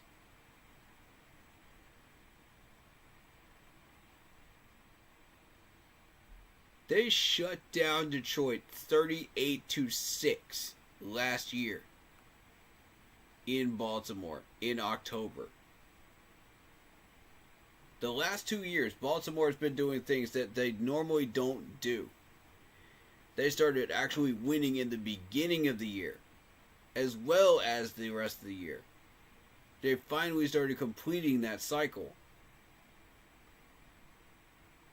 That's not good for anybody else in the AFC. That's not a good sign. If you're on their record, that's not a good sign for you. If you're on their schedule, watch out.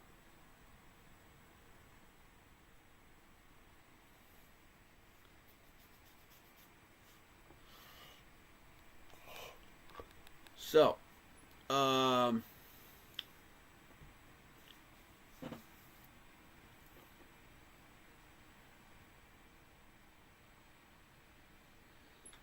yeah.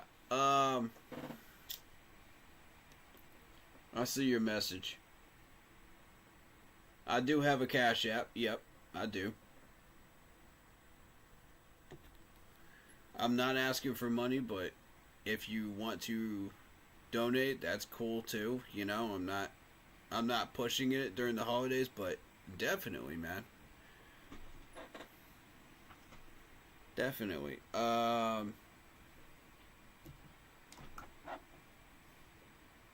Let me pull that up for y'all.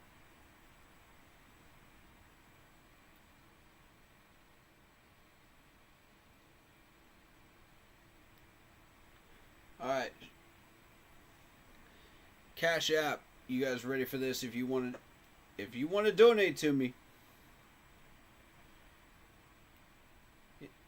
you don't have to. There is no obligation whatsoever. But if you would like to, I'm not asking for any money. None of that. I don't do that. This is a free channel. Okay? It's going to remain free. Because that's what we do. But yeah. Definitely, I will put the Cash App in the chat here. And if you would like to, you can donate. You're under no obligation whatsoever to do so. I don't solicit money. I don't do that. But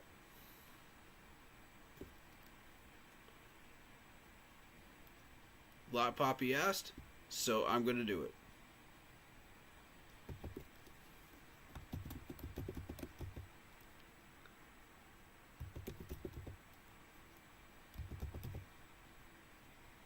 Okay, let me make sure. Okay.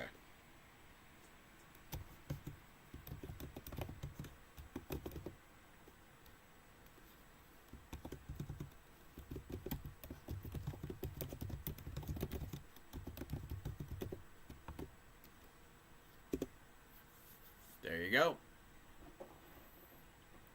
Cash App is in chat. There you go.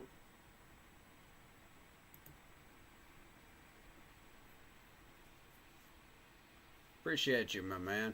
Appreciate you very, very much.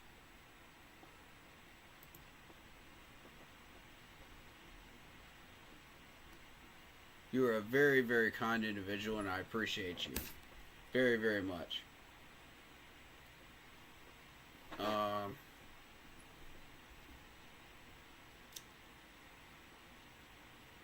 Just to be clear, you're not requesting anything, right? You just blessed me in my Cash App, right?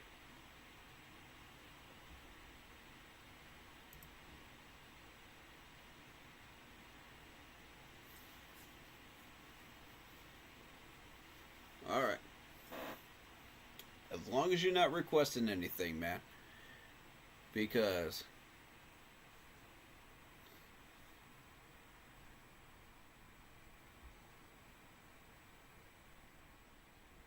I'm not going to do that. You know what I mean? We're not starting that whole trend. You know what I mean? But could I use some money during the holidays? Of course. You know. I appreciate you, man. Thank you so much. Thank you for what you do for the community. You're very welcome, man. You're very welcome. You know, you didn't even have to do that, man. You didn't have to do that. But, man, thank you. That is so very, very kind of you. And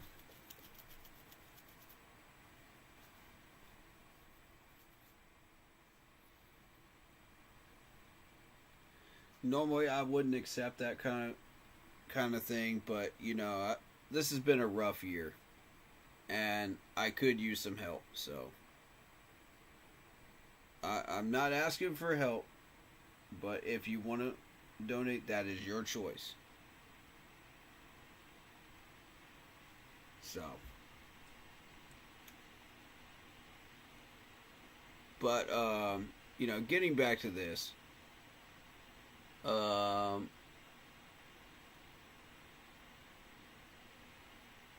something just tells me Shador Sanders is going to the Raiders, man, because I had that gut feeling Shador was going to the Raiders before all those reports came out. I was getting some type of energy, man, to where I don't know how to explain it. I really don't, man. But like it had nothing to do with the info that I knew. It was just some type of energy, man. To where I was just like, you know what? The Raiders might just go this direction. And then those reports came out, and I was like, bruh. Am I psychic or what? There's no way. I can't believe I got that one right. That's wild, dude.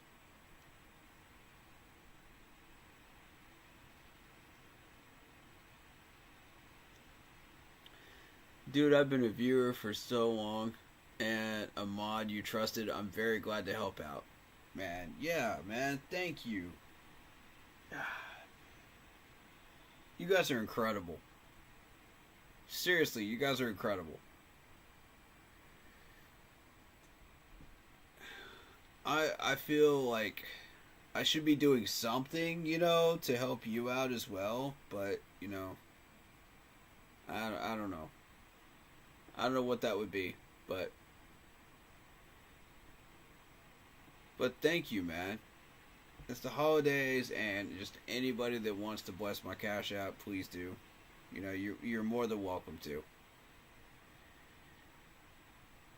Just know that, if you request something, I don't necessarily have to do it, but, if you wish, you could.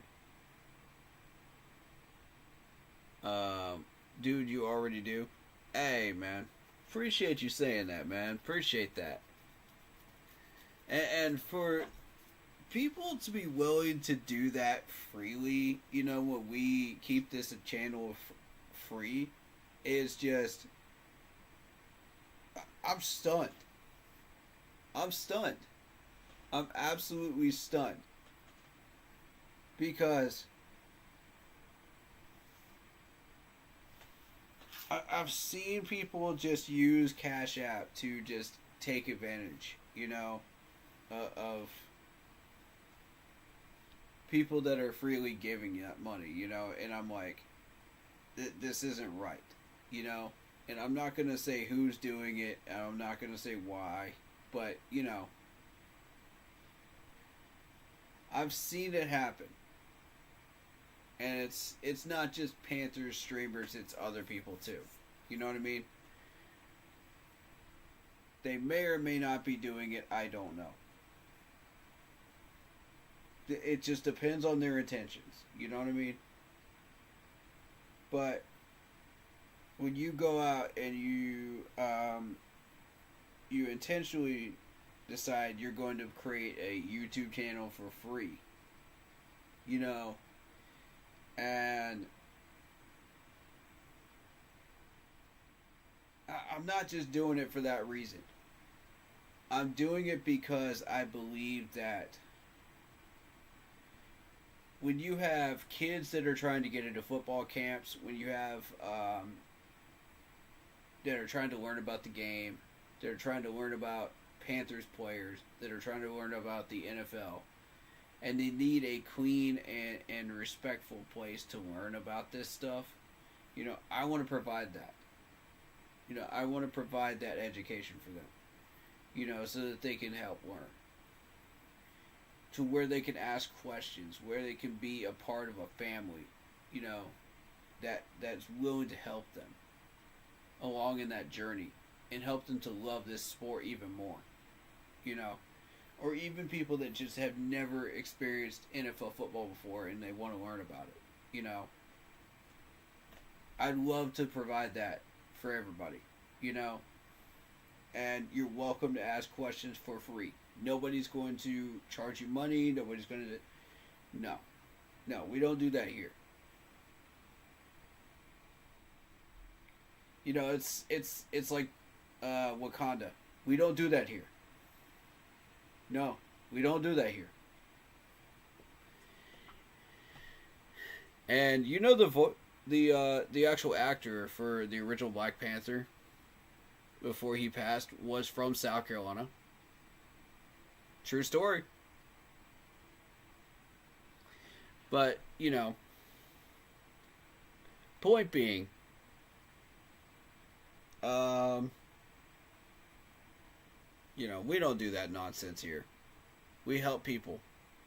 And, we try to provide a family-rich environment, you know, to where everybody can get it in on it. And, it's really quite incredible.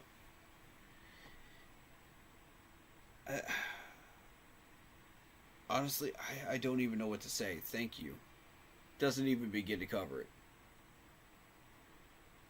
When I get blessed by this community, you know, it's you guys bless me just by being here. You know what I mean?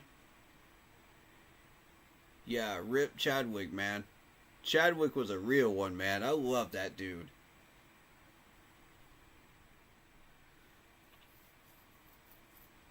I think he's one of everybody's favorite actors, man.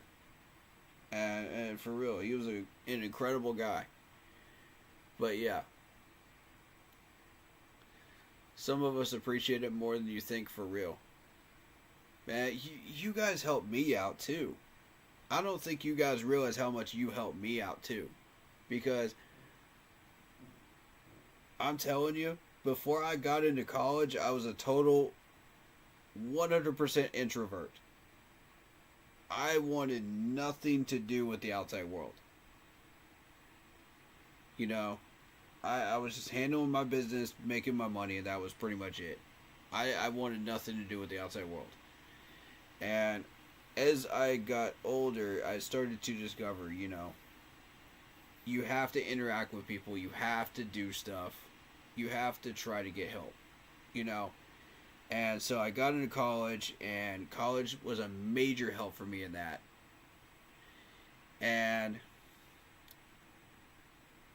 my mom had suggested get into YouTube. She saw me watching other people's YouTube channels, you know, 2 or 3 of them that I liked, you know, and she said, you know, why don't you do that? You can get a camera, you can get a mic, you can do anything that they're doing right now. And you can do it for free.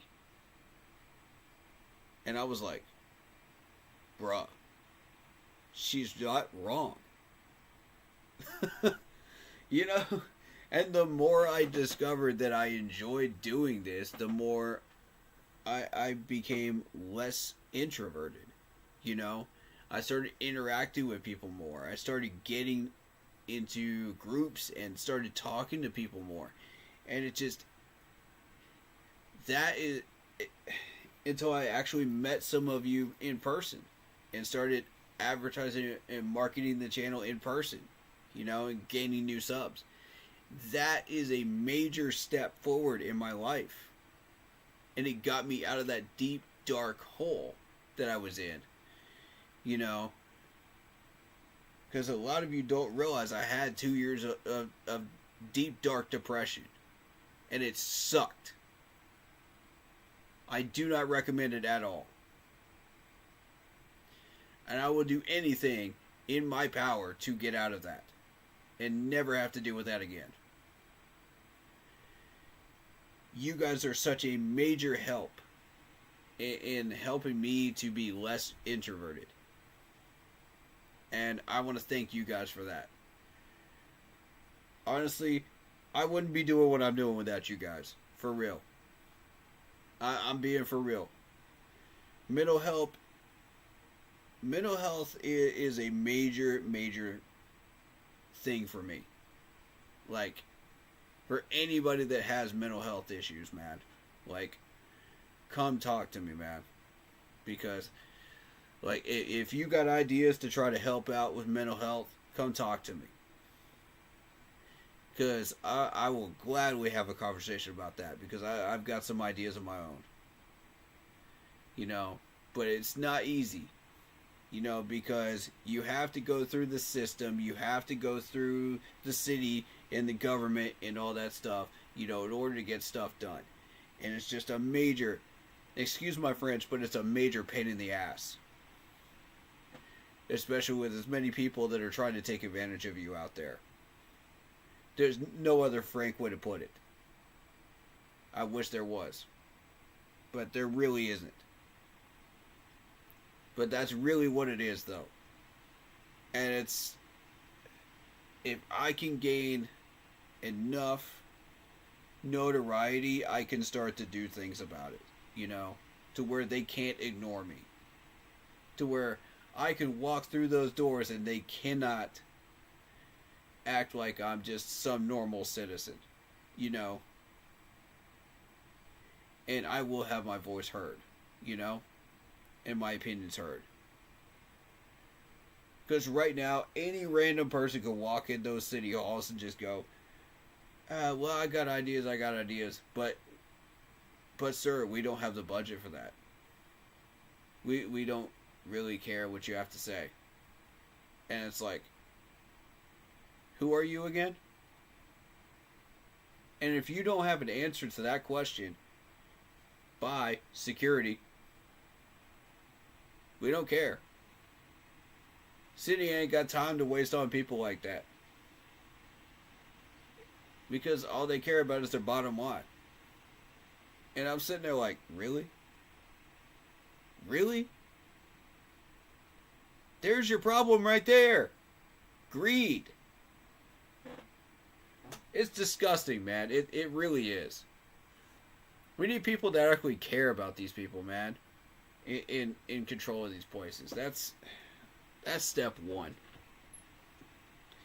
But anyway, I got a whole conversation about that I could have with people.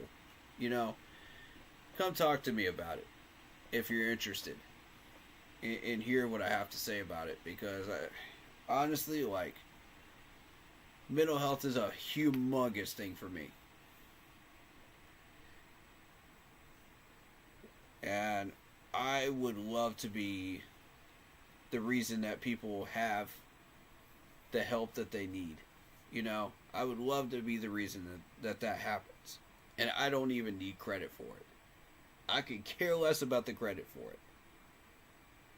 All I care is that people get the help that they need. I want to leave this world a better place than where I came in. You know? That's what's important.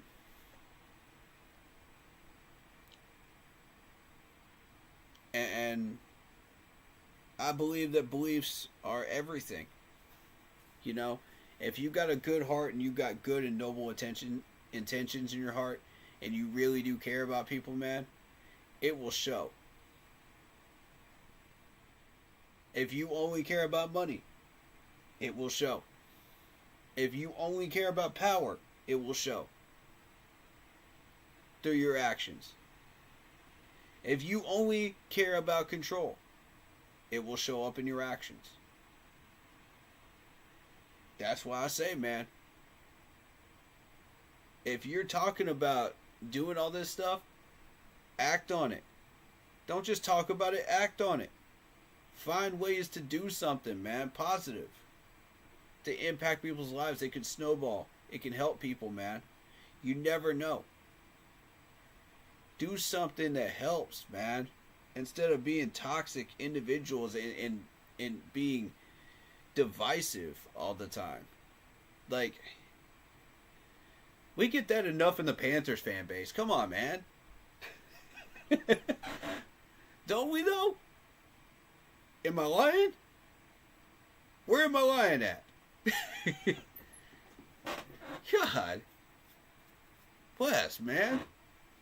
I swear some of these football conversations with some of these people in these chats on other channels feels like politics, man. It really does, man. And it sickens me. It really sickens me. Because that's what we become after 10 years of losing. And I want no part of that anymore. It breaks my heart, man. Because we deserve better than this. We are better than this. And we need to start acting like we're better than this as a fan base, as a whole fan base. That's why I went on these rants, man. That's why I went on these freaking rants. Because people need to wake up and realize what you're doing to each other. It ain't right. It ain't right, man. Oh, man. But yeah, man, if your intentions are good, it will show up in your actions. Period. Point blank, I believe that, and I will always believe that. But, you know, to each their own. People are going to do what they do. But, you know, I appreciate the people that show me love, man. That I show up back to. You know, that's what matters. It is people that surround each other with love and respect. And it just... Man, thank you so much, man. It wow. Yeah, for real.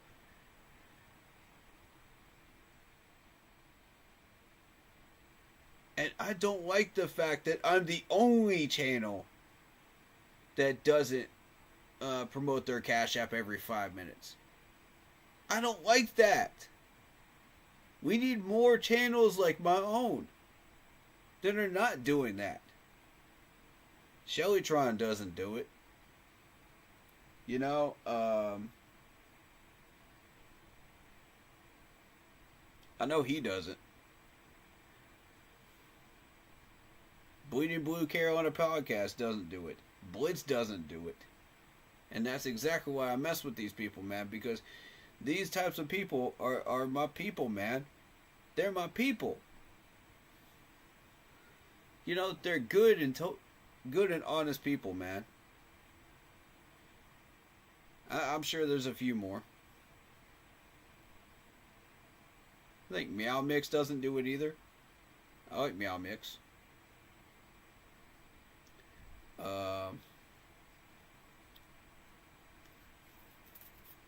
But yeah. It really is something, man, when you see this stuff. And you're just going, why are we doing that? You know? What is really the purpose? Are you just trying to gain money? Or are you trying to gain popularity? What you doing? Because me, my goals are completely 180 degree different. With all due respect to them. You know? To the people that are doing that though, hey, I respect the hustle. Do what you do. If that's how you like to make money, that's how you like to make money. I ain't hating. Everybody got to pay their bills somehow, man. You know what I mean? I've seen a lot worse than that. Trust me. I've seen a lot worse than that. And you guys probably have too.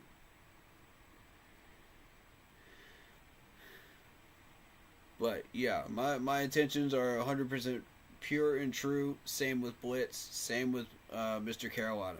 We don't do that garbage here. We don't do that here. We don't bow here. We don't bow to the masses here. We don't bow to a king here. Hey, man. God, I love Chadwick, man. He's such a... What a legend. Anyway,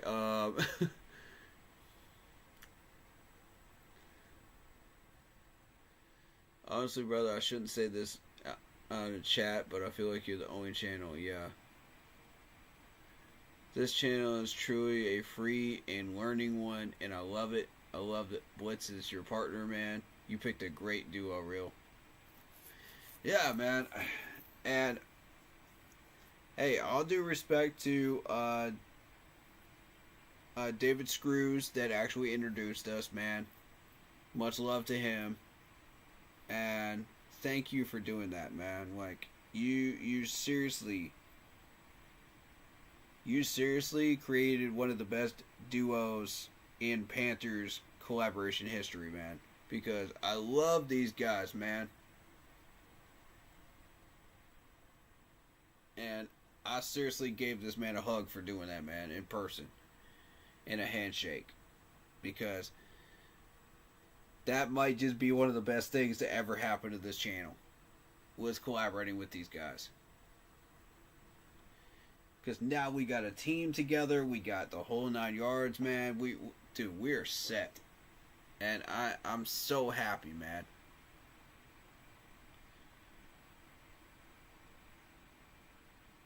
And the mission, as always, is find somebody to help out, man. You know, the Panthers content is the main focus, of course, but the main goal is help somebody, even just one person per stream, whoever that might be, you know, that might need to hear some words of encouragement, that might need to hear some healing, enlightening things, you know, that could help them, you know. And if I can do that for even just one person per day, per stream, you know, I've done what I've set out to do. The rest is a bonus. You know what I mean? That's what I believe. And I don't take this platform lightly. A lot of people say, you know, oh, well, you can just make money off of YouTube. You can make money off of YouTube. I don't want monetization. Maybe I'm crazy. Maybe I'm crazy for saying it. But I don't want monetization, YouTube. I don't want to apply for it. And I'm not going to.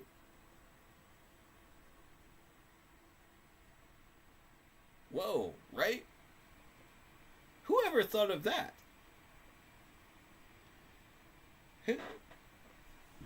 Who is this crazy guy? Who is this crazy guy that gets on camera and a mic? That's just like anybody else. You know, that says he doesn't want monetization. What is this? What? But I don't. That was never my goal. I could make money somewhere else. You know, plain and simple, I got a job. I'm a delivery driver. I can make money somewhere else. I have a business degree. I'm doing this out of the goodness of my heart, and I'm doing it for free. For you. For all of you. As long as that keep pounding mantra still exists, and doggone it, even if Tepper tries to get rid of it, I'm going to keep it alive. Dang it.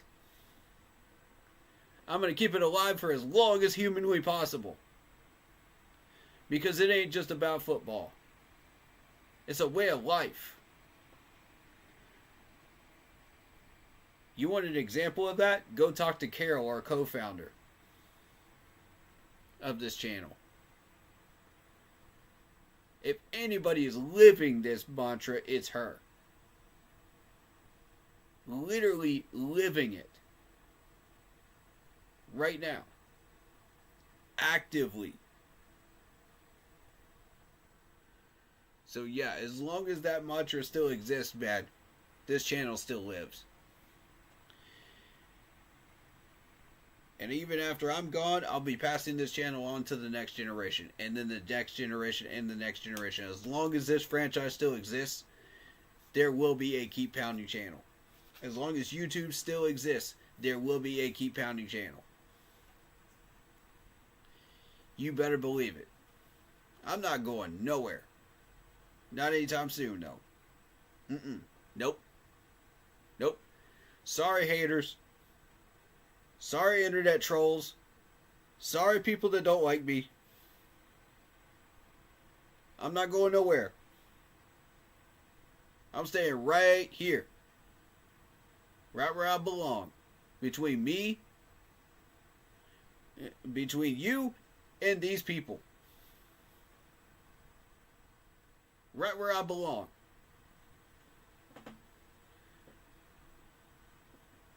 And you know what? As long as I'm here, we're going to enjoy the ride. Ain't that right, guys? Need Mr. Carolina to pop back out. He keep it real, man. For real, yeah. He does, though. He does. I love this dude, man. I love hanging out with him. I love talking to him. He is awesome. That's another awesome collaboration. Absolutely. I'm not sure what's going on with David. Hope it's alright. Yeah, we ain't gonna get into that. I care about everybody, though. You know? And I wish him well. As I wish everybody well. You know, I wish them happiness, peace, and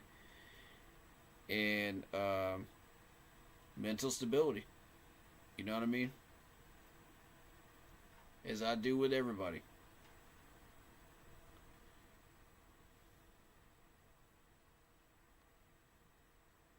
He's definitely a good heart and wants a good Panthers team, so I'll always mess with that. Yeah, man. Talking about Mr. Carolina. For sure, man. For sure. And, you know, he may not put out too much content, but I'm telling you, that man loves the Carolina Panthers, man. He does. You can tell when he puts out content. You can tell when he gets on these streams. This man loves the Carolina Panthers. And he wears his heart on his sleeve, just like we do. Me and Blitz. And just like everybody else here, man. We're real about it. We're real about it. So. Yeah, man. Thank you so much, bro. I appreciate that so much, man. Let me see.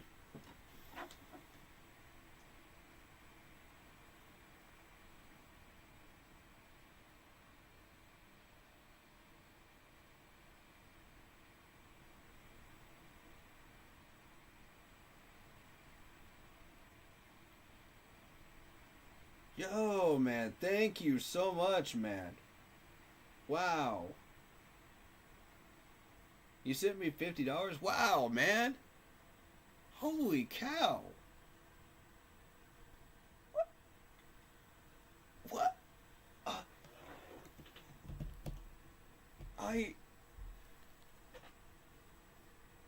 Yo.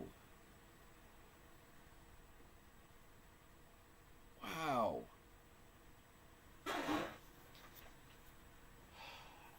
Wow.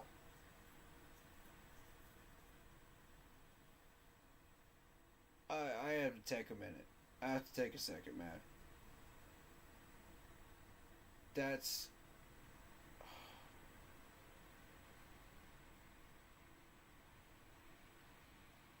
I honestly feel like I don't deserve it, man. But... You know, you guys have done so much for me that it ain't even about money, man. At this point, it isn't. And to see you guys give back is just, it's unreal to me, man. It's amazing. I don't even know what to say to this. Like, thank you just doesn't even cover it. Like, I feel like I should be doing something back for you. You know, doing something that's worth that money. Like, truly worth that money. Like, providing, like, a hat or something, you know? Or giving away a hat or something. I don't know. it's wow. Wow, dude. Like,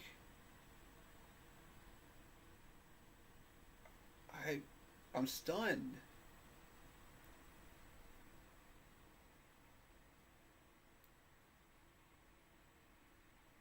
I'm absolutely stunned. 70, 75? Oh my goodness, man. Like,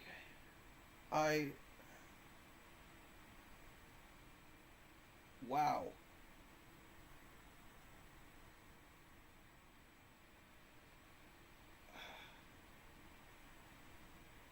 You got blessed this holidays? Wow, that's cool, man. That's so cool. Uh, Thank you for passing that forward, and thank you. Thank you so much, man. Wow. Yeah.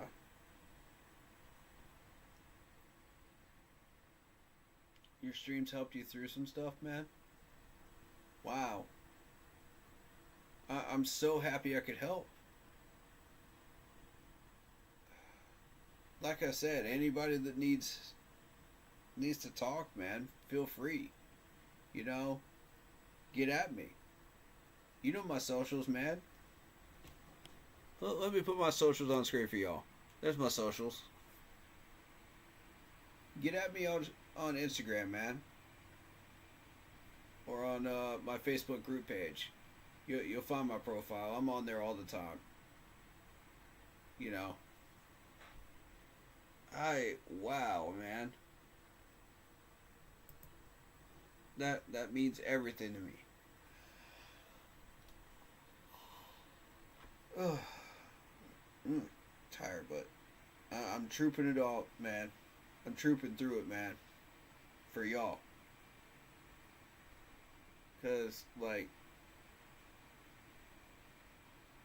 y'all deserve all this content, man. Y'all deserve this. Y'all deserve all this love, man. That I got to give.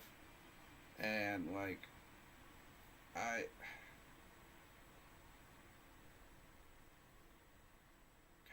man, I'm blown away. Every cent of that is going straight back into this stream.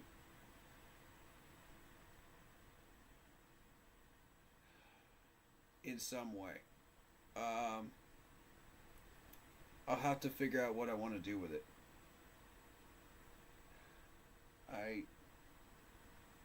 As of right now, I don't really know what I could do with it.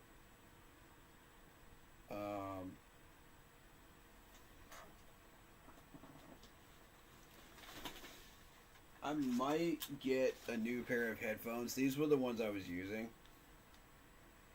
And I like the headset on it. It's pretty cool.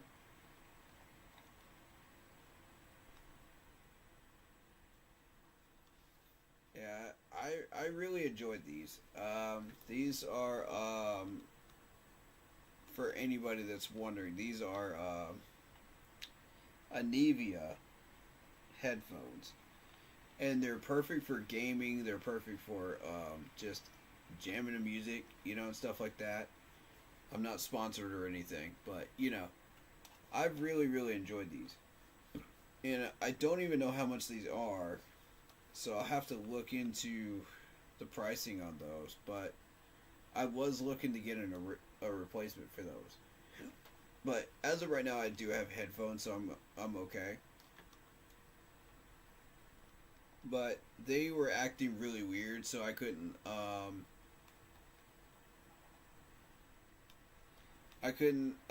hear the sound through them as of recently, and the mic worked fine. The mic works fine on it. It's just I can't hear anything through the headphones, which is weird. So I think I've located what the problem is with these, and I might need a jack for it. So I think that's what is going on there. But I gotta talk to somebody about that sometime this week and see if I can figure out what's going on there. But I think I found the problem with them. And if so, I won't need to order another one. And that'll save me some money, so that's great. Some time and some money. But I might get a new mic. Who knows? You know, this did break off, so maybe. But, you know, this was kind of like one of those like cheap Chinese mics that just came through like a website or something. So you never know like what type of equipment you're gonna need, you know what I mean? It's really weird. But my laptop mic seems to pick up everything that I'm doing, so it works. It works for now. Yeah. But yeah. I think for now, that money will go straight into bills that I need to pay right now because I am having a rough time at the moment. So I will put that money to bills. And I'm completely honest and upfront with you on what I do with every cent that you guys give me. Like, I'm not going to lie to you. Ever. I will literally tell you what I'm going to do with my money. You know? That I'm gifted by you guys.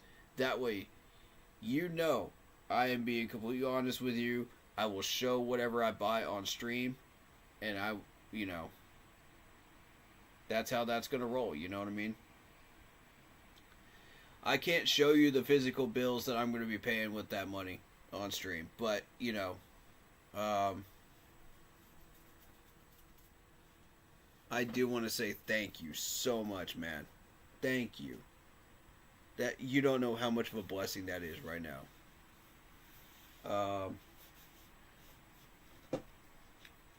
Hey, if you get at me on Instagram, I'll tell you what is going on with me this year, you know, and I'll let you know.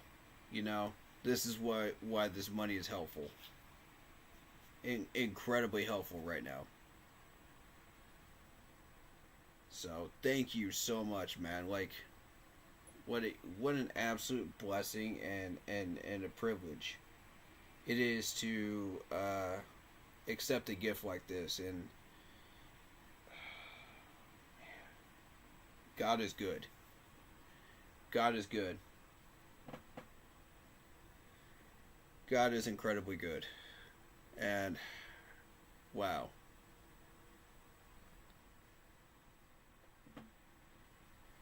From your moderator, thank you for another great year of Panthers content. I look forward to 2025 and 26 with you, brother. I look forward to that journey as well, my friend. And many, many more years. You know? We're going to be doing this for many years, man. For as long as we can do it. Yep. Thank you. You thank me. I thank you, brother. For your content to the Panthers content. Yeah, man. You're welcome, man. You're welcome. It's a privilege and an honor to be able to do what I do, and to meet some of the people that I've met, and I wouldn't trade a second of it for anything at all. This is truly what I'm meant to do. This YouTube channel is what I'm meant to do. There's no question about it. I can feel it in my heart and I can feel it in my soul, man. This is what God wants me to do. And I'm not here to brag about it, man. I'm just here to get it done. You know what I mean? And be me. And the crazy part is, man, anybody could do what I'm doing, man. Like, they can anybody could buy a camera and a mic and say the things that I'm saying right now. You know? And that's the cool part about this, you know, is that people really genuinely will want to hear what I have to say, and that's what it is so cool. You know, like, anybody could say this stuff. Anybody could do the research. Anybody could figure this stuff out, you know what I mean? And, like, the fact that you guys trust me, you know, to give you this info just means everything to me. It really does. It means everything that you guys are sticking around and really genuinely care. Like, and you know that I'm being honest and I'm not blowing smoke. These are my real opinions. These are my real thoughts, man. I'm being real. And people are starting to recognize this, man, and they're starting to stick around. And bro, like, it's not about the 600 subs, man. It's not. It's not about the almost 12,000 members on Facebook. It's about the people that make up that number. You know, that are incredible human beings. The people that I met in person. And I'm like, wow. Like, y'all are blown away by me. I'm blown away by you. You know, because there's so much toxic stuff out there, man. There's so many toxic people out there. And, like, to be able to find a community like this, to where it's to the standards that I want it to stay at, and for this long, for as long as we can keep it that way, you know, I would love it. I would love to. This is the Keep Pounding community for as long as we can keep it that way. It's a blessing. It's an absolute blessing. As a moderator of the channel, love the channel of growing of good people, though. Yeah, man, for real, for sure. Like, wow. You guys are accomplishing what I set out to do with this channel. This is all you. I ain't got a thing to do with that. This is all you. This is all you, and the love that you guys are sharing, and the honesty that you're sharing with me, and the kindness that you're sharing with me. That's all you. You know? I'm just here to provide a platform for it. That's all I'm here for. You know?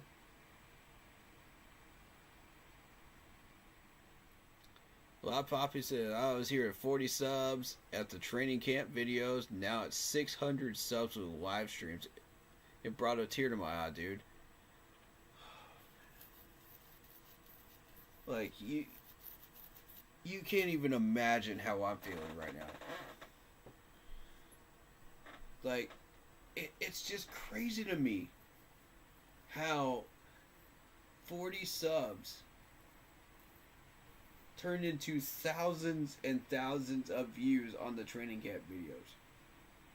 It blows my mind still to this day. I was not expecting that at all. When I first started this journey, I did not expect that at all. I thought maybe we get a couple hundred subs, you know. And now we're here. Like, I've accomplished every goal that I've set out to accomplish with this channel so far. And I'm still setting goals for it. Like, it's ridiculous, bro. It's, wow.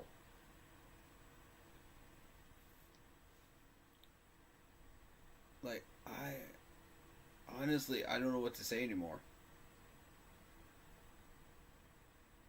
I'm to the point where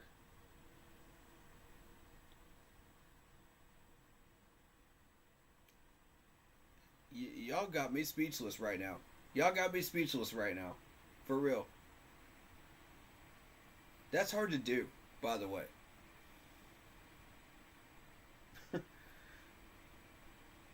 That's incredibly hard to do. Very few people have been able to accomplish that.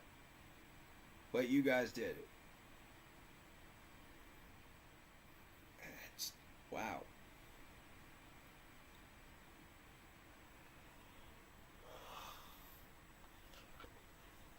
Wow, man. I didn't even really take this channel seriously until I started seeing the training camp numbers, and then I said, "Hold up, these people really do care. They really want to know what I'm saying, man."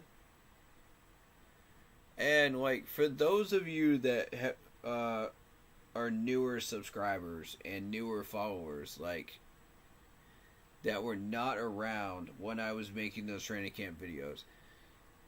The reason I made those videos is to show people what's actually going on in training camp.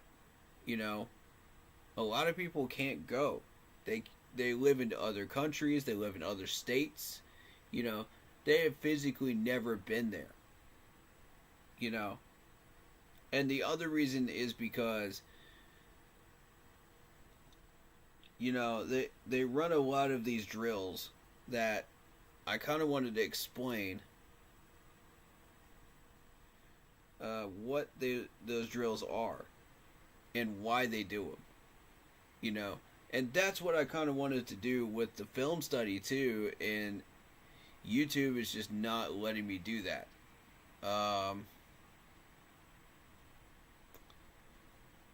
And it sucks because it takes a major tool out of my tool belt, you know, for you. I hate that. That pisses me off. As somebody that's really trying to genuinely do this stuff, you know, YouTube just, it is YouTube. You know what I mean? Like, and copyright is copyright. So, but I really genuinely wanted to do more. And I wasn't able to do it. So, it is what it is.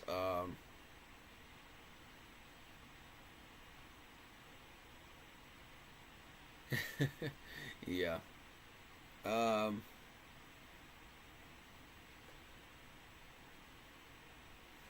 Bro, I'm telling you, if this channel existed during that time period, oh my god, I got chills during the NFC Championship game. Chills. Literal chills. Watching this team do what they did. Like, you talk about that era. Oh, God. I went to 4 games and I lived it, bro. I lived it. I was there.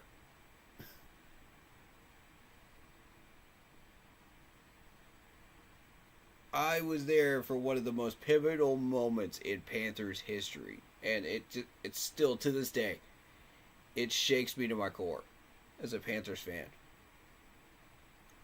And I feel so honored. I feel so privileged to be in that building the day that Thomas Davis picked off Aaron Rodgers. And we took a 3-game conference lead over the entire NFC. My mind was blown. I left there just stunned. Mind blown and stunned. So yeah, I lived it. All these emotions that you guys were feeling, I was feeling them tenfold during that time period. And that was the craziest year. You know, I had a full-time job that year too. Believe it or not, man, I was getting paid. 2015 year was my year, man. That was, oh my God, man. I was the man in 2015. I was a straight workhorse. Oh man, I missed that year. I missed that year more than I missed that NFC Championship year. That NFC Championship game, I can tell you that. Because, golly. Yeah, y'all don't even realize. The stuff I was juggling that year and successfully juggling was insane. And I managed to pull it off. Flawlessly. While getting enough sleep. You know, and handling my basic needs. So, yeah. I want that again. I want it again. I want to get back to that. And I'm so freaking close to that again. This team is so freaking close to that again, too. We're going to get there.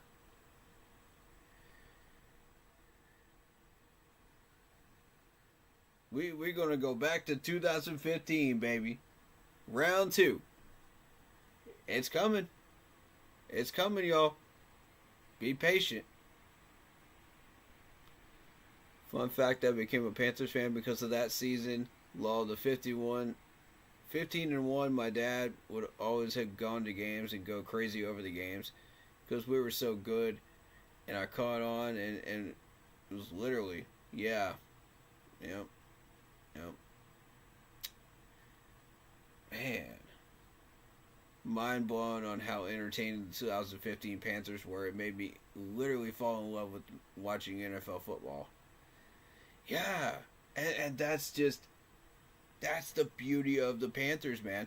We were operating at our fullest potential. That is what Carolina Panthers football should be. At its fullest potential. Like, all the players that were amazing role models. Like, and incredible human beings. I met all of them. You know, during training camps and stuff. I was 2 feet away from the legendary Luke Kuechly. The legendary Luke Kuechly. And almost got his autograph while he was still playing football. Bro, I've still got freaking chills. Knowing I was that close to him. And almost got that autograph. Bro. God. If those idiots hadn't broken the doggone training camp fence, man, I would have had it. I would have gotten one, bro. Ah, man. I would have had it.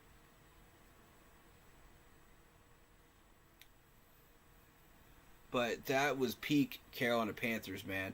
That was peak. You can't tell me different. I'm sorry. You cannot tell me different. I don't care how much you love Jake Delhomme. I don't care how much you love that 04 team. 2015 was it for me. That's what we're capable of. At full power and full capacity, that is what we are capable of. We were steamrolling teams. Left and right. Nobody wanted to come into our stadium. Nobody.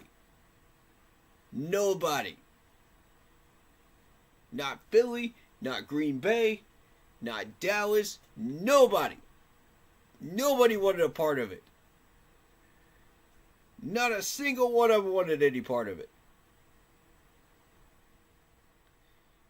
And full on respect to Seattle, because us in Seattle had some battles back then, man. In 14 and 15. We beat them in their stadium. We beat Dallas in their stadium.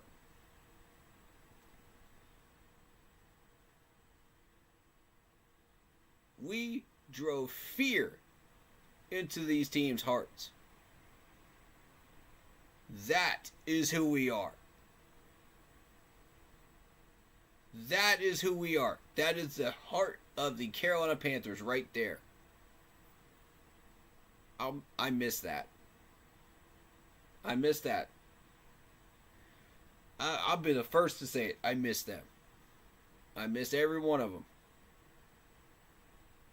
I miss every one of those players. I miss every bit of that right there. That's what we need to get back to. That fear is what's going to drive us. That's what's going to motivate us. That's what's going to light our fire. And I'm telling you, when we get back to that, nothing is going to stop us this time. Nothing.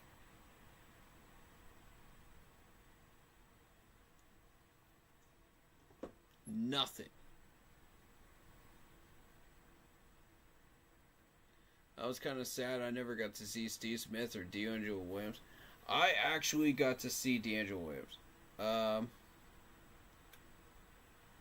I don't remember if I actually met Steve Smith or not.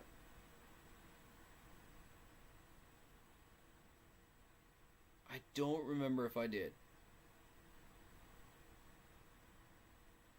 I don't think I did. I think I would remember that if I did. But I definitely I met CMC. I met DJ Moore. I met Brian Burns. I got all three of their autographs. And I'm proud of it, man. I'm proud of those. I'm so proud of those, man. Because those were big, big names. And I may not have personally gotten this autograph of Greg Olson's, but to find this at a Comic-Con for $150, oh, you bet your sweet butt I'm buying this.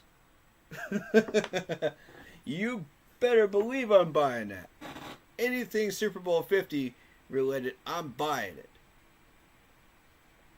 And Greg Olson was definitely part of that. You better doggone believe it. And you know what? Yes, sir. Yes, sir.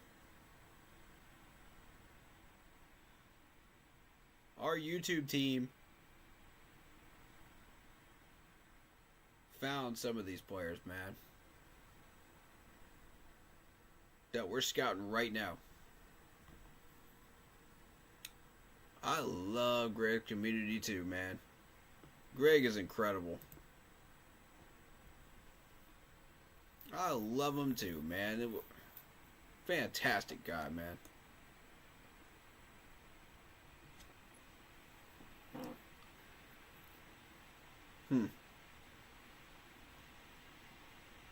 Can we get the third draft pick? Yes.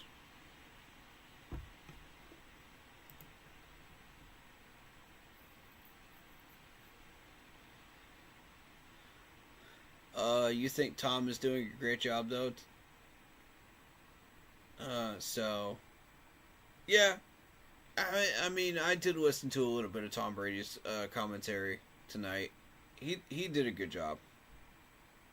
But personally, I like Greg Olson better in the booth. That's just my personal opinion. Taking the bias out of it.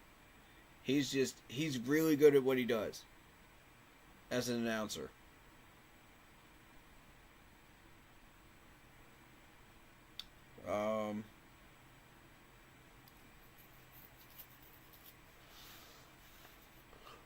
A lot of people don't know that he was actually in our scouting department too.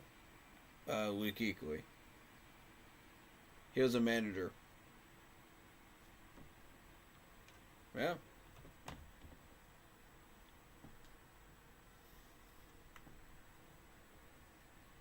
I want some of these old players to come back as advisors, man. That would be really, really cool.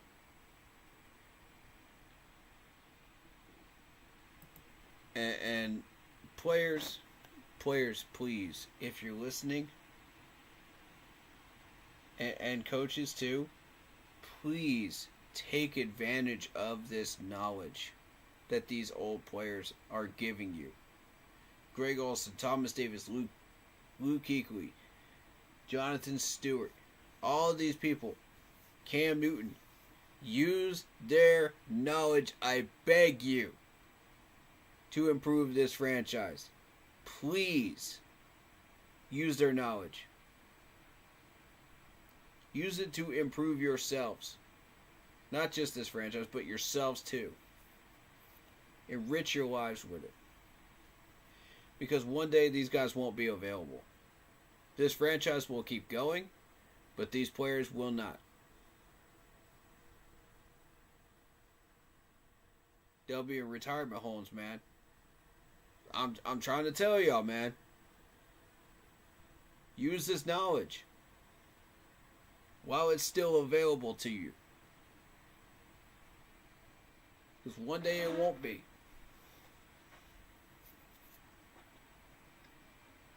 I'm begging you. I'm literally begging you. Use that knowledge. Because one day you'll regret it. You'll regret not having it. And that's the day that's going to suck. You know? So each new generation of Panthers players and management and people that are successful in the Panthers history has to pass on that wisdom. Write books, do whatever you have to do. Pass on that wisdom. Pass on that knowledge. And even if you only show that book of knowledge to the players and people in the franchise, strictly for them and for their eyes only, as you go down the list of newer players and newer management and newer players and newer management again, you know, keep it growing, man. Keep it rolling. Because that's fine. You know? Just keep passing it on, bro. Like, that's... You've handed the baton to these next group of people, man. But that knowledge is still there. You know, imagine you're a triathlon runner, you know, and you're trying to pass on that knowledge of how did I stay healthy, you know, how did I keep my body healthy throughout that whole thing, you know, what things did I do, you know, to make that work. That's the knowledge you want to pass on. You know what I mean? For Greg Olsen, it's for the tight end stuff. You know, for Luke Kuechly, it's the linebacker stuff. You know, for Cam Newton, it would be the quarterback knowledge. You know, whatever it might be, pass on that knowledge. And that's exactly what Cam Newton is doing with the 4th and 1. That's why we have these podcasts right now. Because these guys are passing on that knowledge. You know, so... And these VODs stay around forever, man. So I want to say thank you for doing that. For not only just the players and the management, but for us too. You know, that are listening to this stuff. You know, I subscribe to Jonathan Stewart's podcast. You know, I listen to Cam Newton's 4th and 1 all the time. I love it. That's my type of podcast that he does, man. I love the gaming stuff too, you know, with the Madden and stuff, but I'm not so much into all the crazy stuff, you know, that he does. But, you know, the 4th and 1, that's my jam right there. Because the 4th and 1, he's passing on that knowledge to people, man, and he's being real. He's being blunt with you. And that's what I like.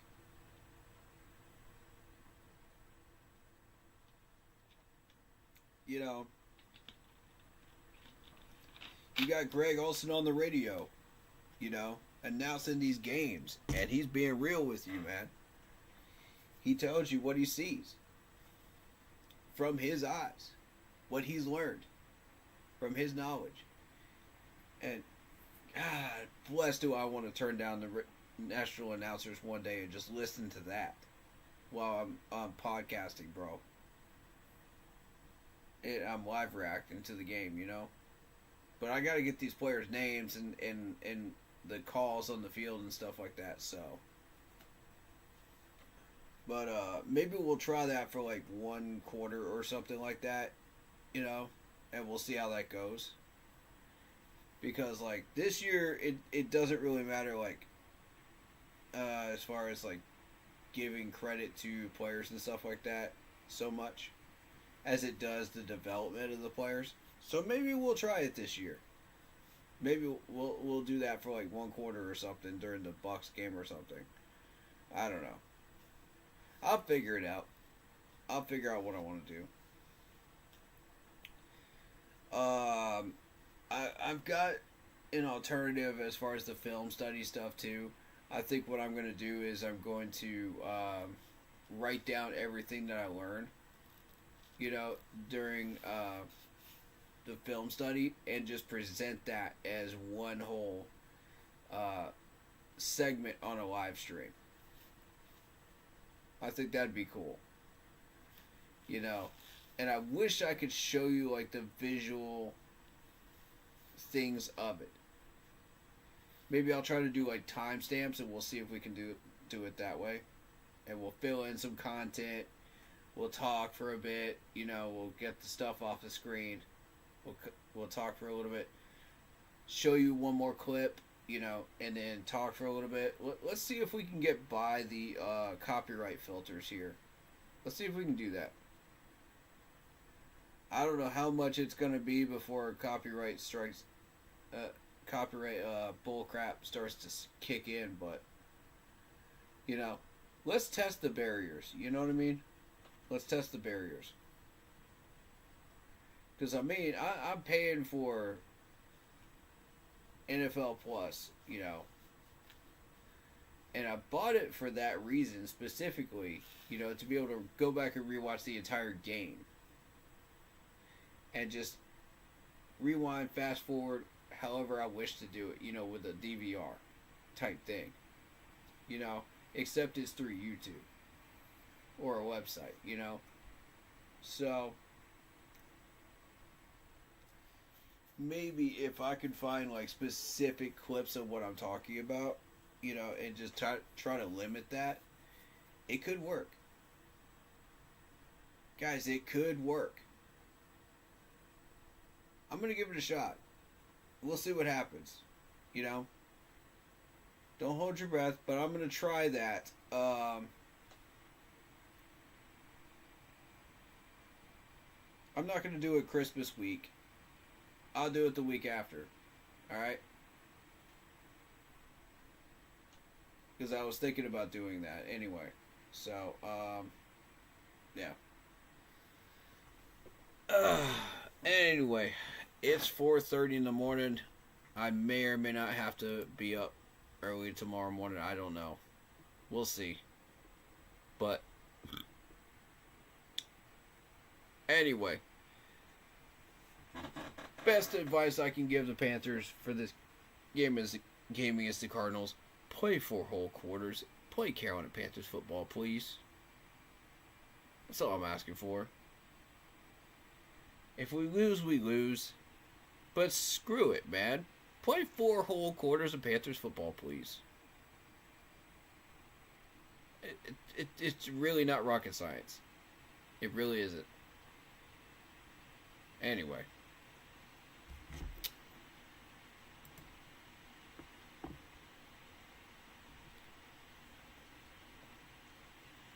Greg really dissects the plays. and people don't fully appreciate it. Yeah, I could see that. I could see that. People not fully appreciating that. Yeah, people are like that. People are like that. And I mean, I feel like I'm going to get more of the same here too. You know, because newer people that just don't know what to do with that are not going to appreciate it fully. Some people are visual learners, some people are audio learners, some people are sensitory learners, and some people are a combination of two of them, you know. So I try to accommodate all three, you know, in some way, shape, or form, you know, whenever I do streams and stuff. You know, it is part of learning how to present, you know, and do things like that, you know. I took a speech class, you know, when I was in college, so that helped out with that. So, by the way, if you guys are oh man,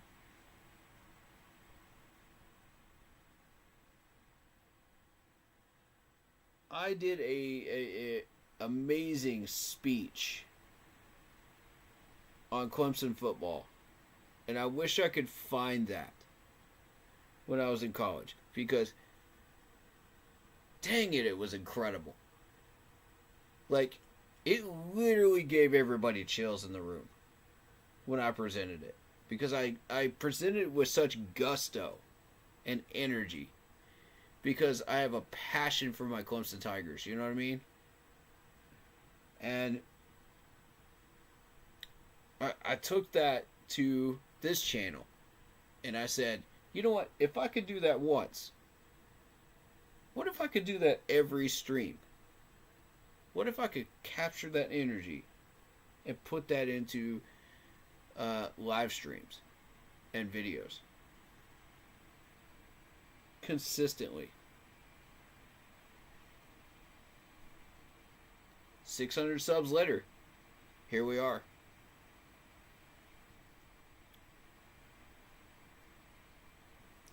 It's a blessing to do this. It's a privilege and an honor. And I wouldn't have it any other way. All right. Thank you so much. All right. So, week 16, right? Against the Arizona Cardinals. All right. So, the two games we're going to be watching, besides our own, is this Titans and Colts game and the Jaguars and the Raiders.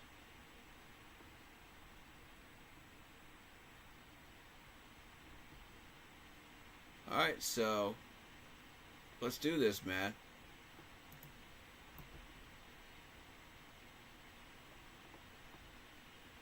Those are the two. I'll be doing a dual reaction for the Colts and Titans if they put it on TV. Maybe they will, maybe they won't. I don't know. But I can't show it on stream if they do a live reaction. A live game on there, so I might. Yeah, I don't want to try the sound either. I don't want to try to get away with that either. I don't want to get in trouble. I've had enough trouble with that stuff. So, but the thing is, like, I'm not trying to make money off of it. Like, YouTube, you have a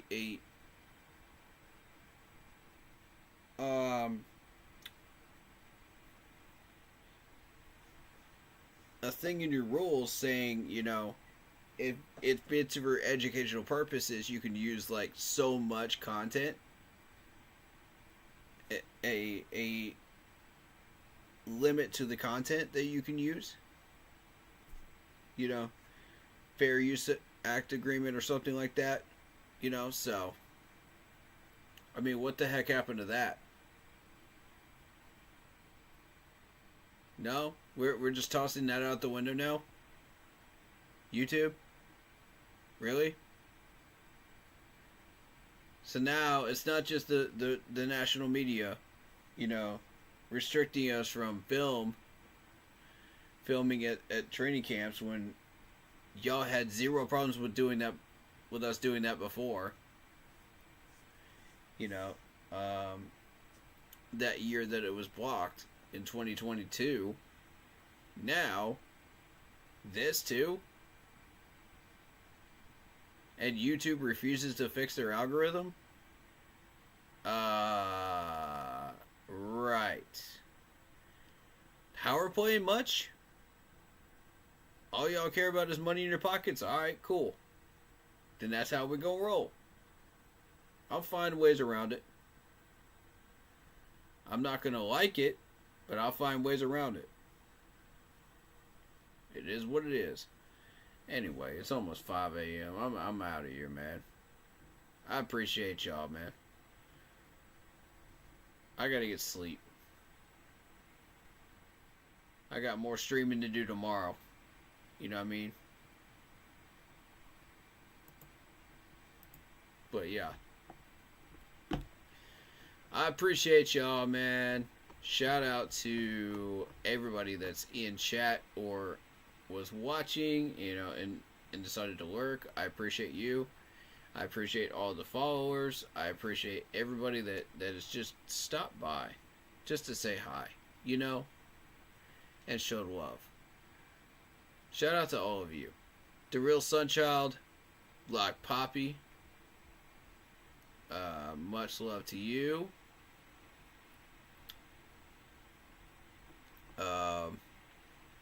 But yeah, we're getting out of here, man. Thank you so much again, Black Poppy, for the money, man. Thank you. Thank you so much, man. I wish I could give you a hug and a handshake right now. I wish I could. In person. What a blessing.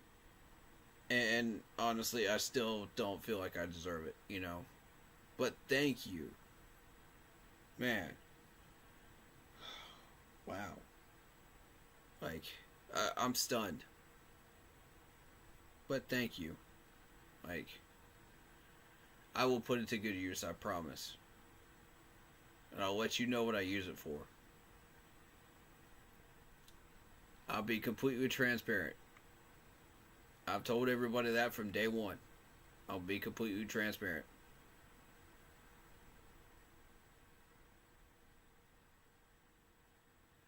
But yeah. Make sure to check out Lindara Ty on Instagram. She does content creation videos like the stuff you see on your screen here. I still need to talk to her about putting a Cash App panel on my channel. So I'll be doing that next year. I'll be talking to her about that because I've already paid for that with her. So thank you for reminding me about that, by the way. So I'll make sure that happens. So in case anybody wants to donate, but I'm not going to draw attention to it, of course. But it'll be up on my screen. So that's how that's going to work. But yeah. Hit that like button, hit that sub button, hit that bell, select all, leave a comment down below if you feel like doing so. And don't forget to check out the Facebook group page. Keep pounding in all caps for in-game posts, polls, opinions, and interactions to NFL news, such as scheduling for the channel and for the Yahoo Sports app. Keep pounding Fantasy Football League.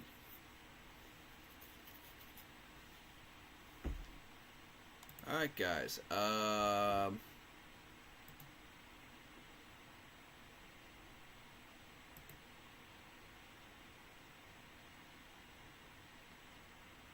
tell you what.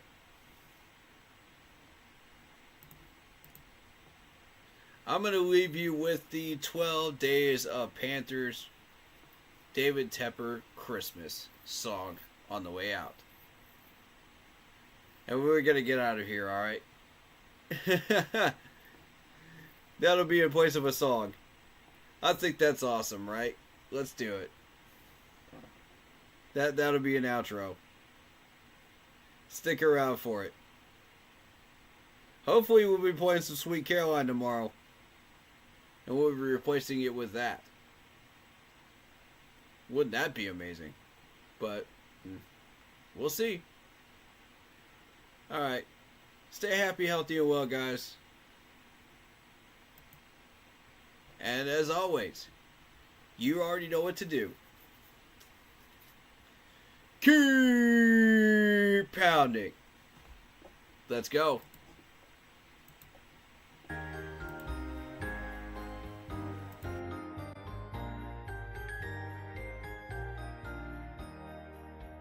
On the first day of Tepper, the owner took from me our franchise's best QB.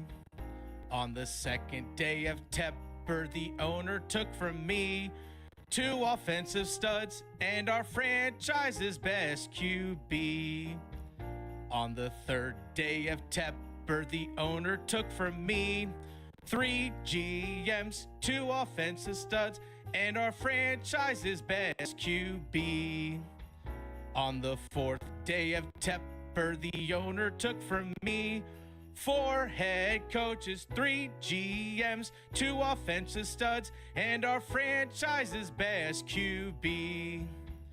On the fifth day of Tepper, the owner took from me Matt Rule's plan. 4 head coaches, 3 GMs, 2 offensive studs, and our franchise's best QB. On the sixth day of Tepper, the owner took from me 6 wins with Wilkes, Matt Rule's plan. 4 head coaches, 3 GMs, 2 offensive studs, and our franchise's best QB. On the 7th day of Tepper, the owner took from me 7 years of losing, 6 wins with Wilkes, Matt Rule's plan. 4 head coaches, 3 GMs, 2 offensive studs, and the franchise's best QB. On the 8th day of Tepper, the owner took from me 8 games of Deontay, 7 years of losing, 6 wins with Wilkes, Matt Rule's plan. 4 head coaches, 3 GMs, 2 offensive studs, and our franchise's best QB. On the 9th day of Tepper, the owner took from me 9 Andy touchdowns, 8 games of Deontay, 7 years of losing, 6 wins with Wilkes, Matt Rule's plan. 4 head coaches, 3 GMs, 2 offensive studs, and the franchise's best QB. On the 10th day of Tepper, the owner took from me 10 QB started, 9 Andy touchdowns, 8 games of Deontay, 7 years of losing, 6 wins with Wilkes, Matt Rule's plan. 4 head coaches, 3 GMs, 2 offensive studs, and the franchise's best QB. On the 11th day of Tepper, the owner took from me 11 draft picks wasted, 10 QB started, 9 Andy touchdowns, 8 games of Deontay, 7 years of losing, 6 wins with Wilkes, Matt Rule's plan. 4 head coaches, 3 GMs, 2 offensive studs, and the franchise's best QB. Join me, folks! On the 12th day of Tepper, the owner took from me Terrace Marshall Jr., 11 draft picks wasted, 10 QB started, 9 Andy touchdowns, 8 games of Deontay, 7 years of losing, 6 wins with Wilkes, Matt Rule's plan. 4 head coaches, 3 GMs, 2 offensive studs, and the franchise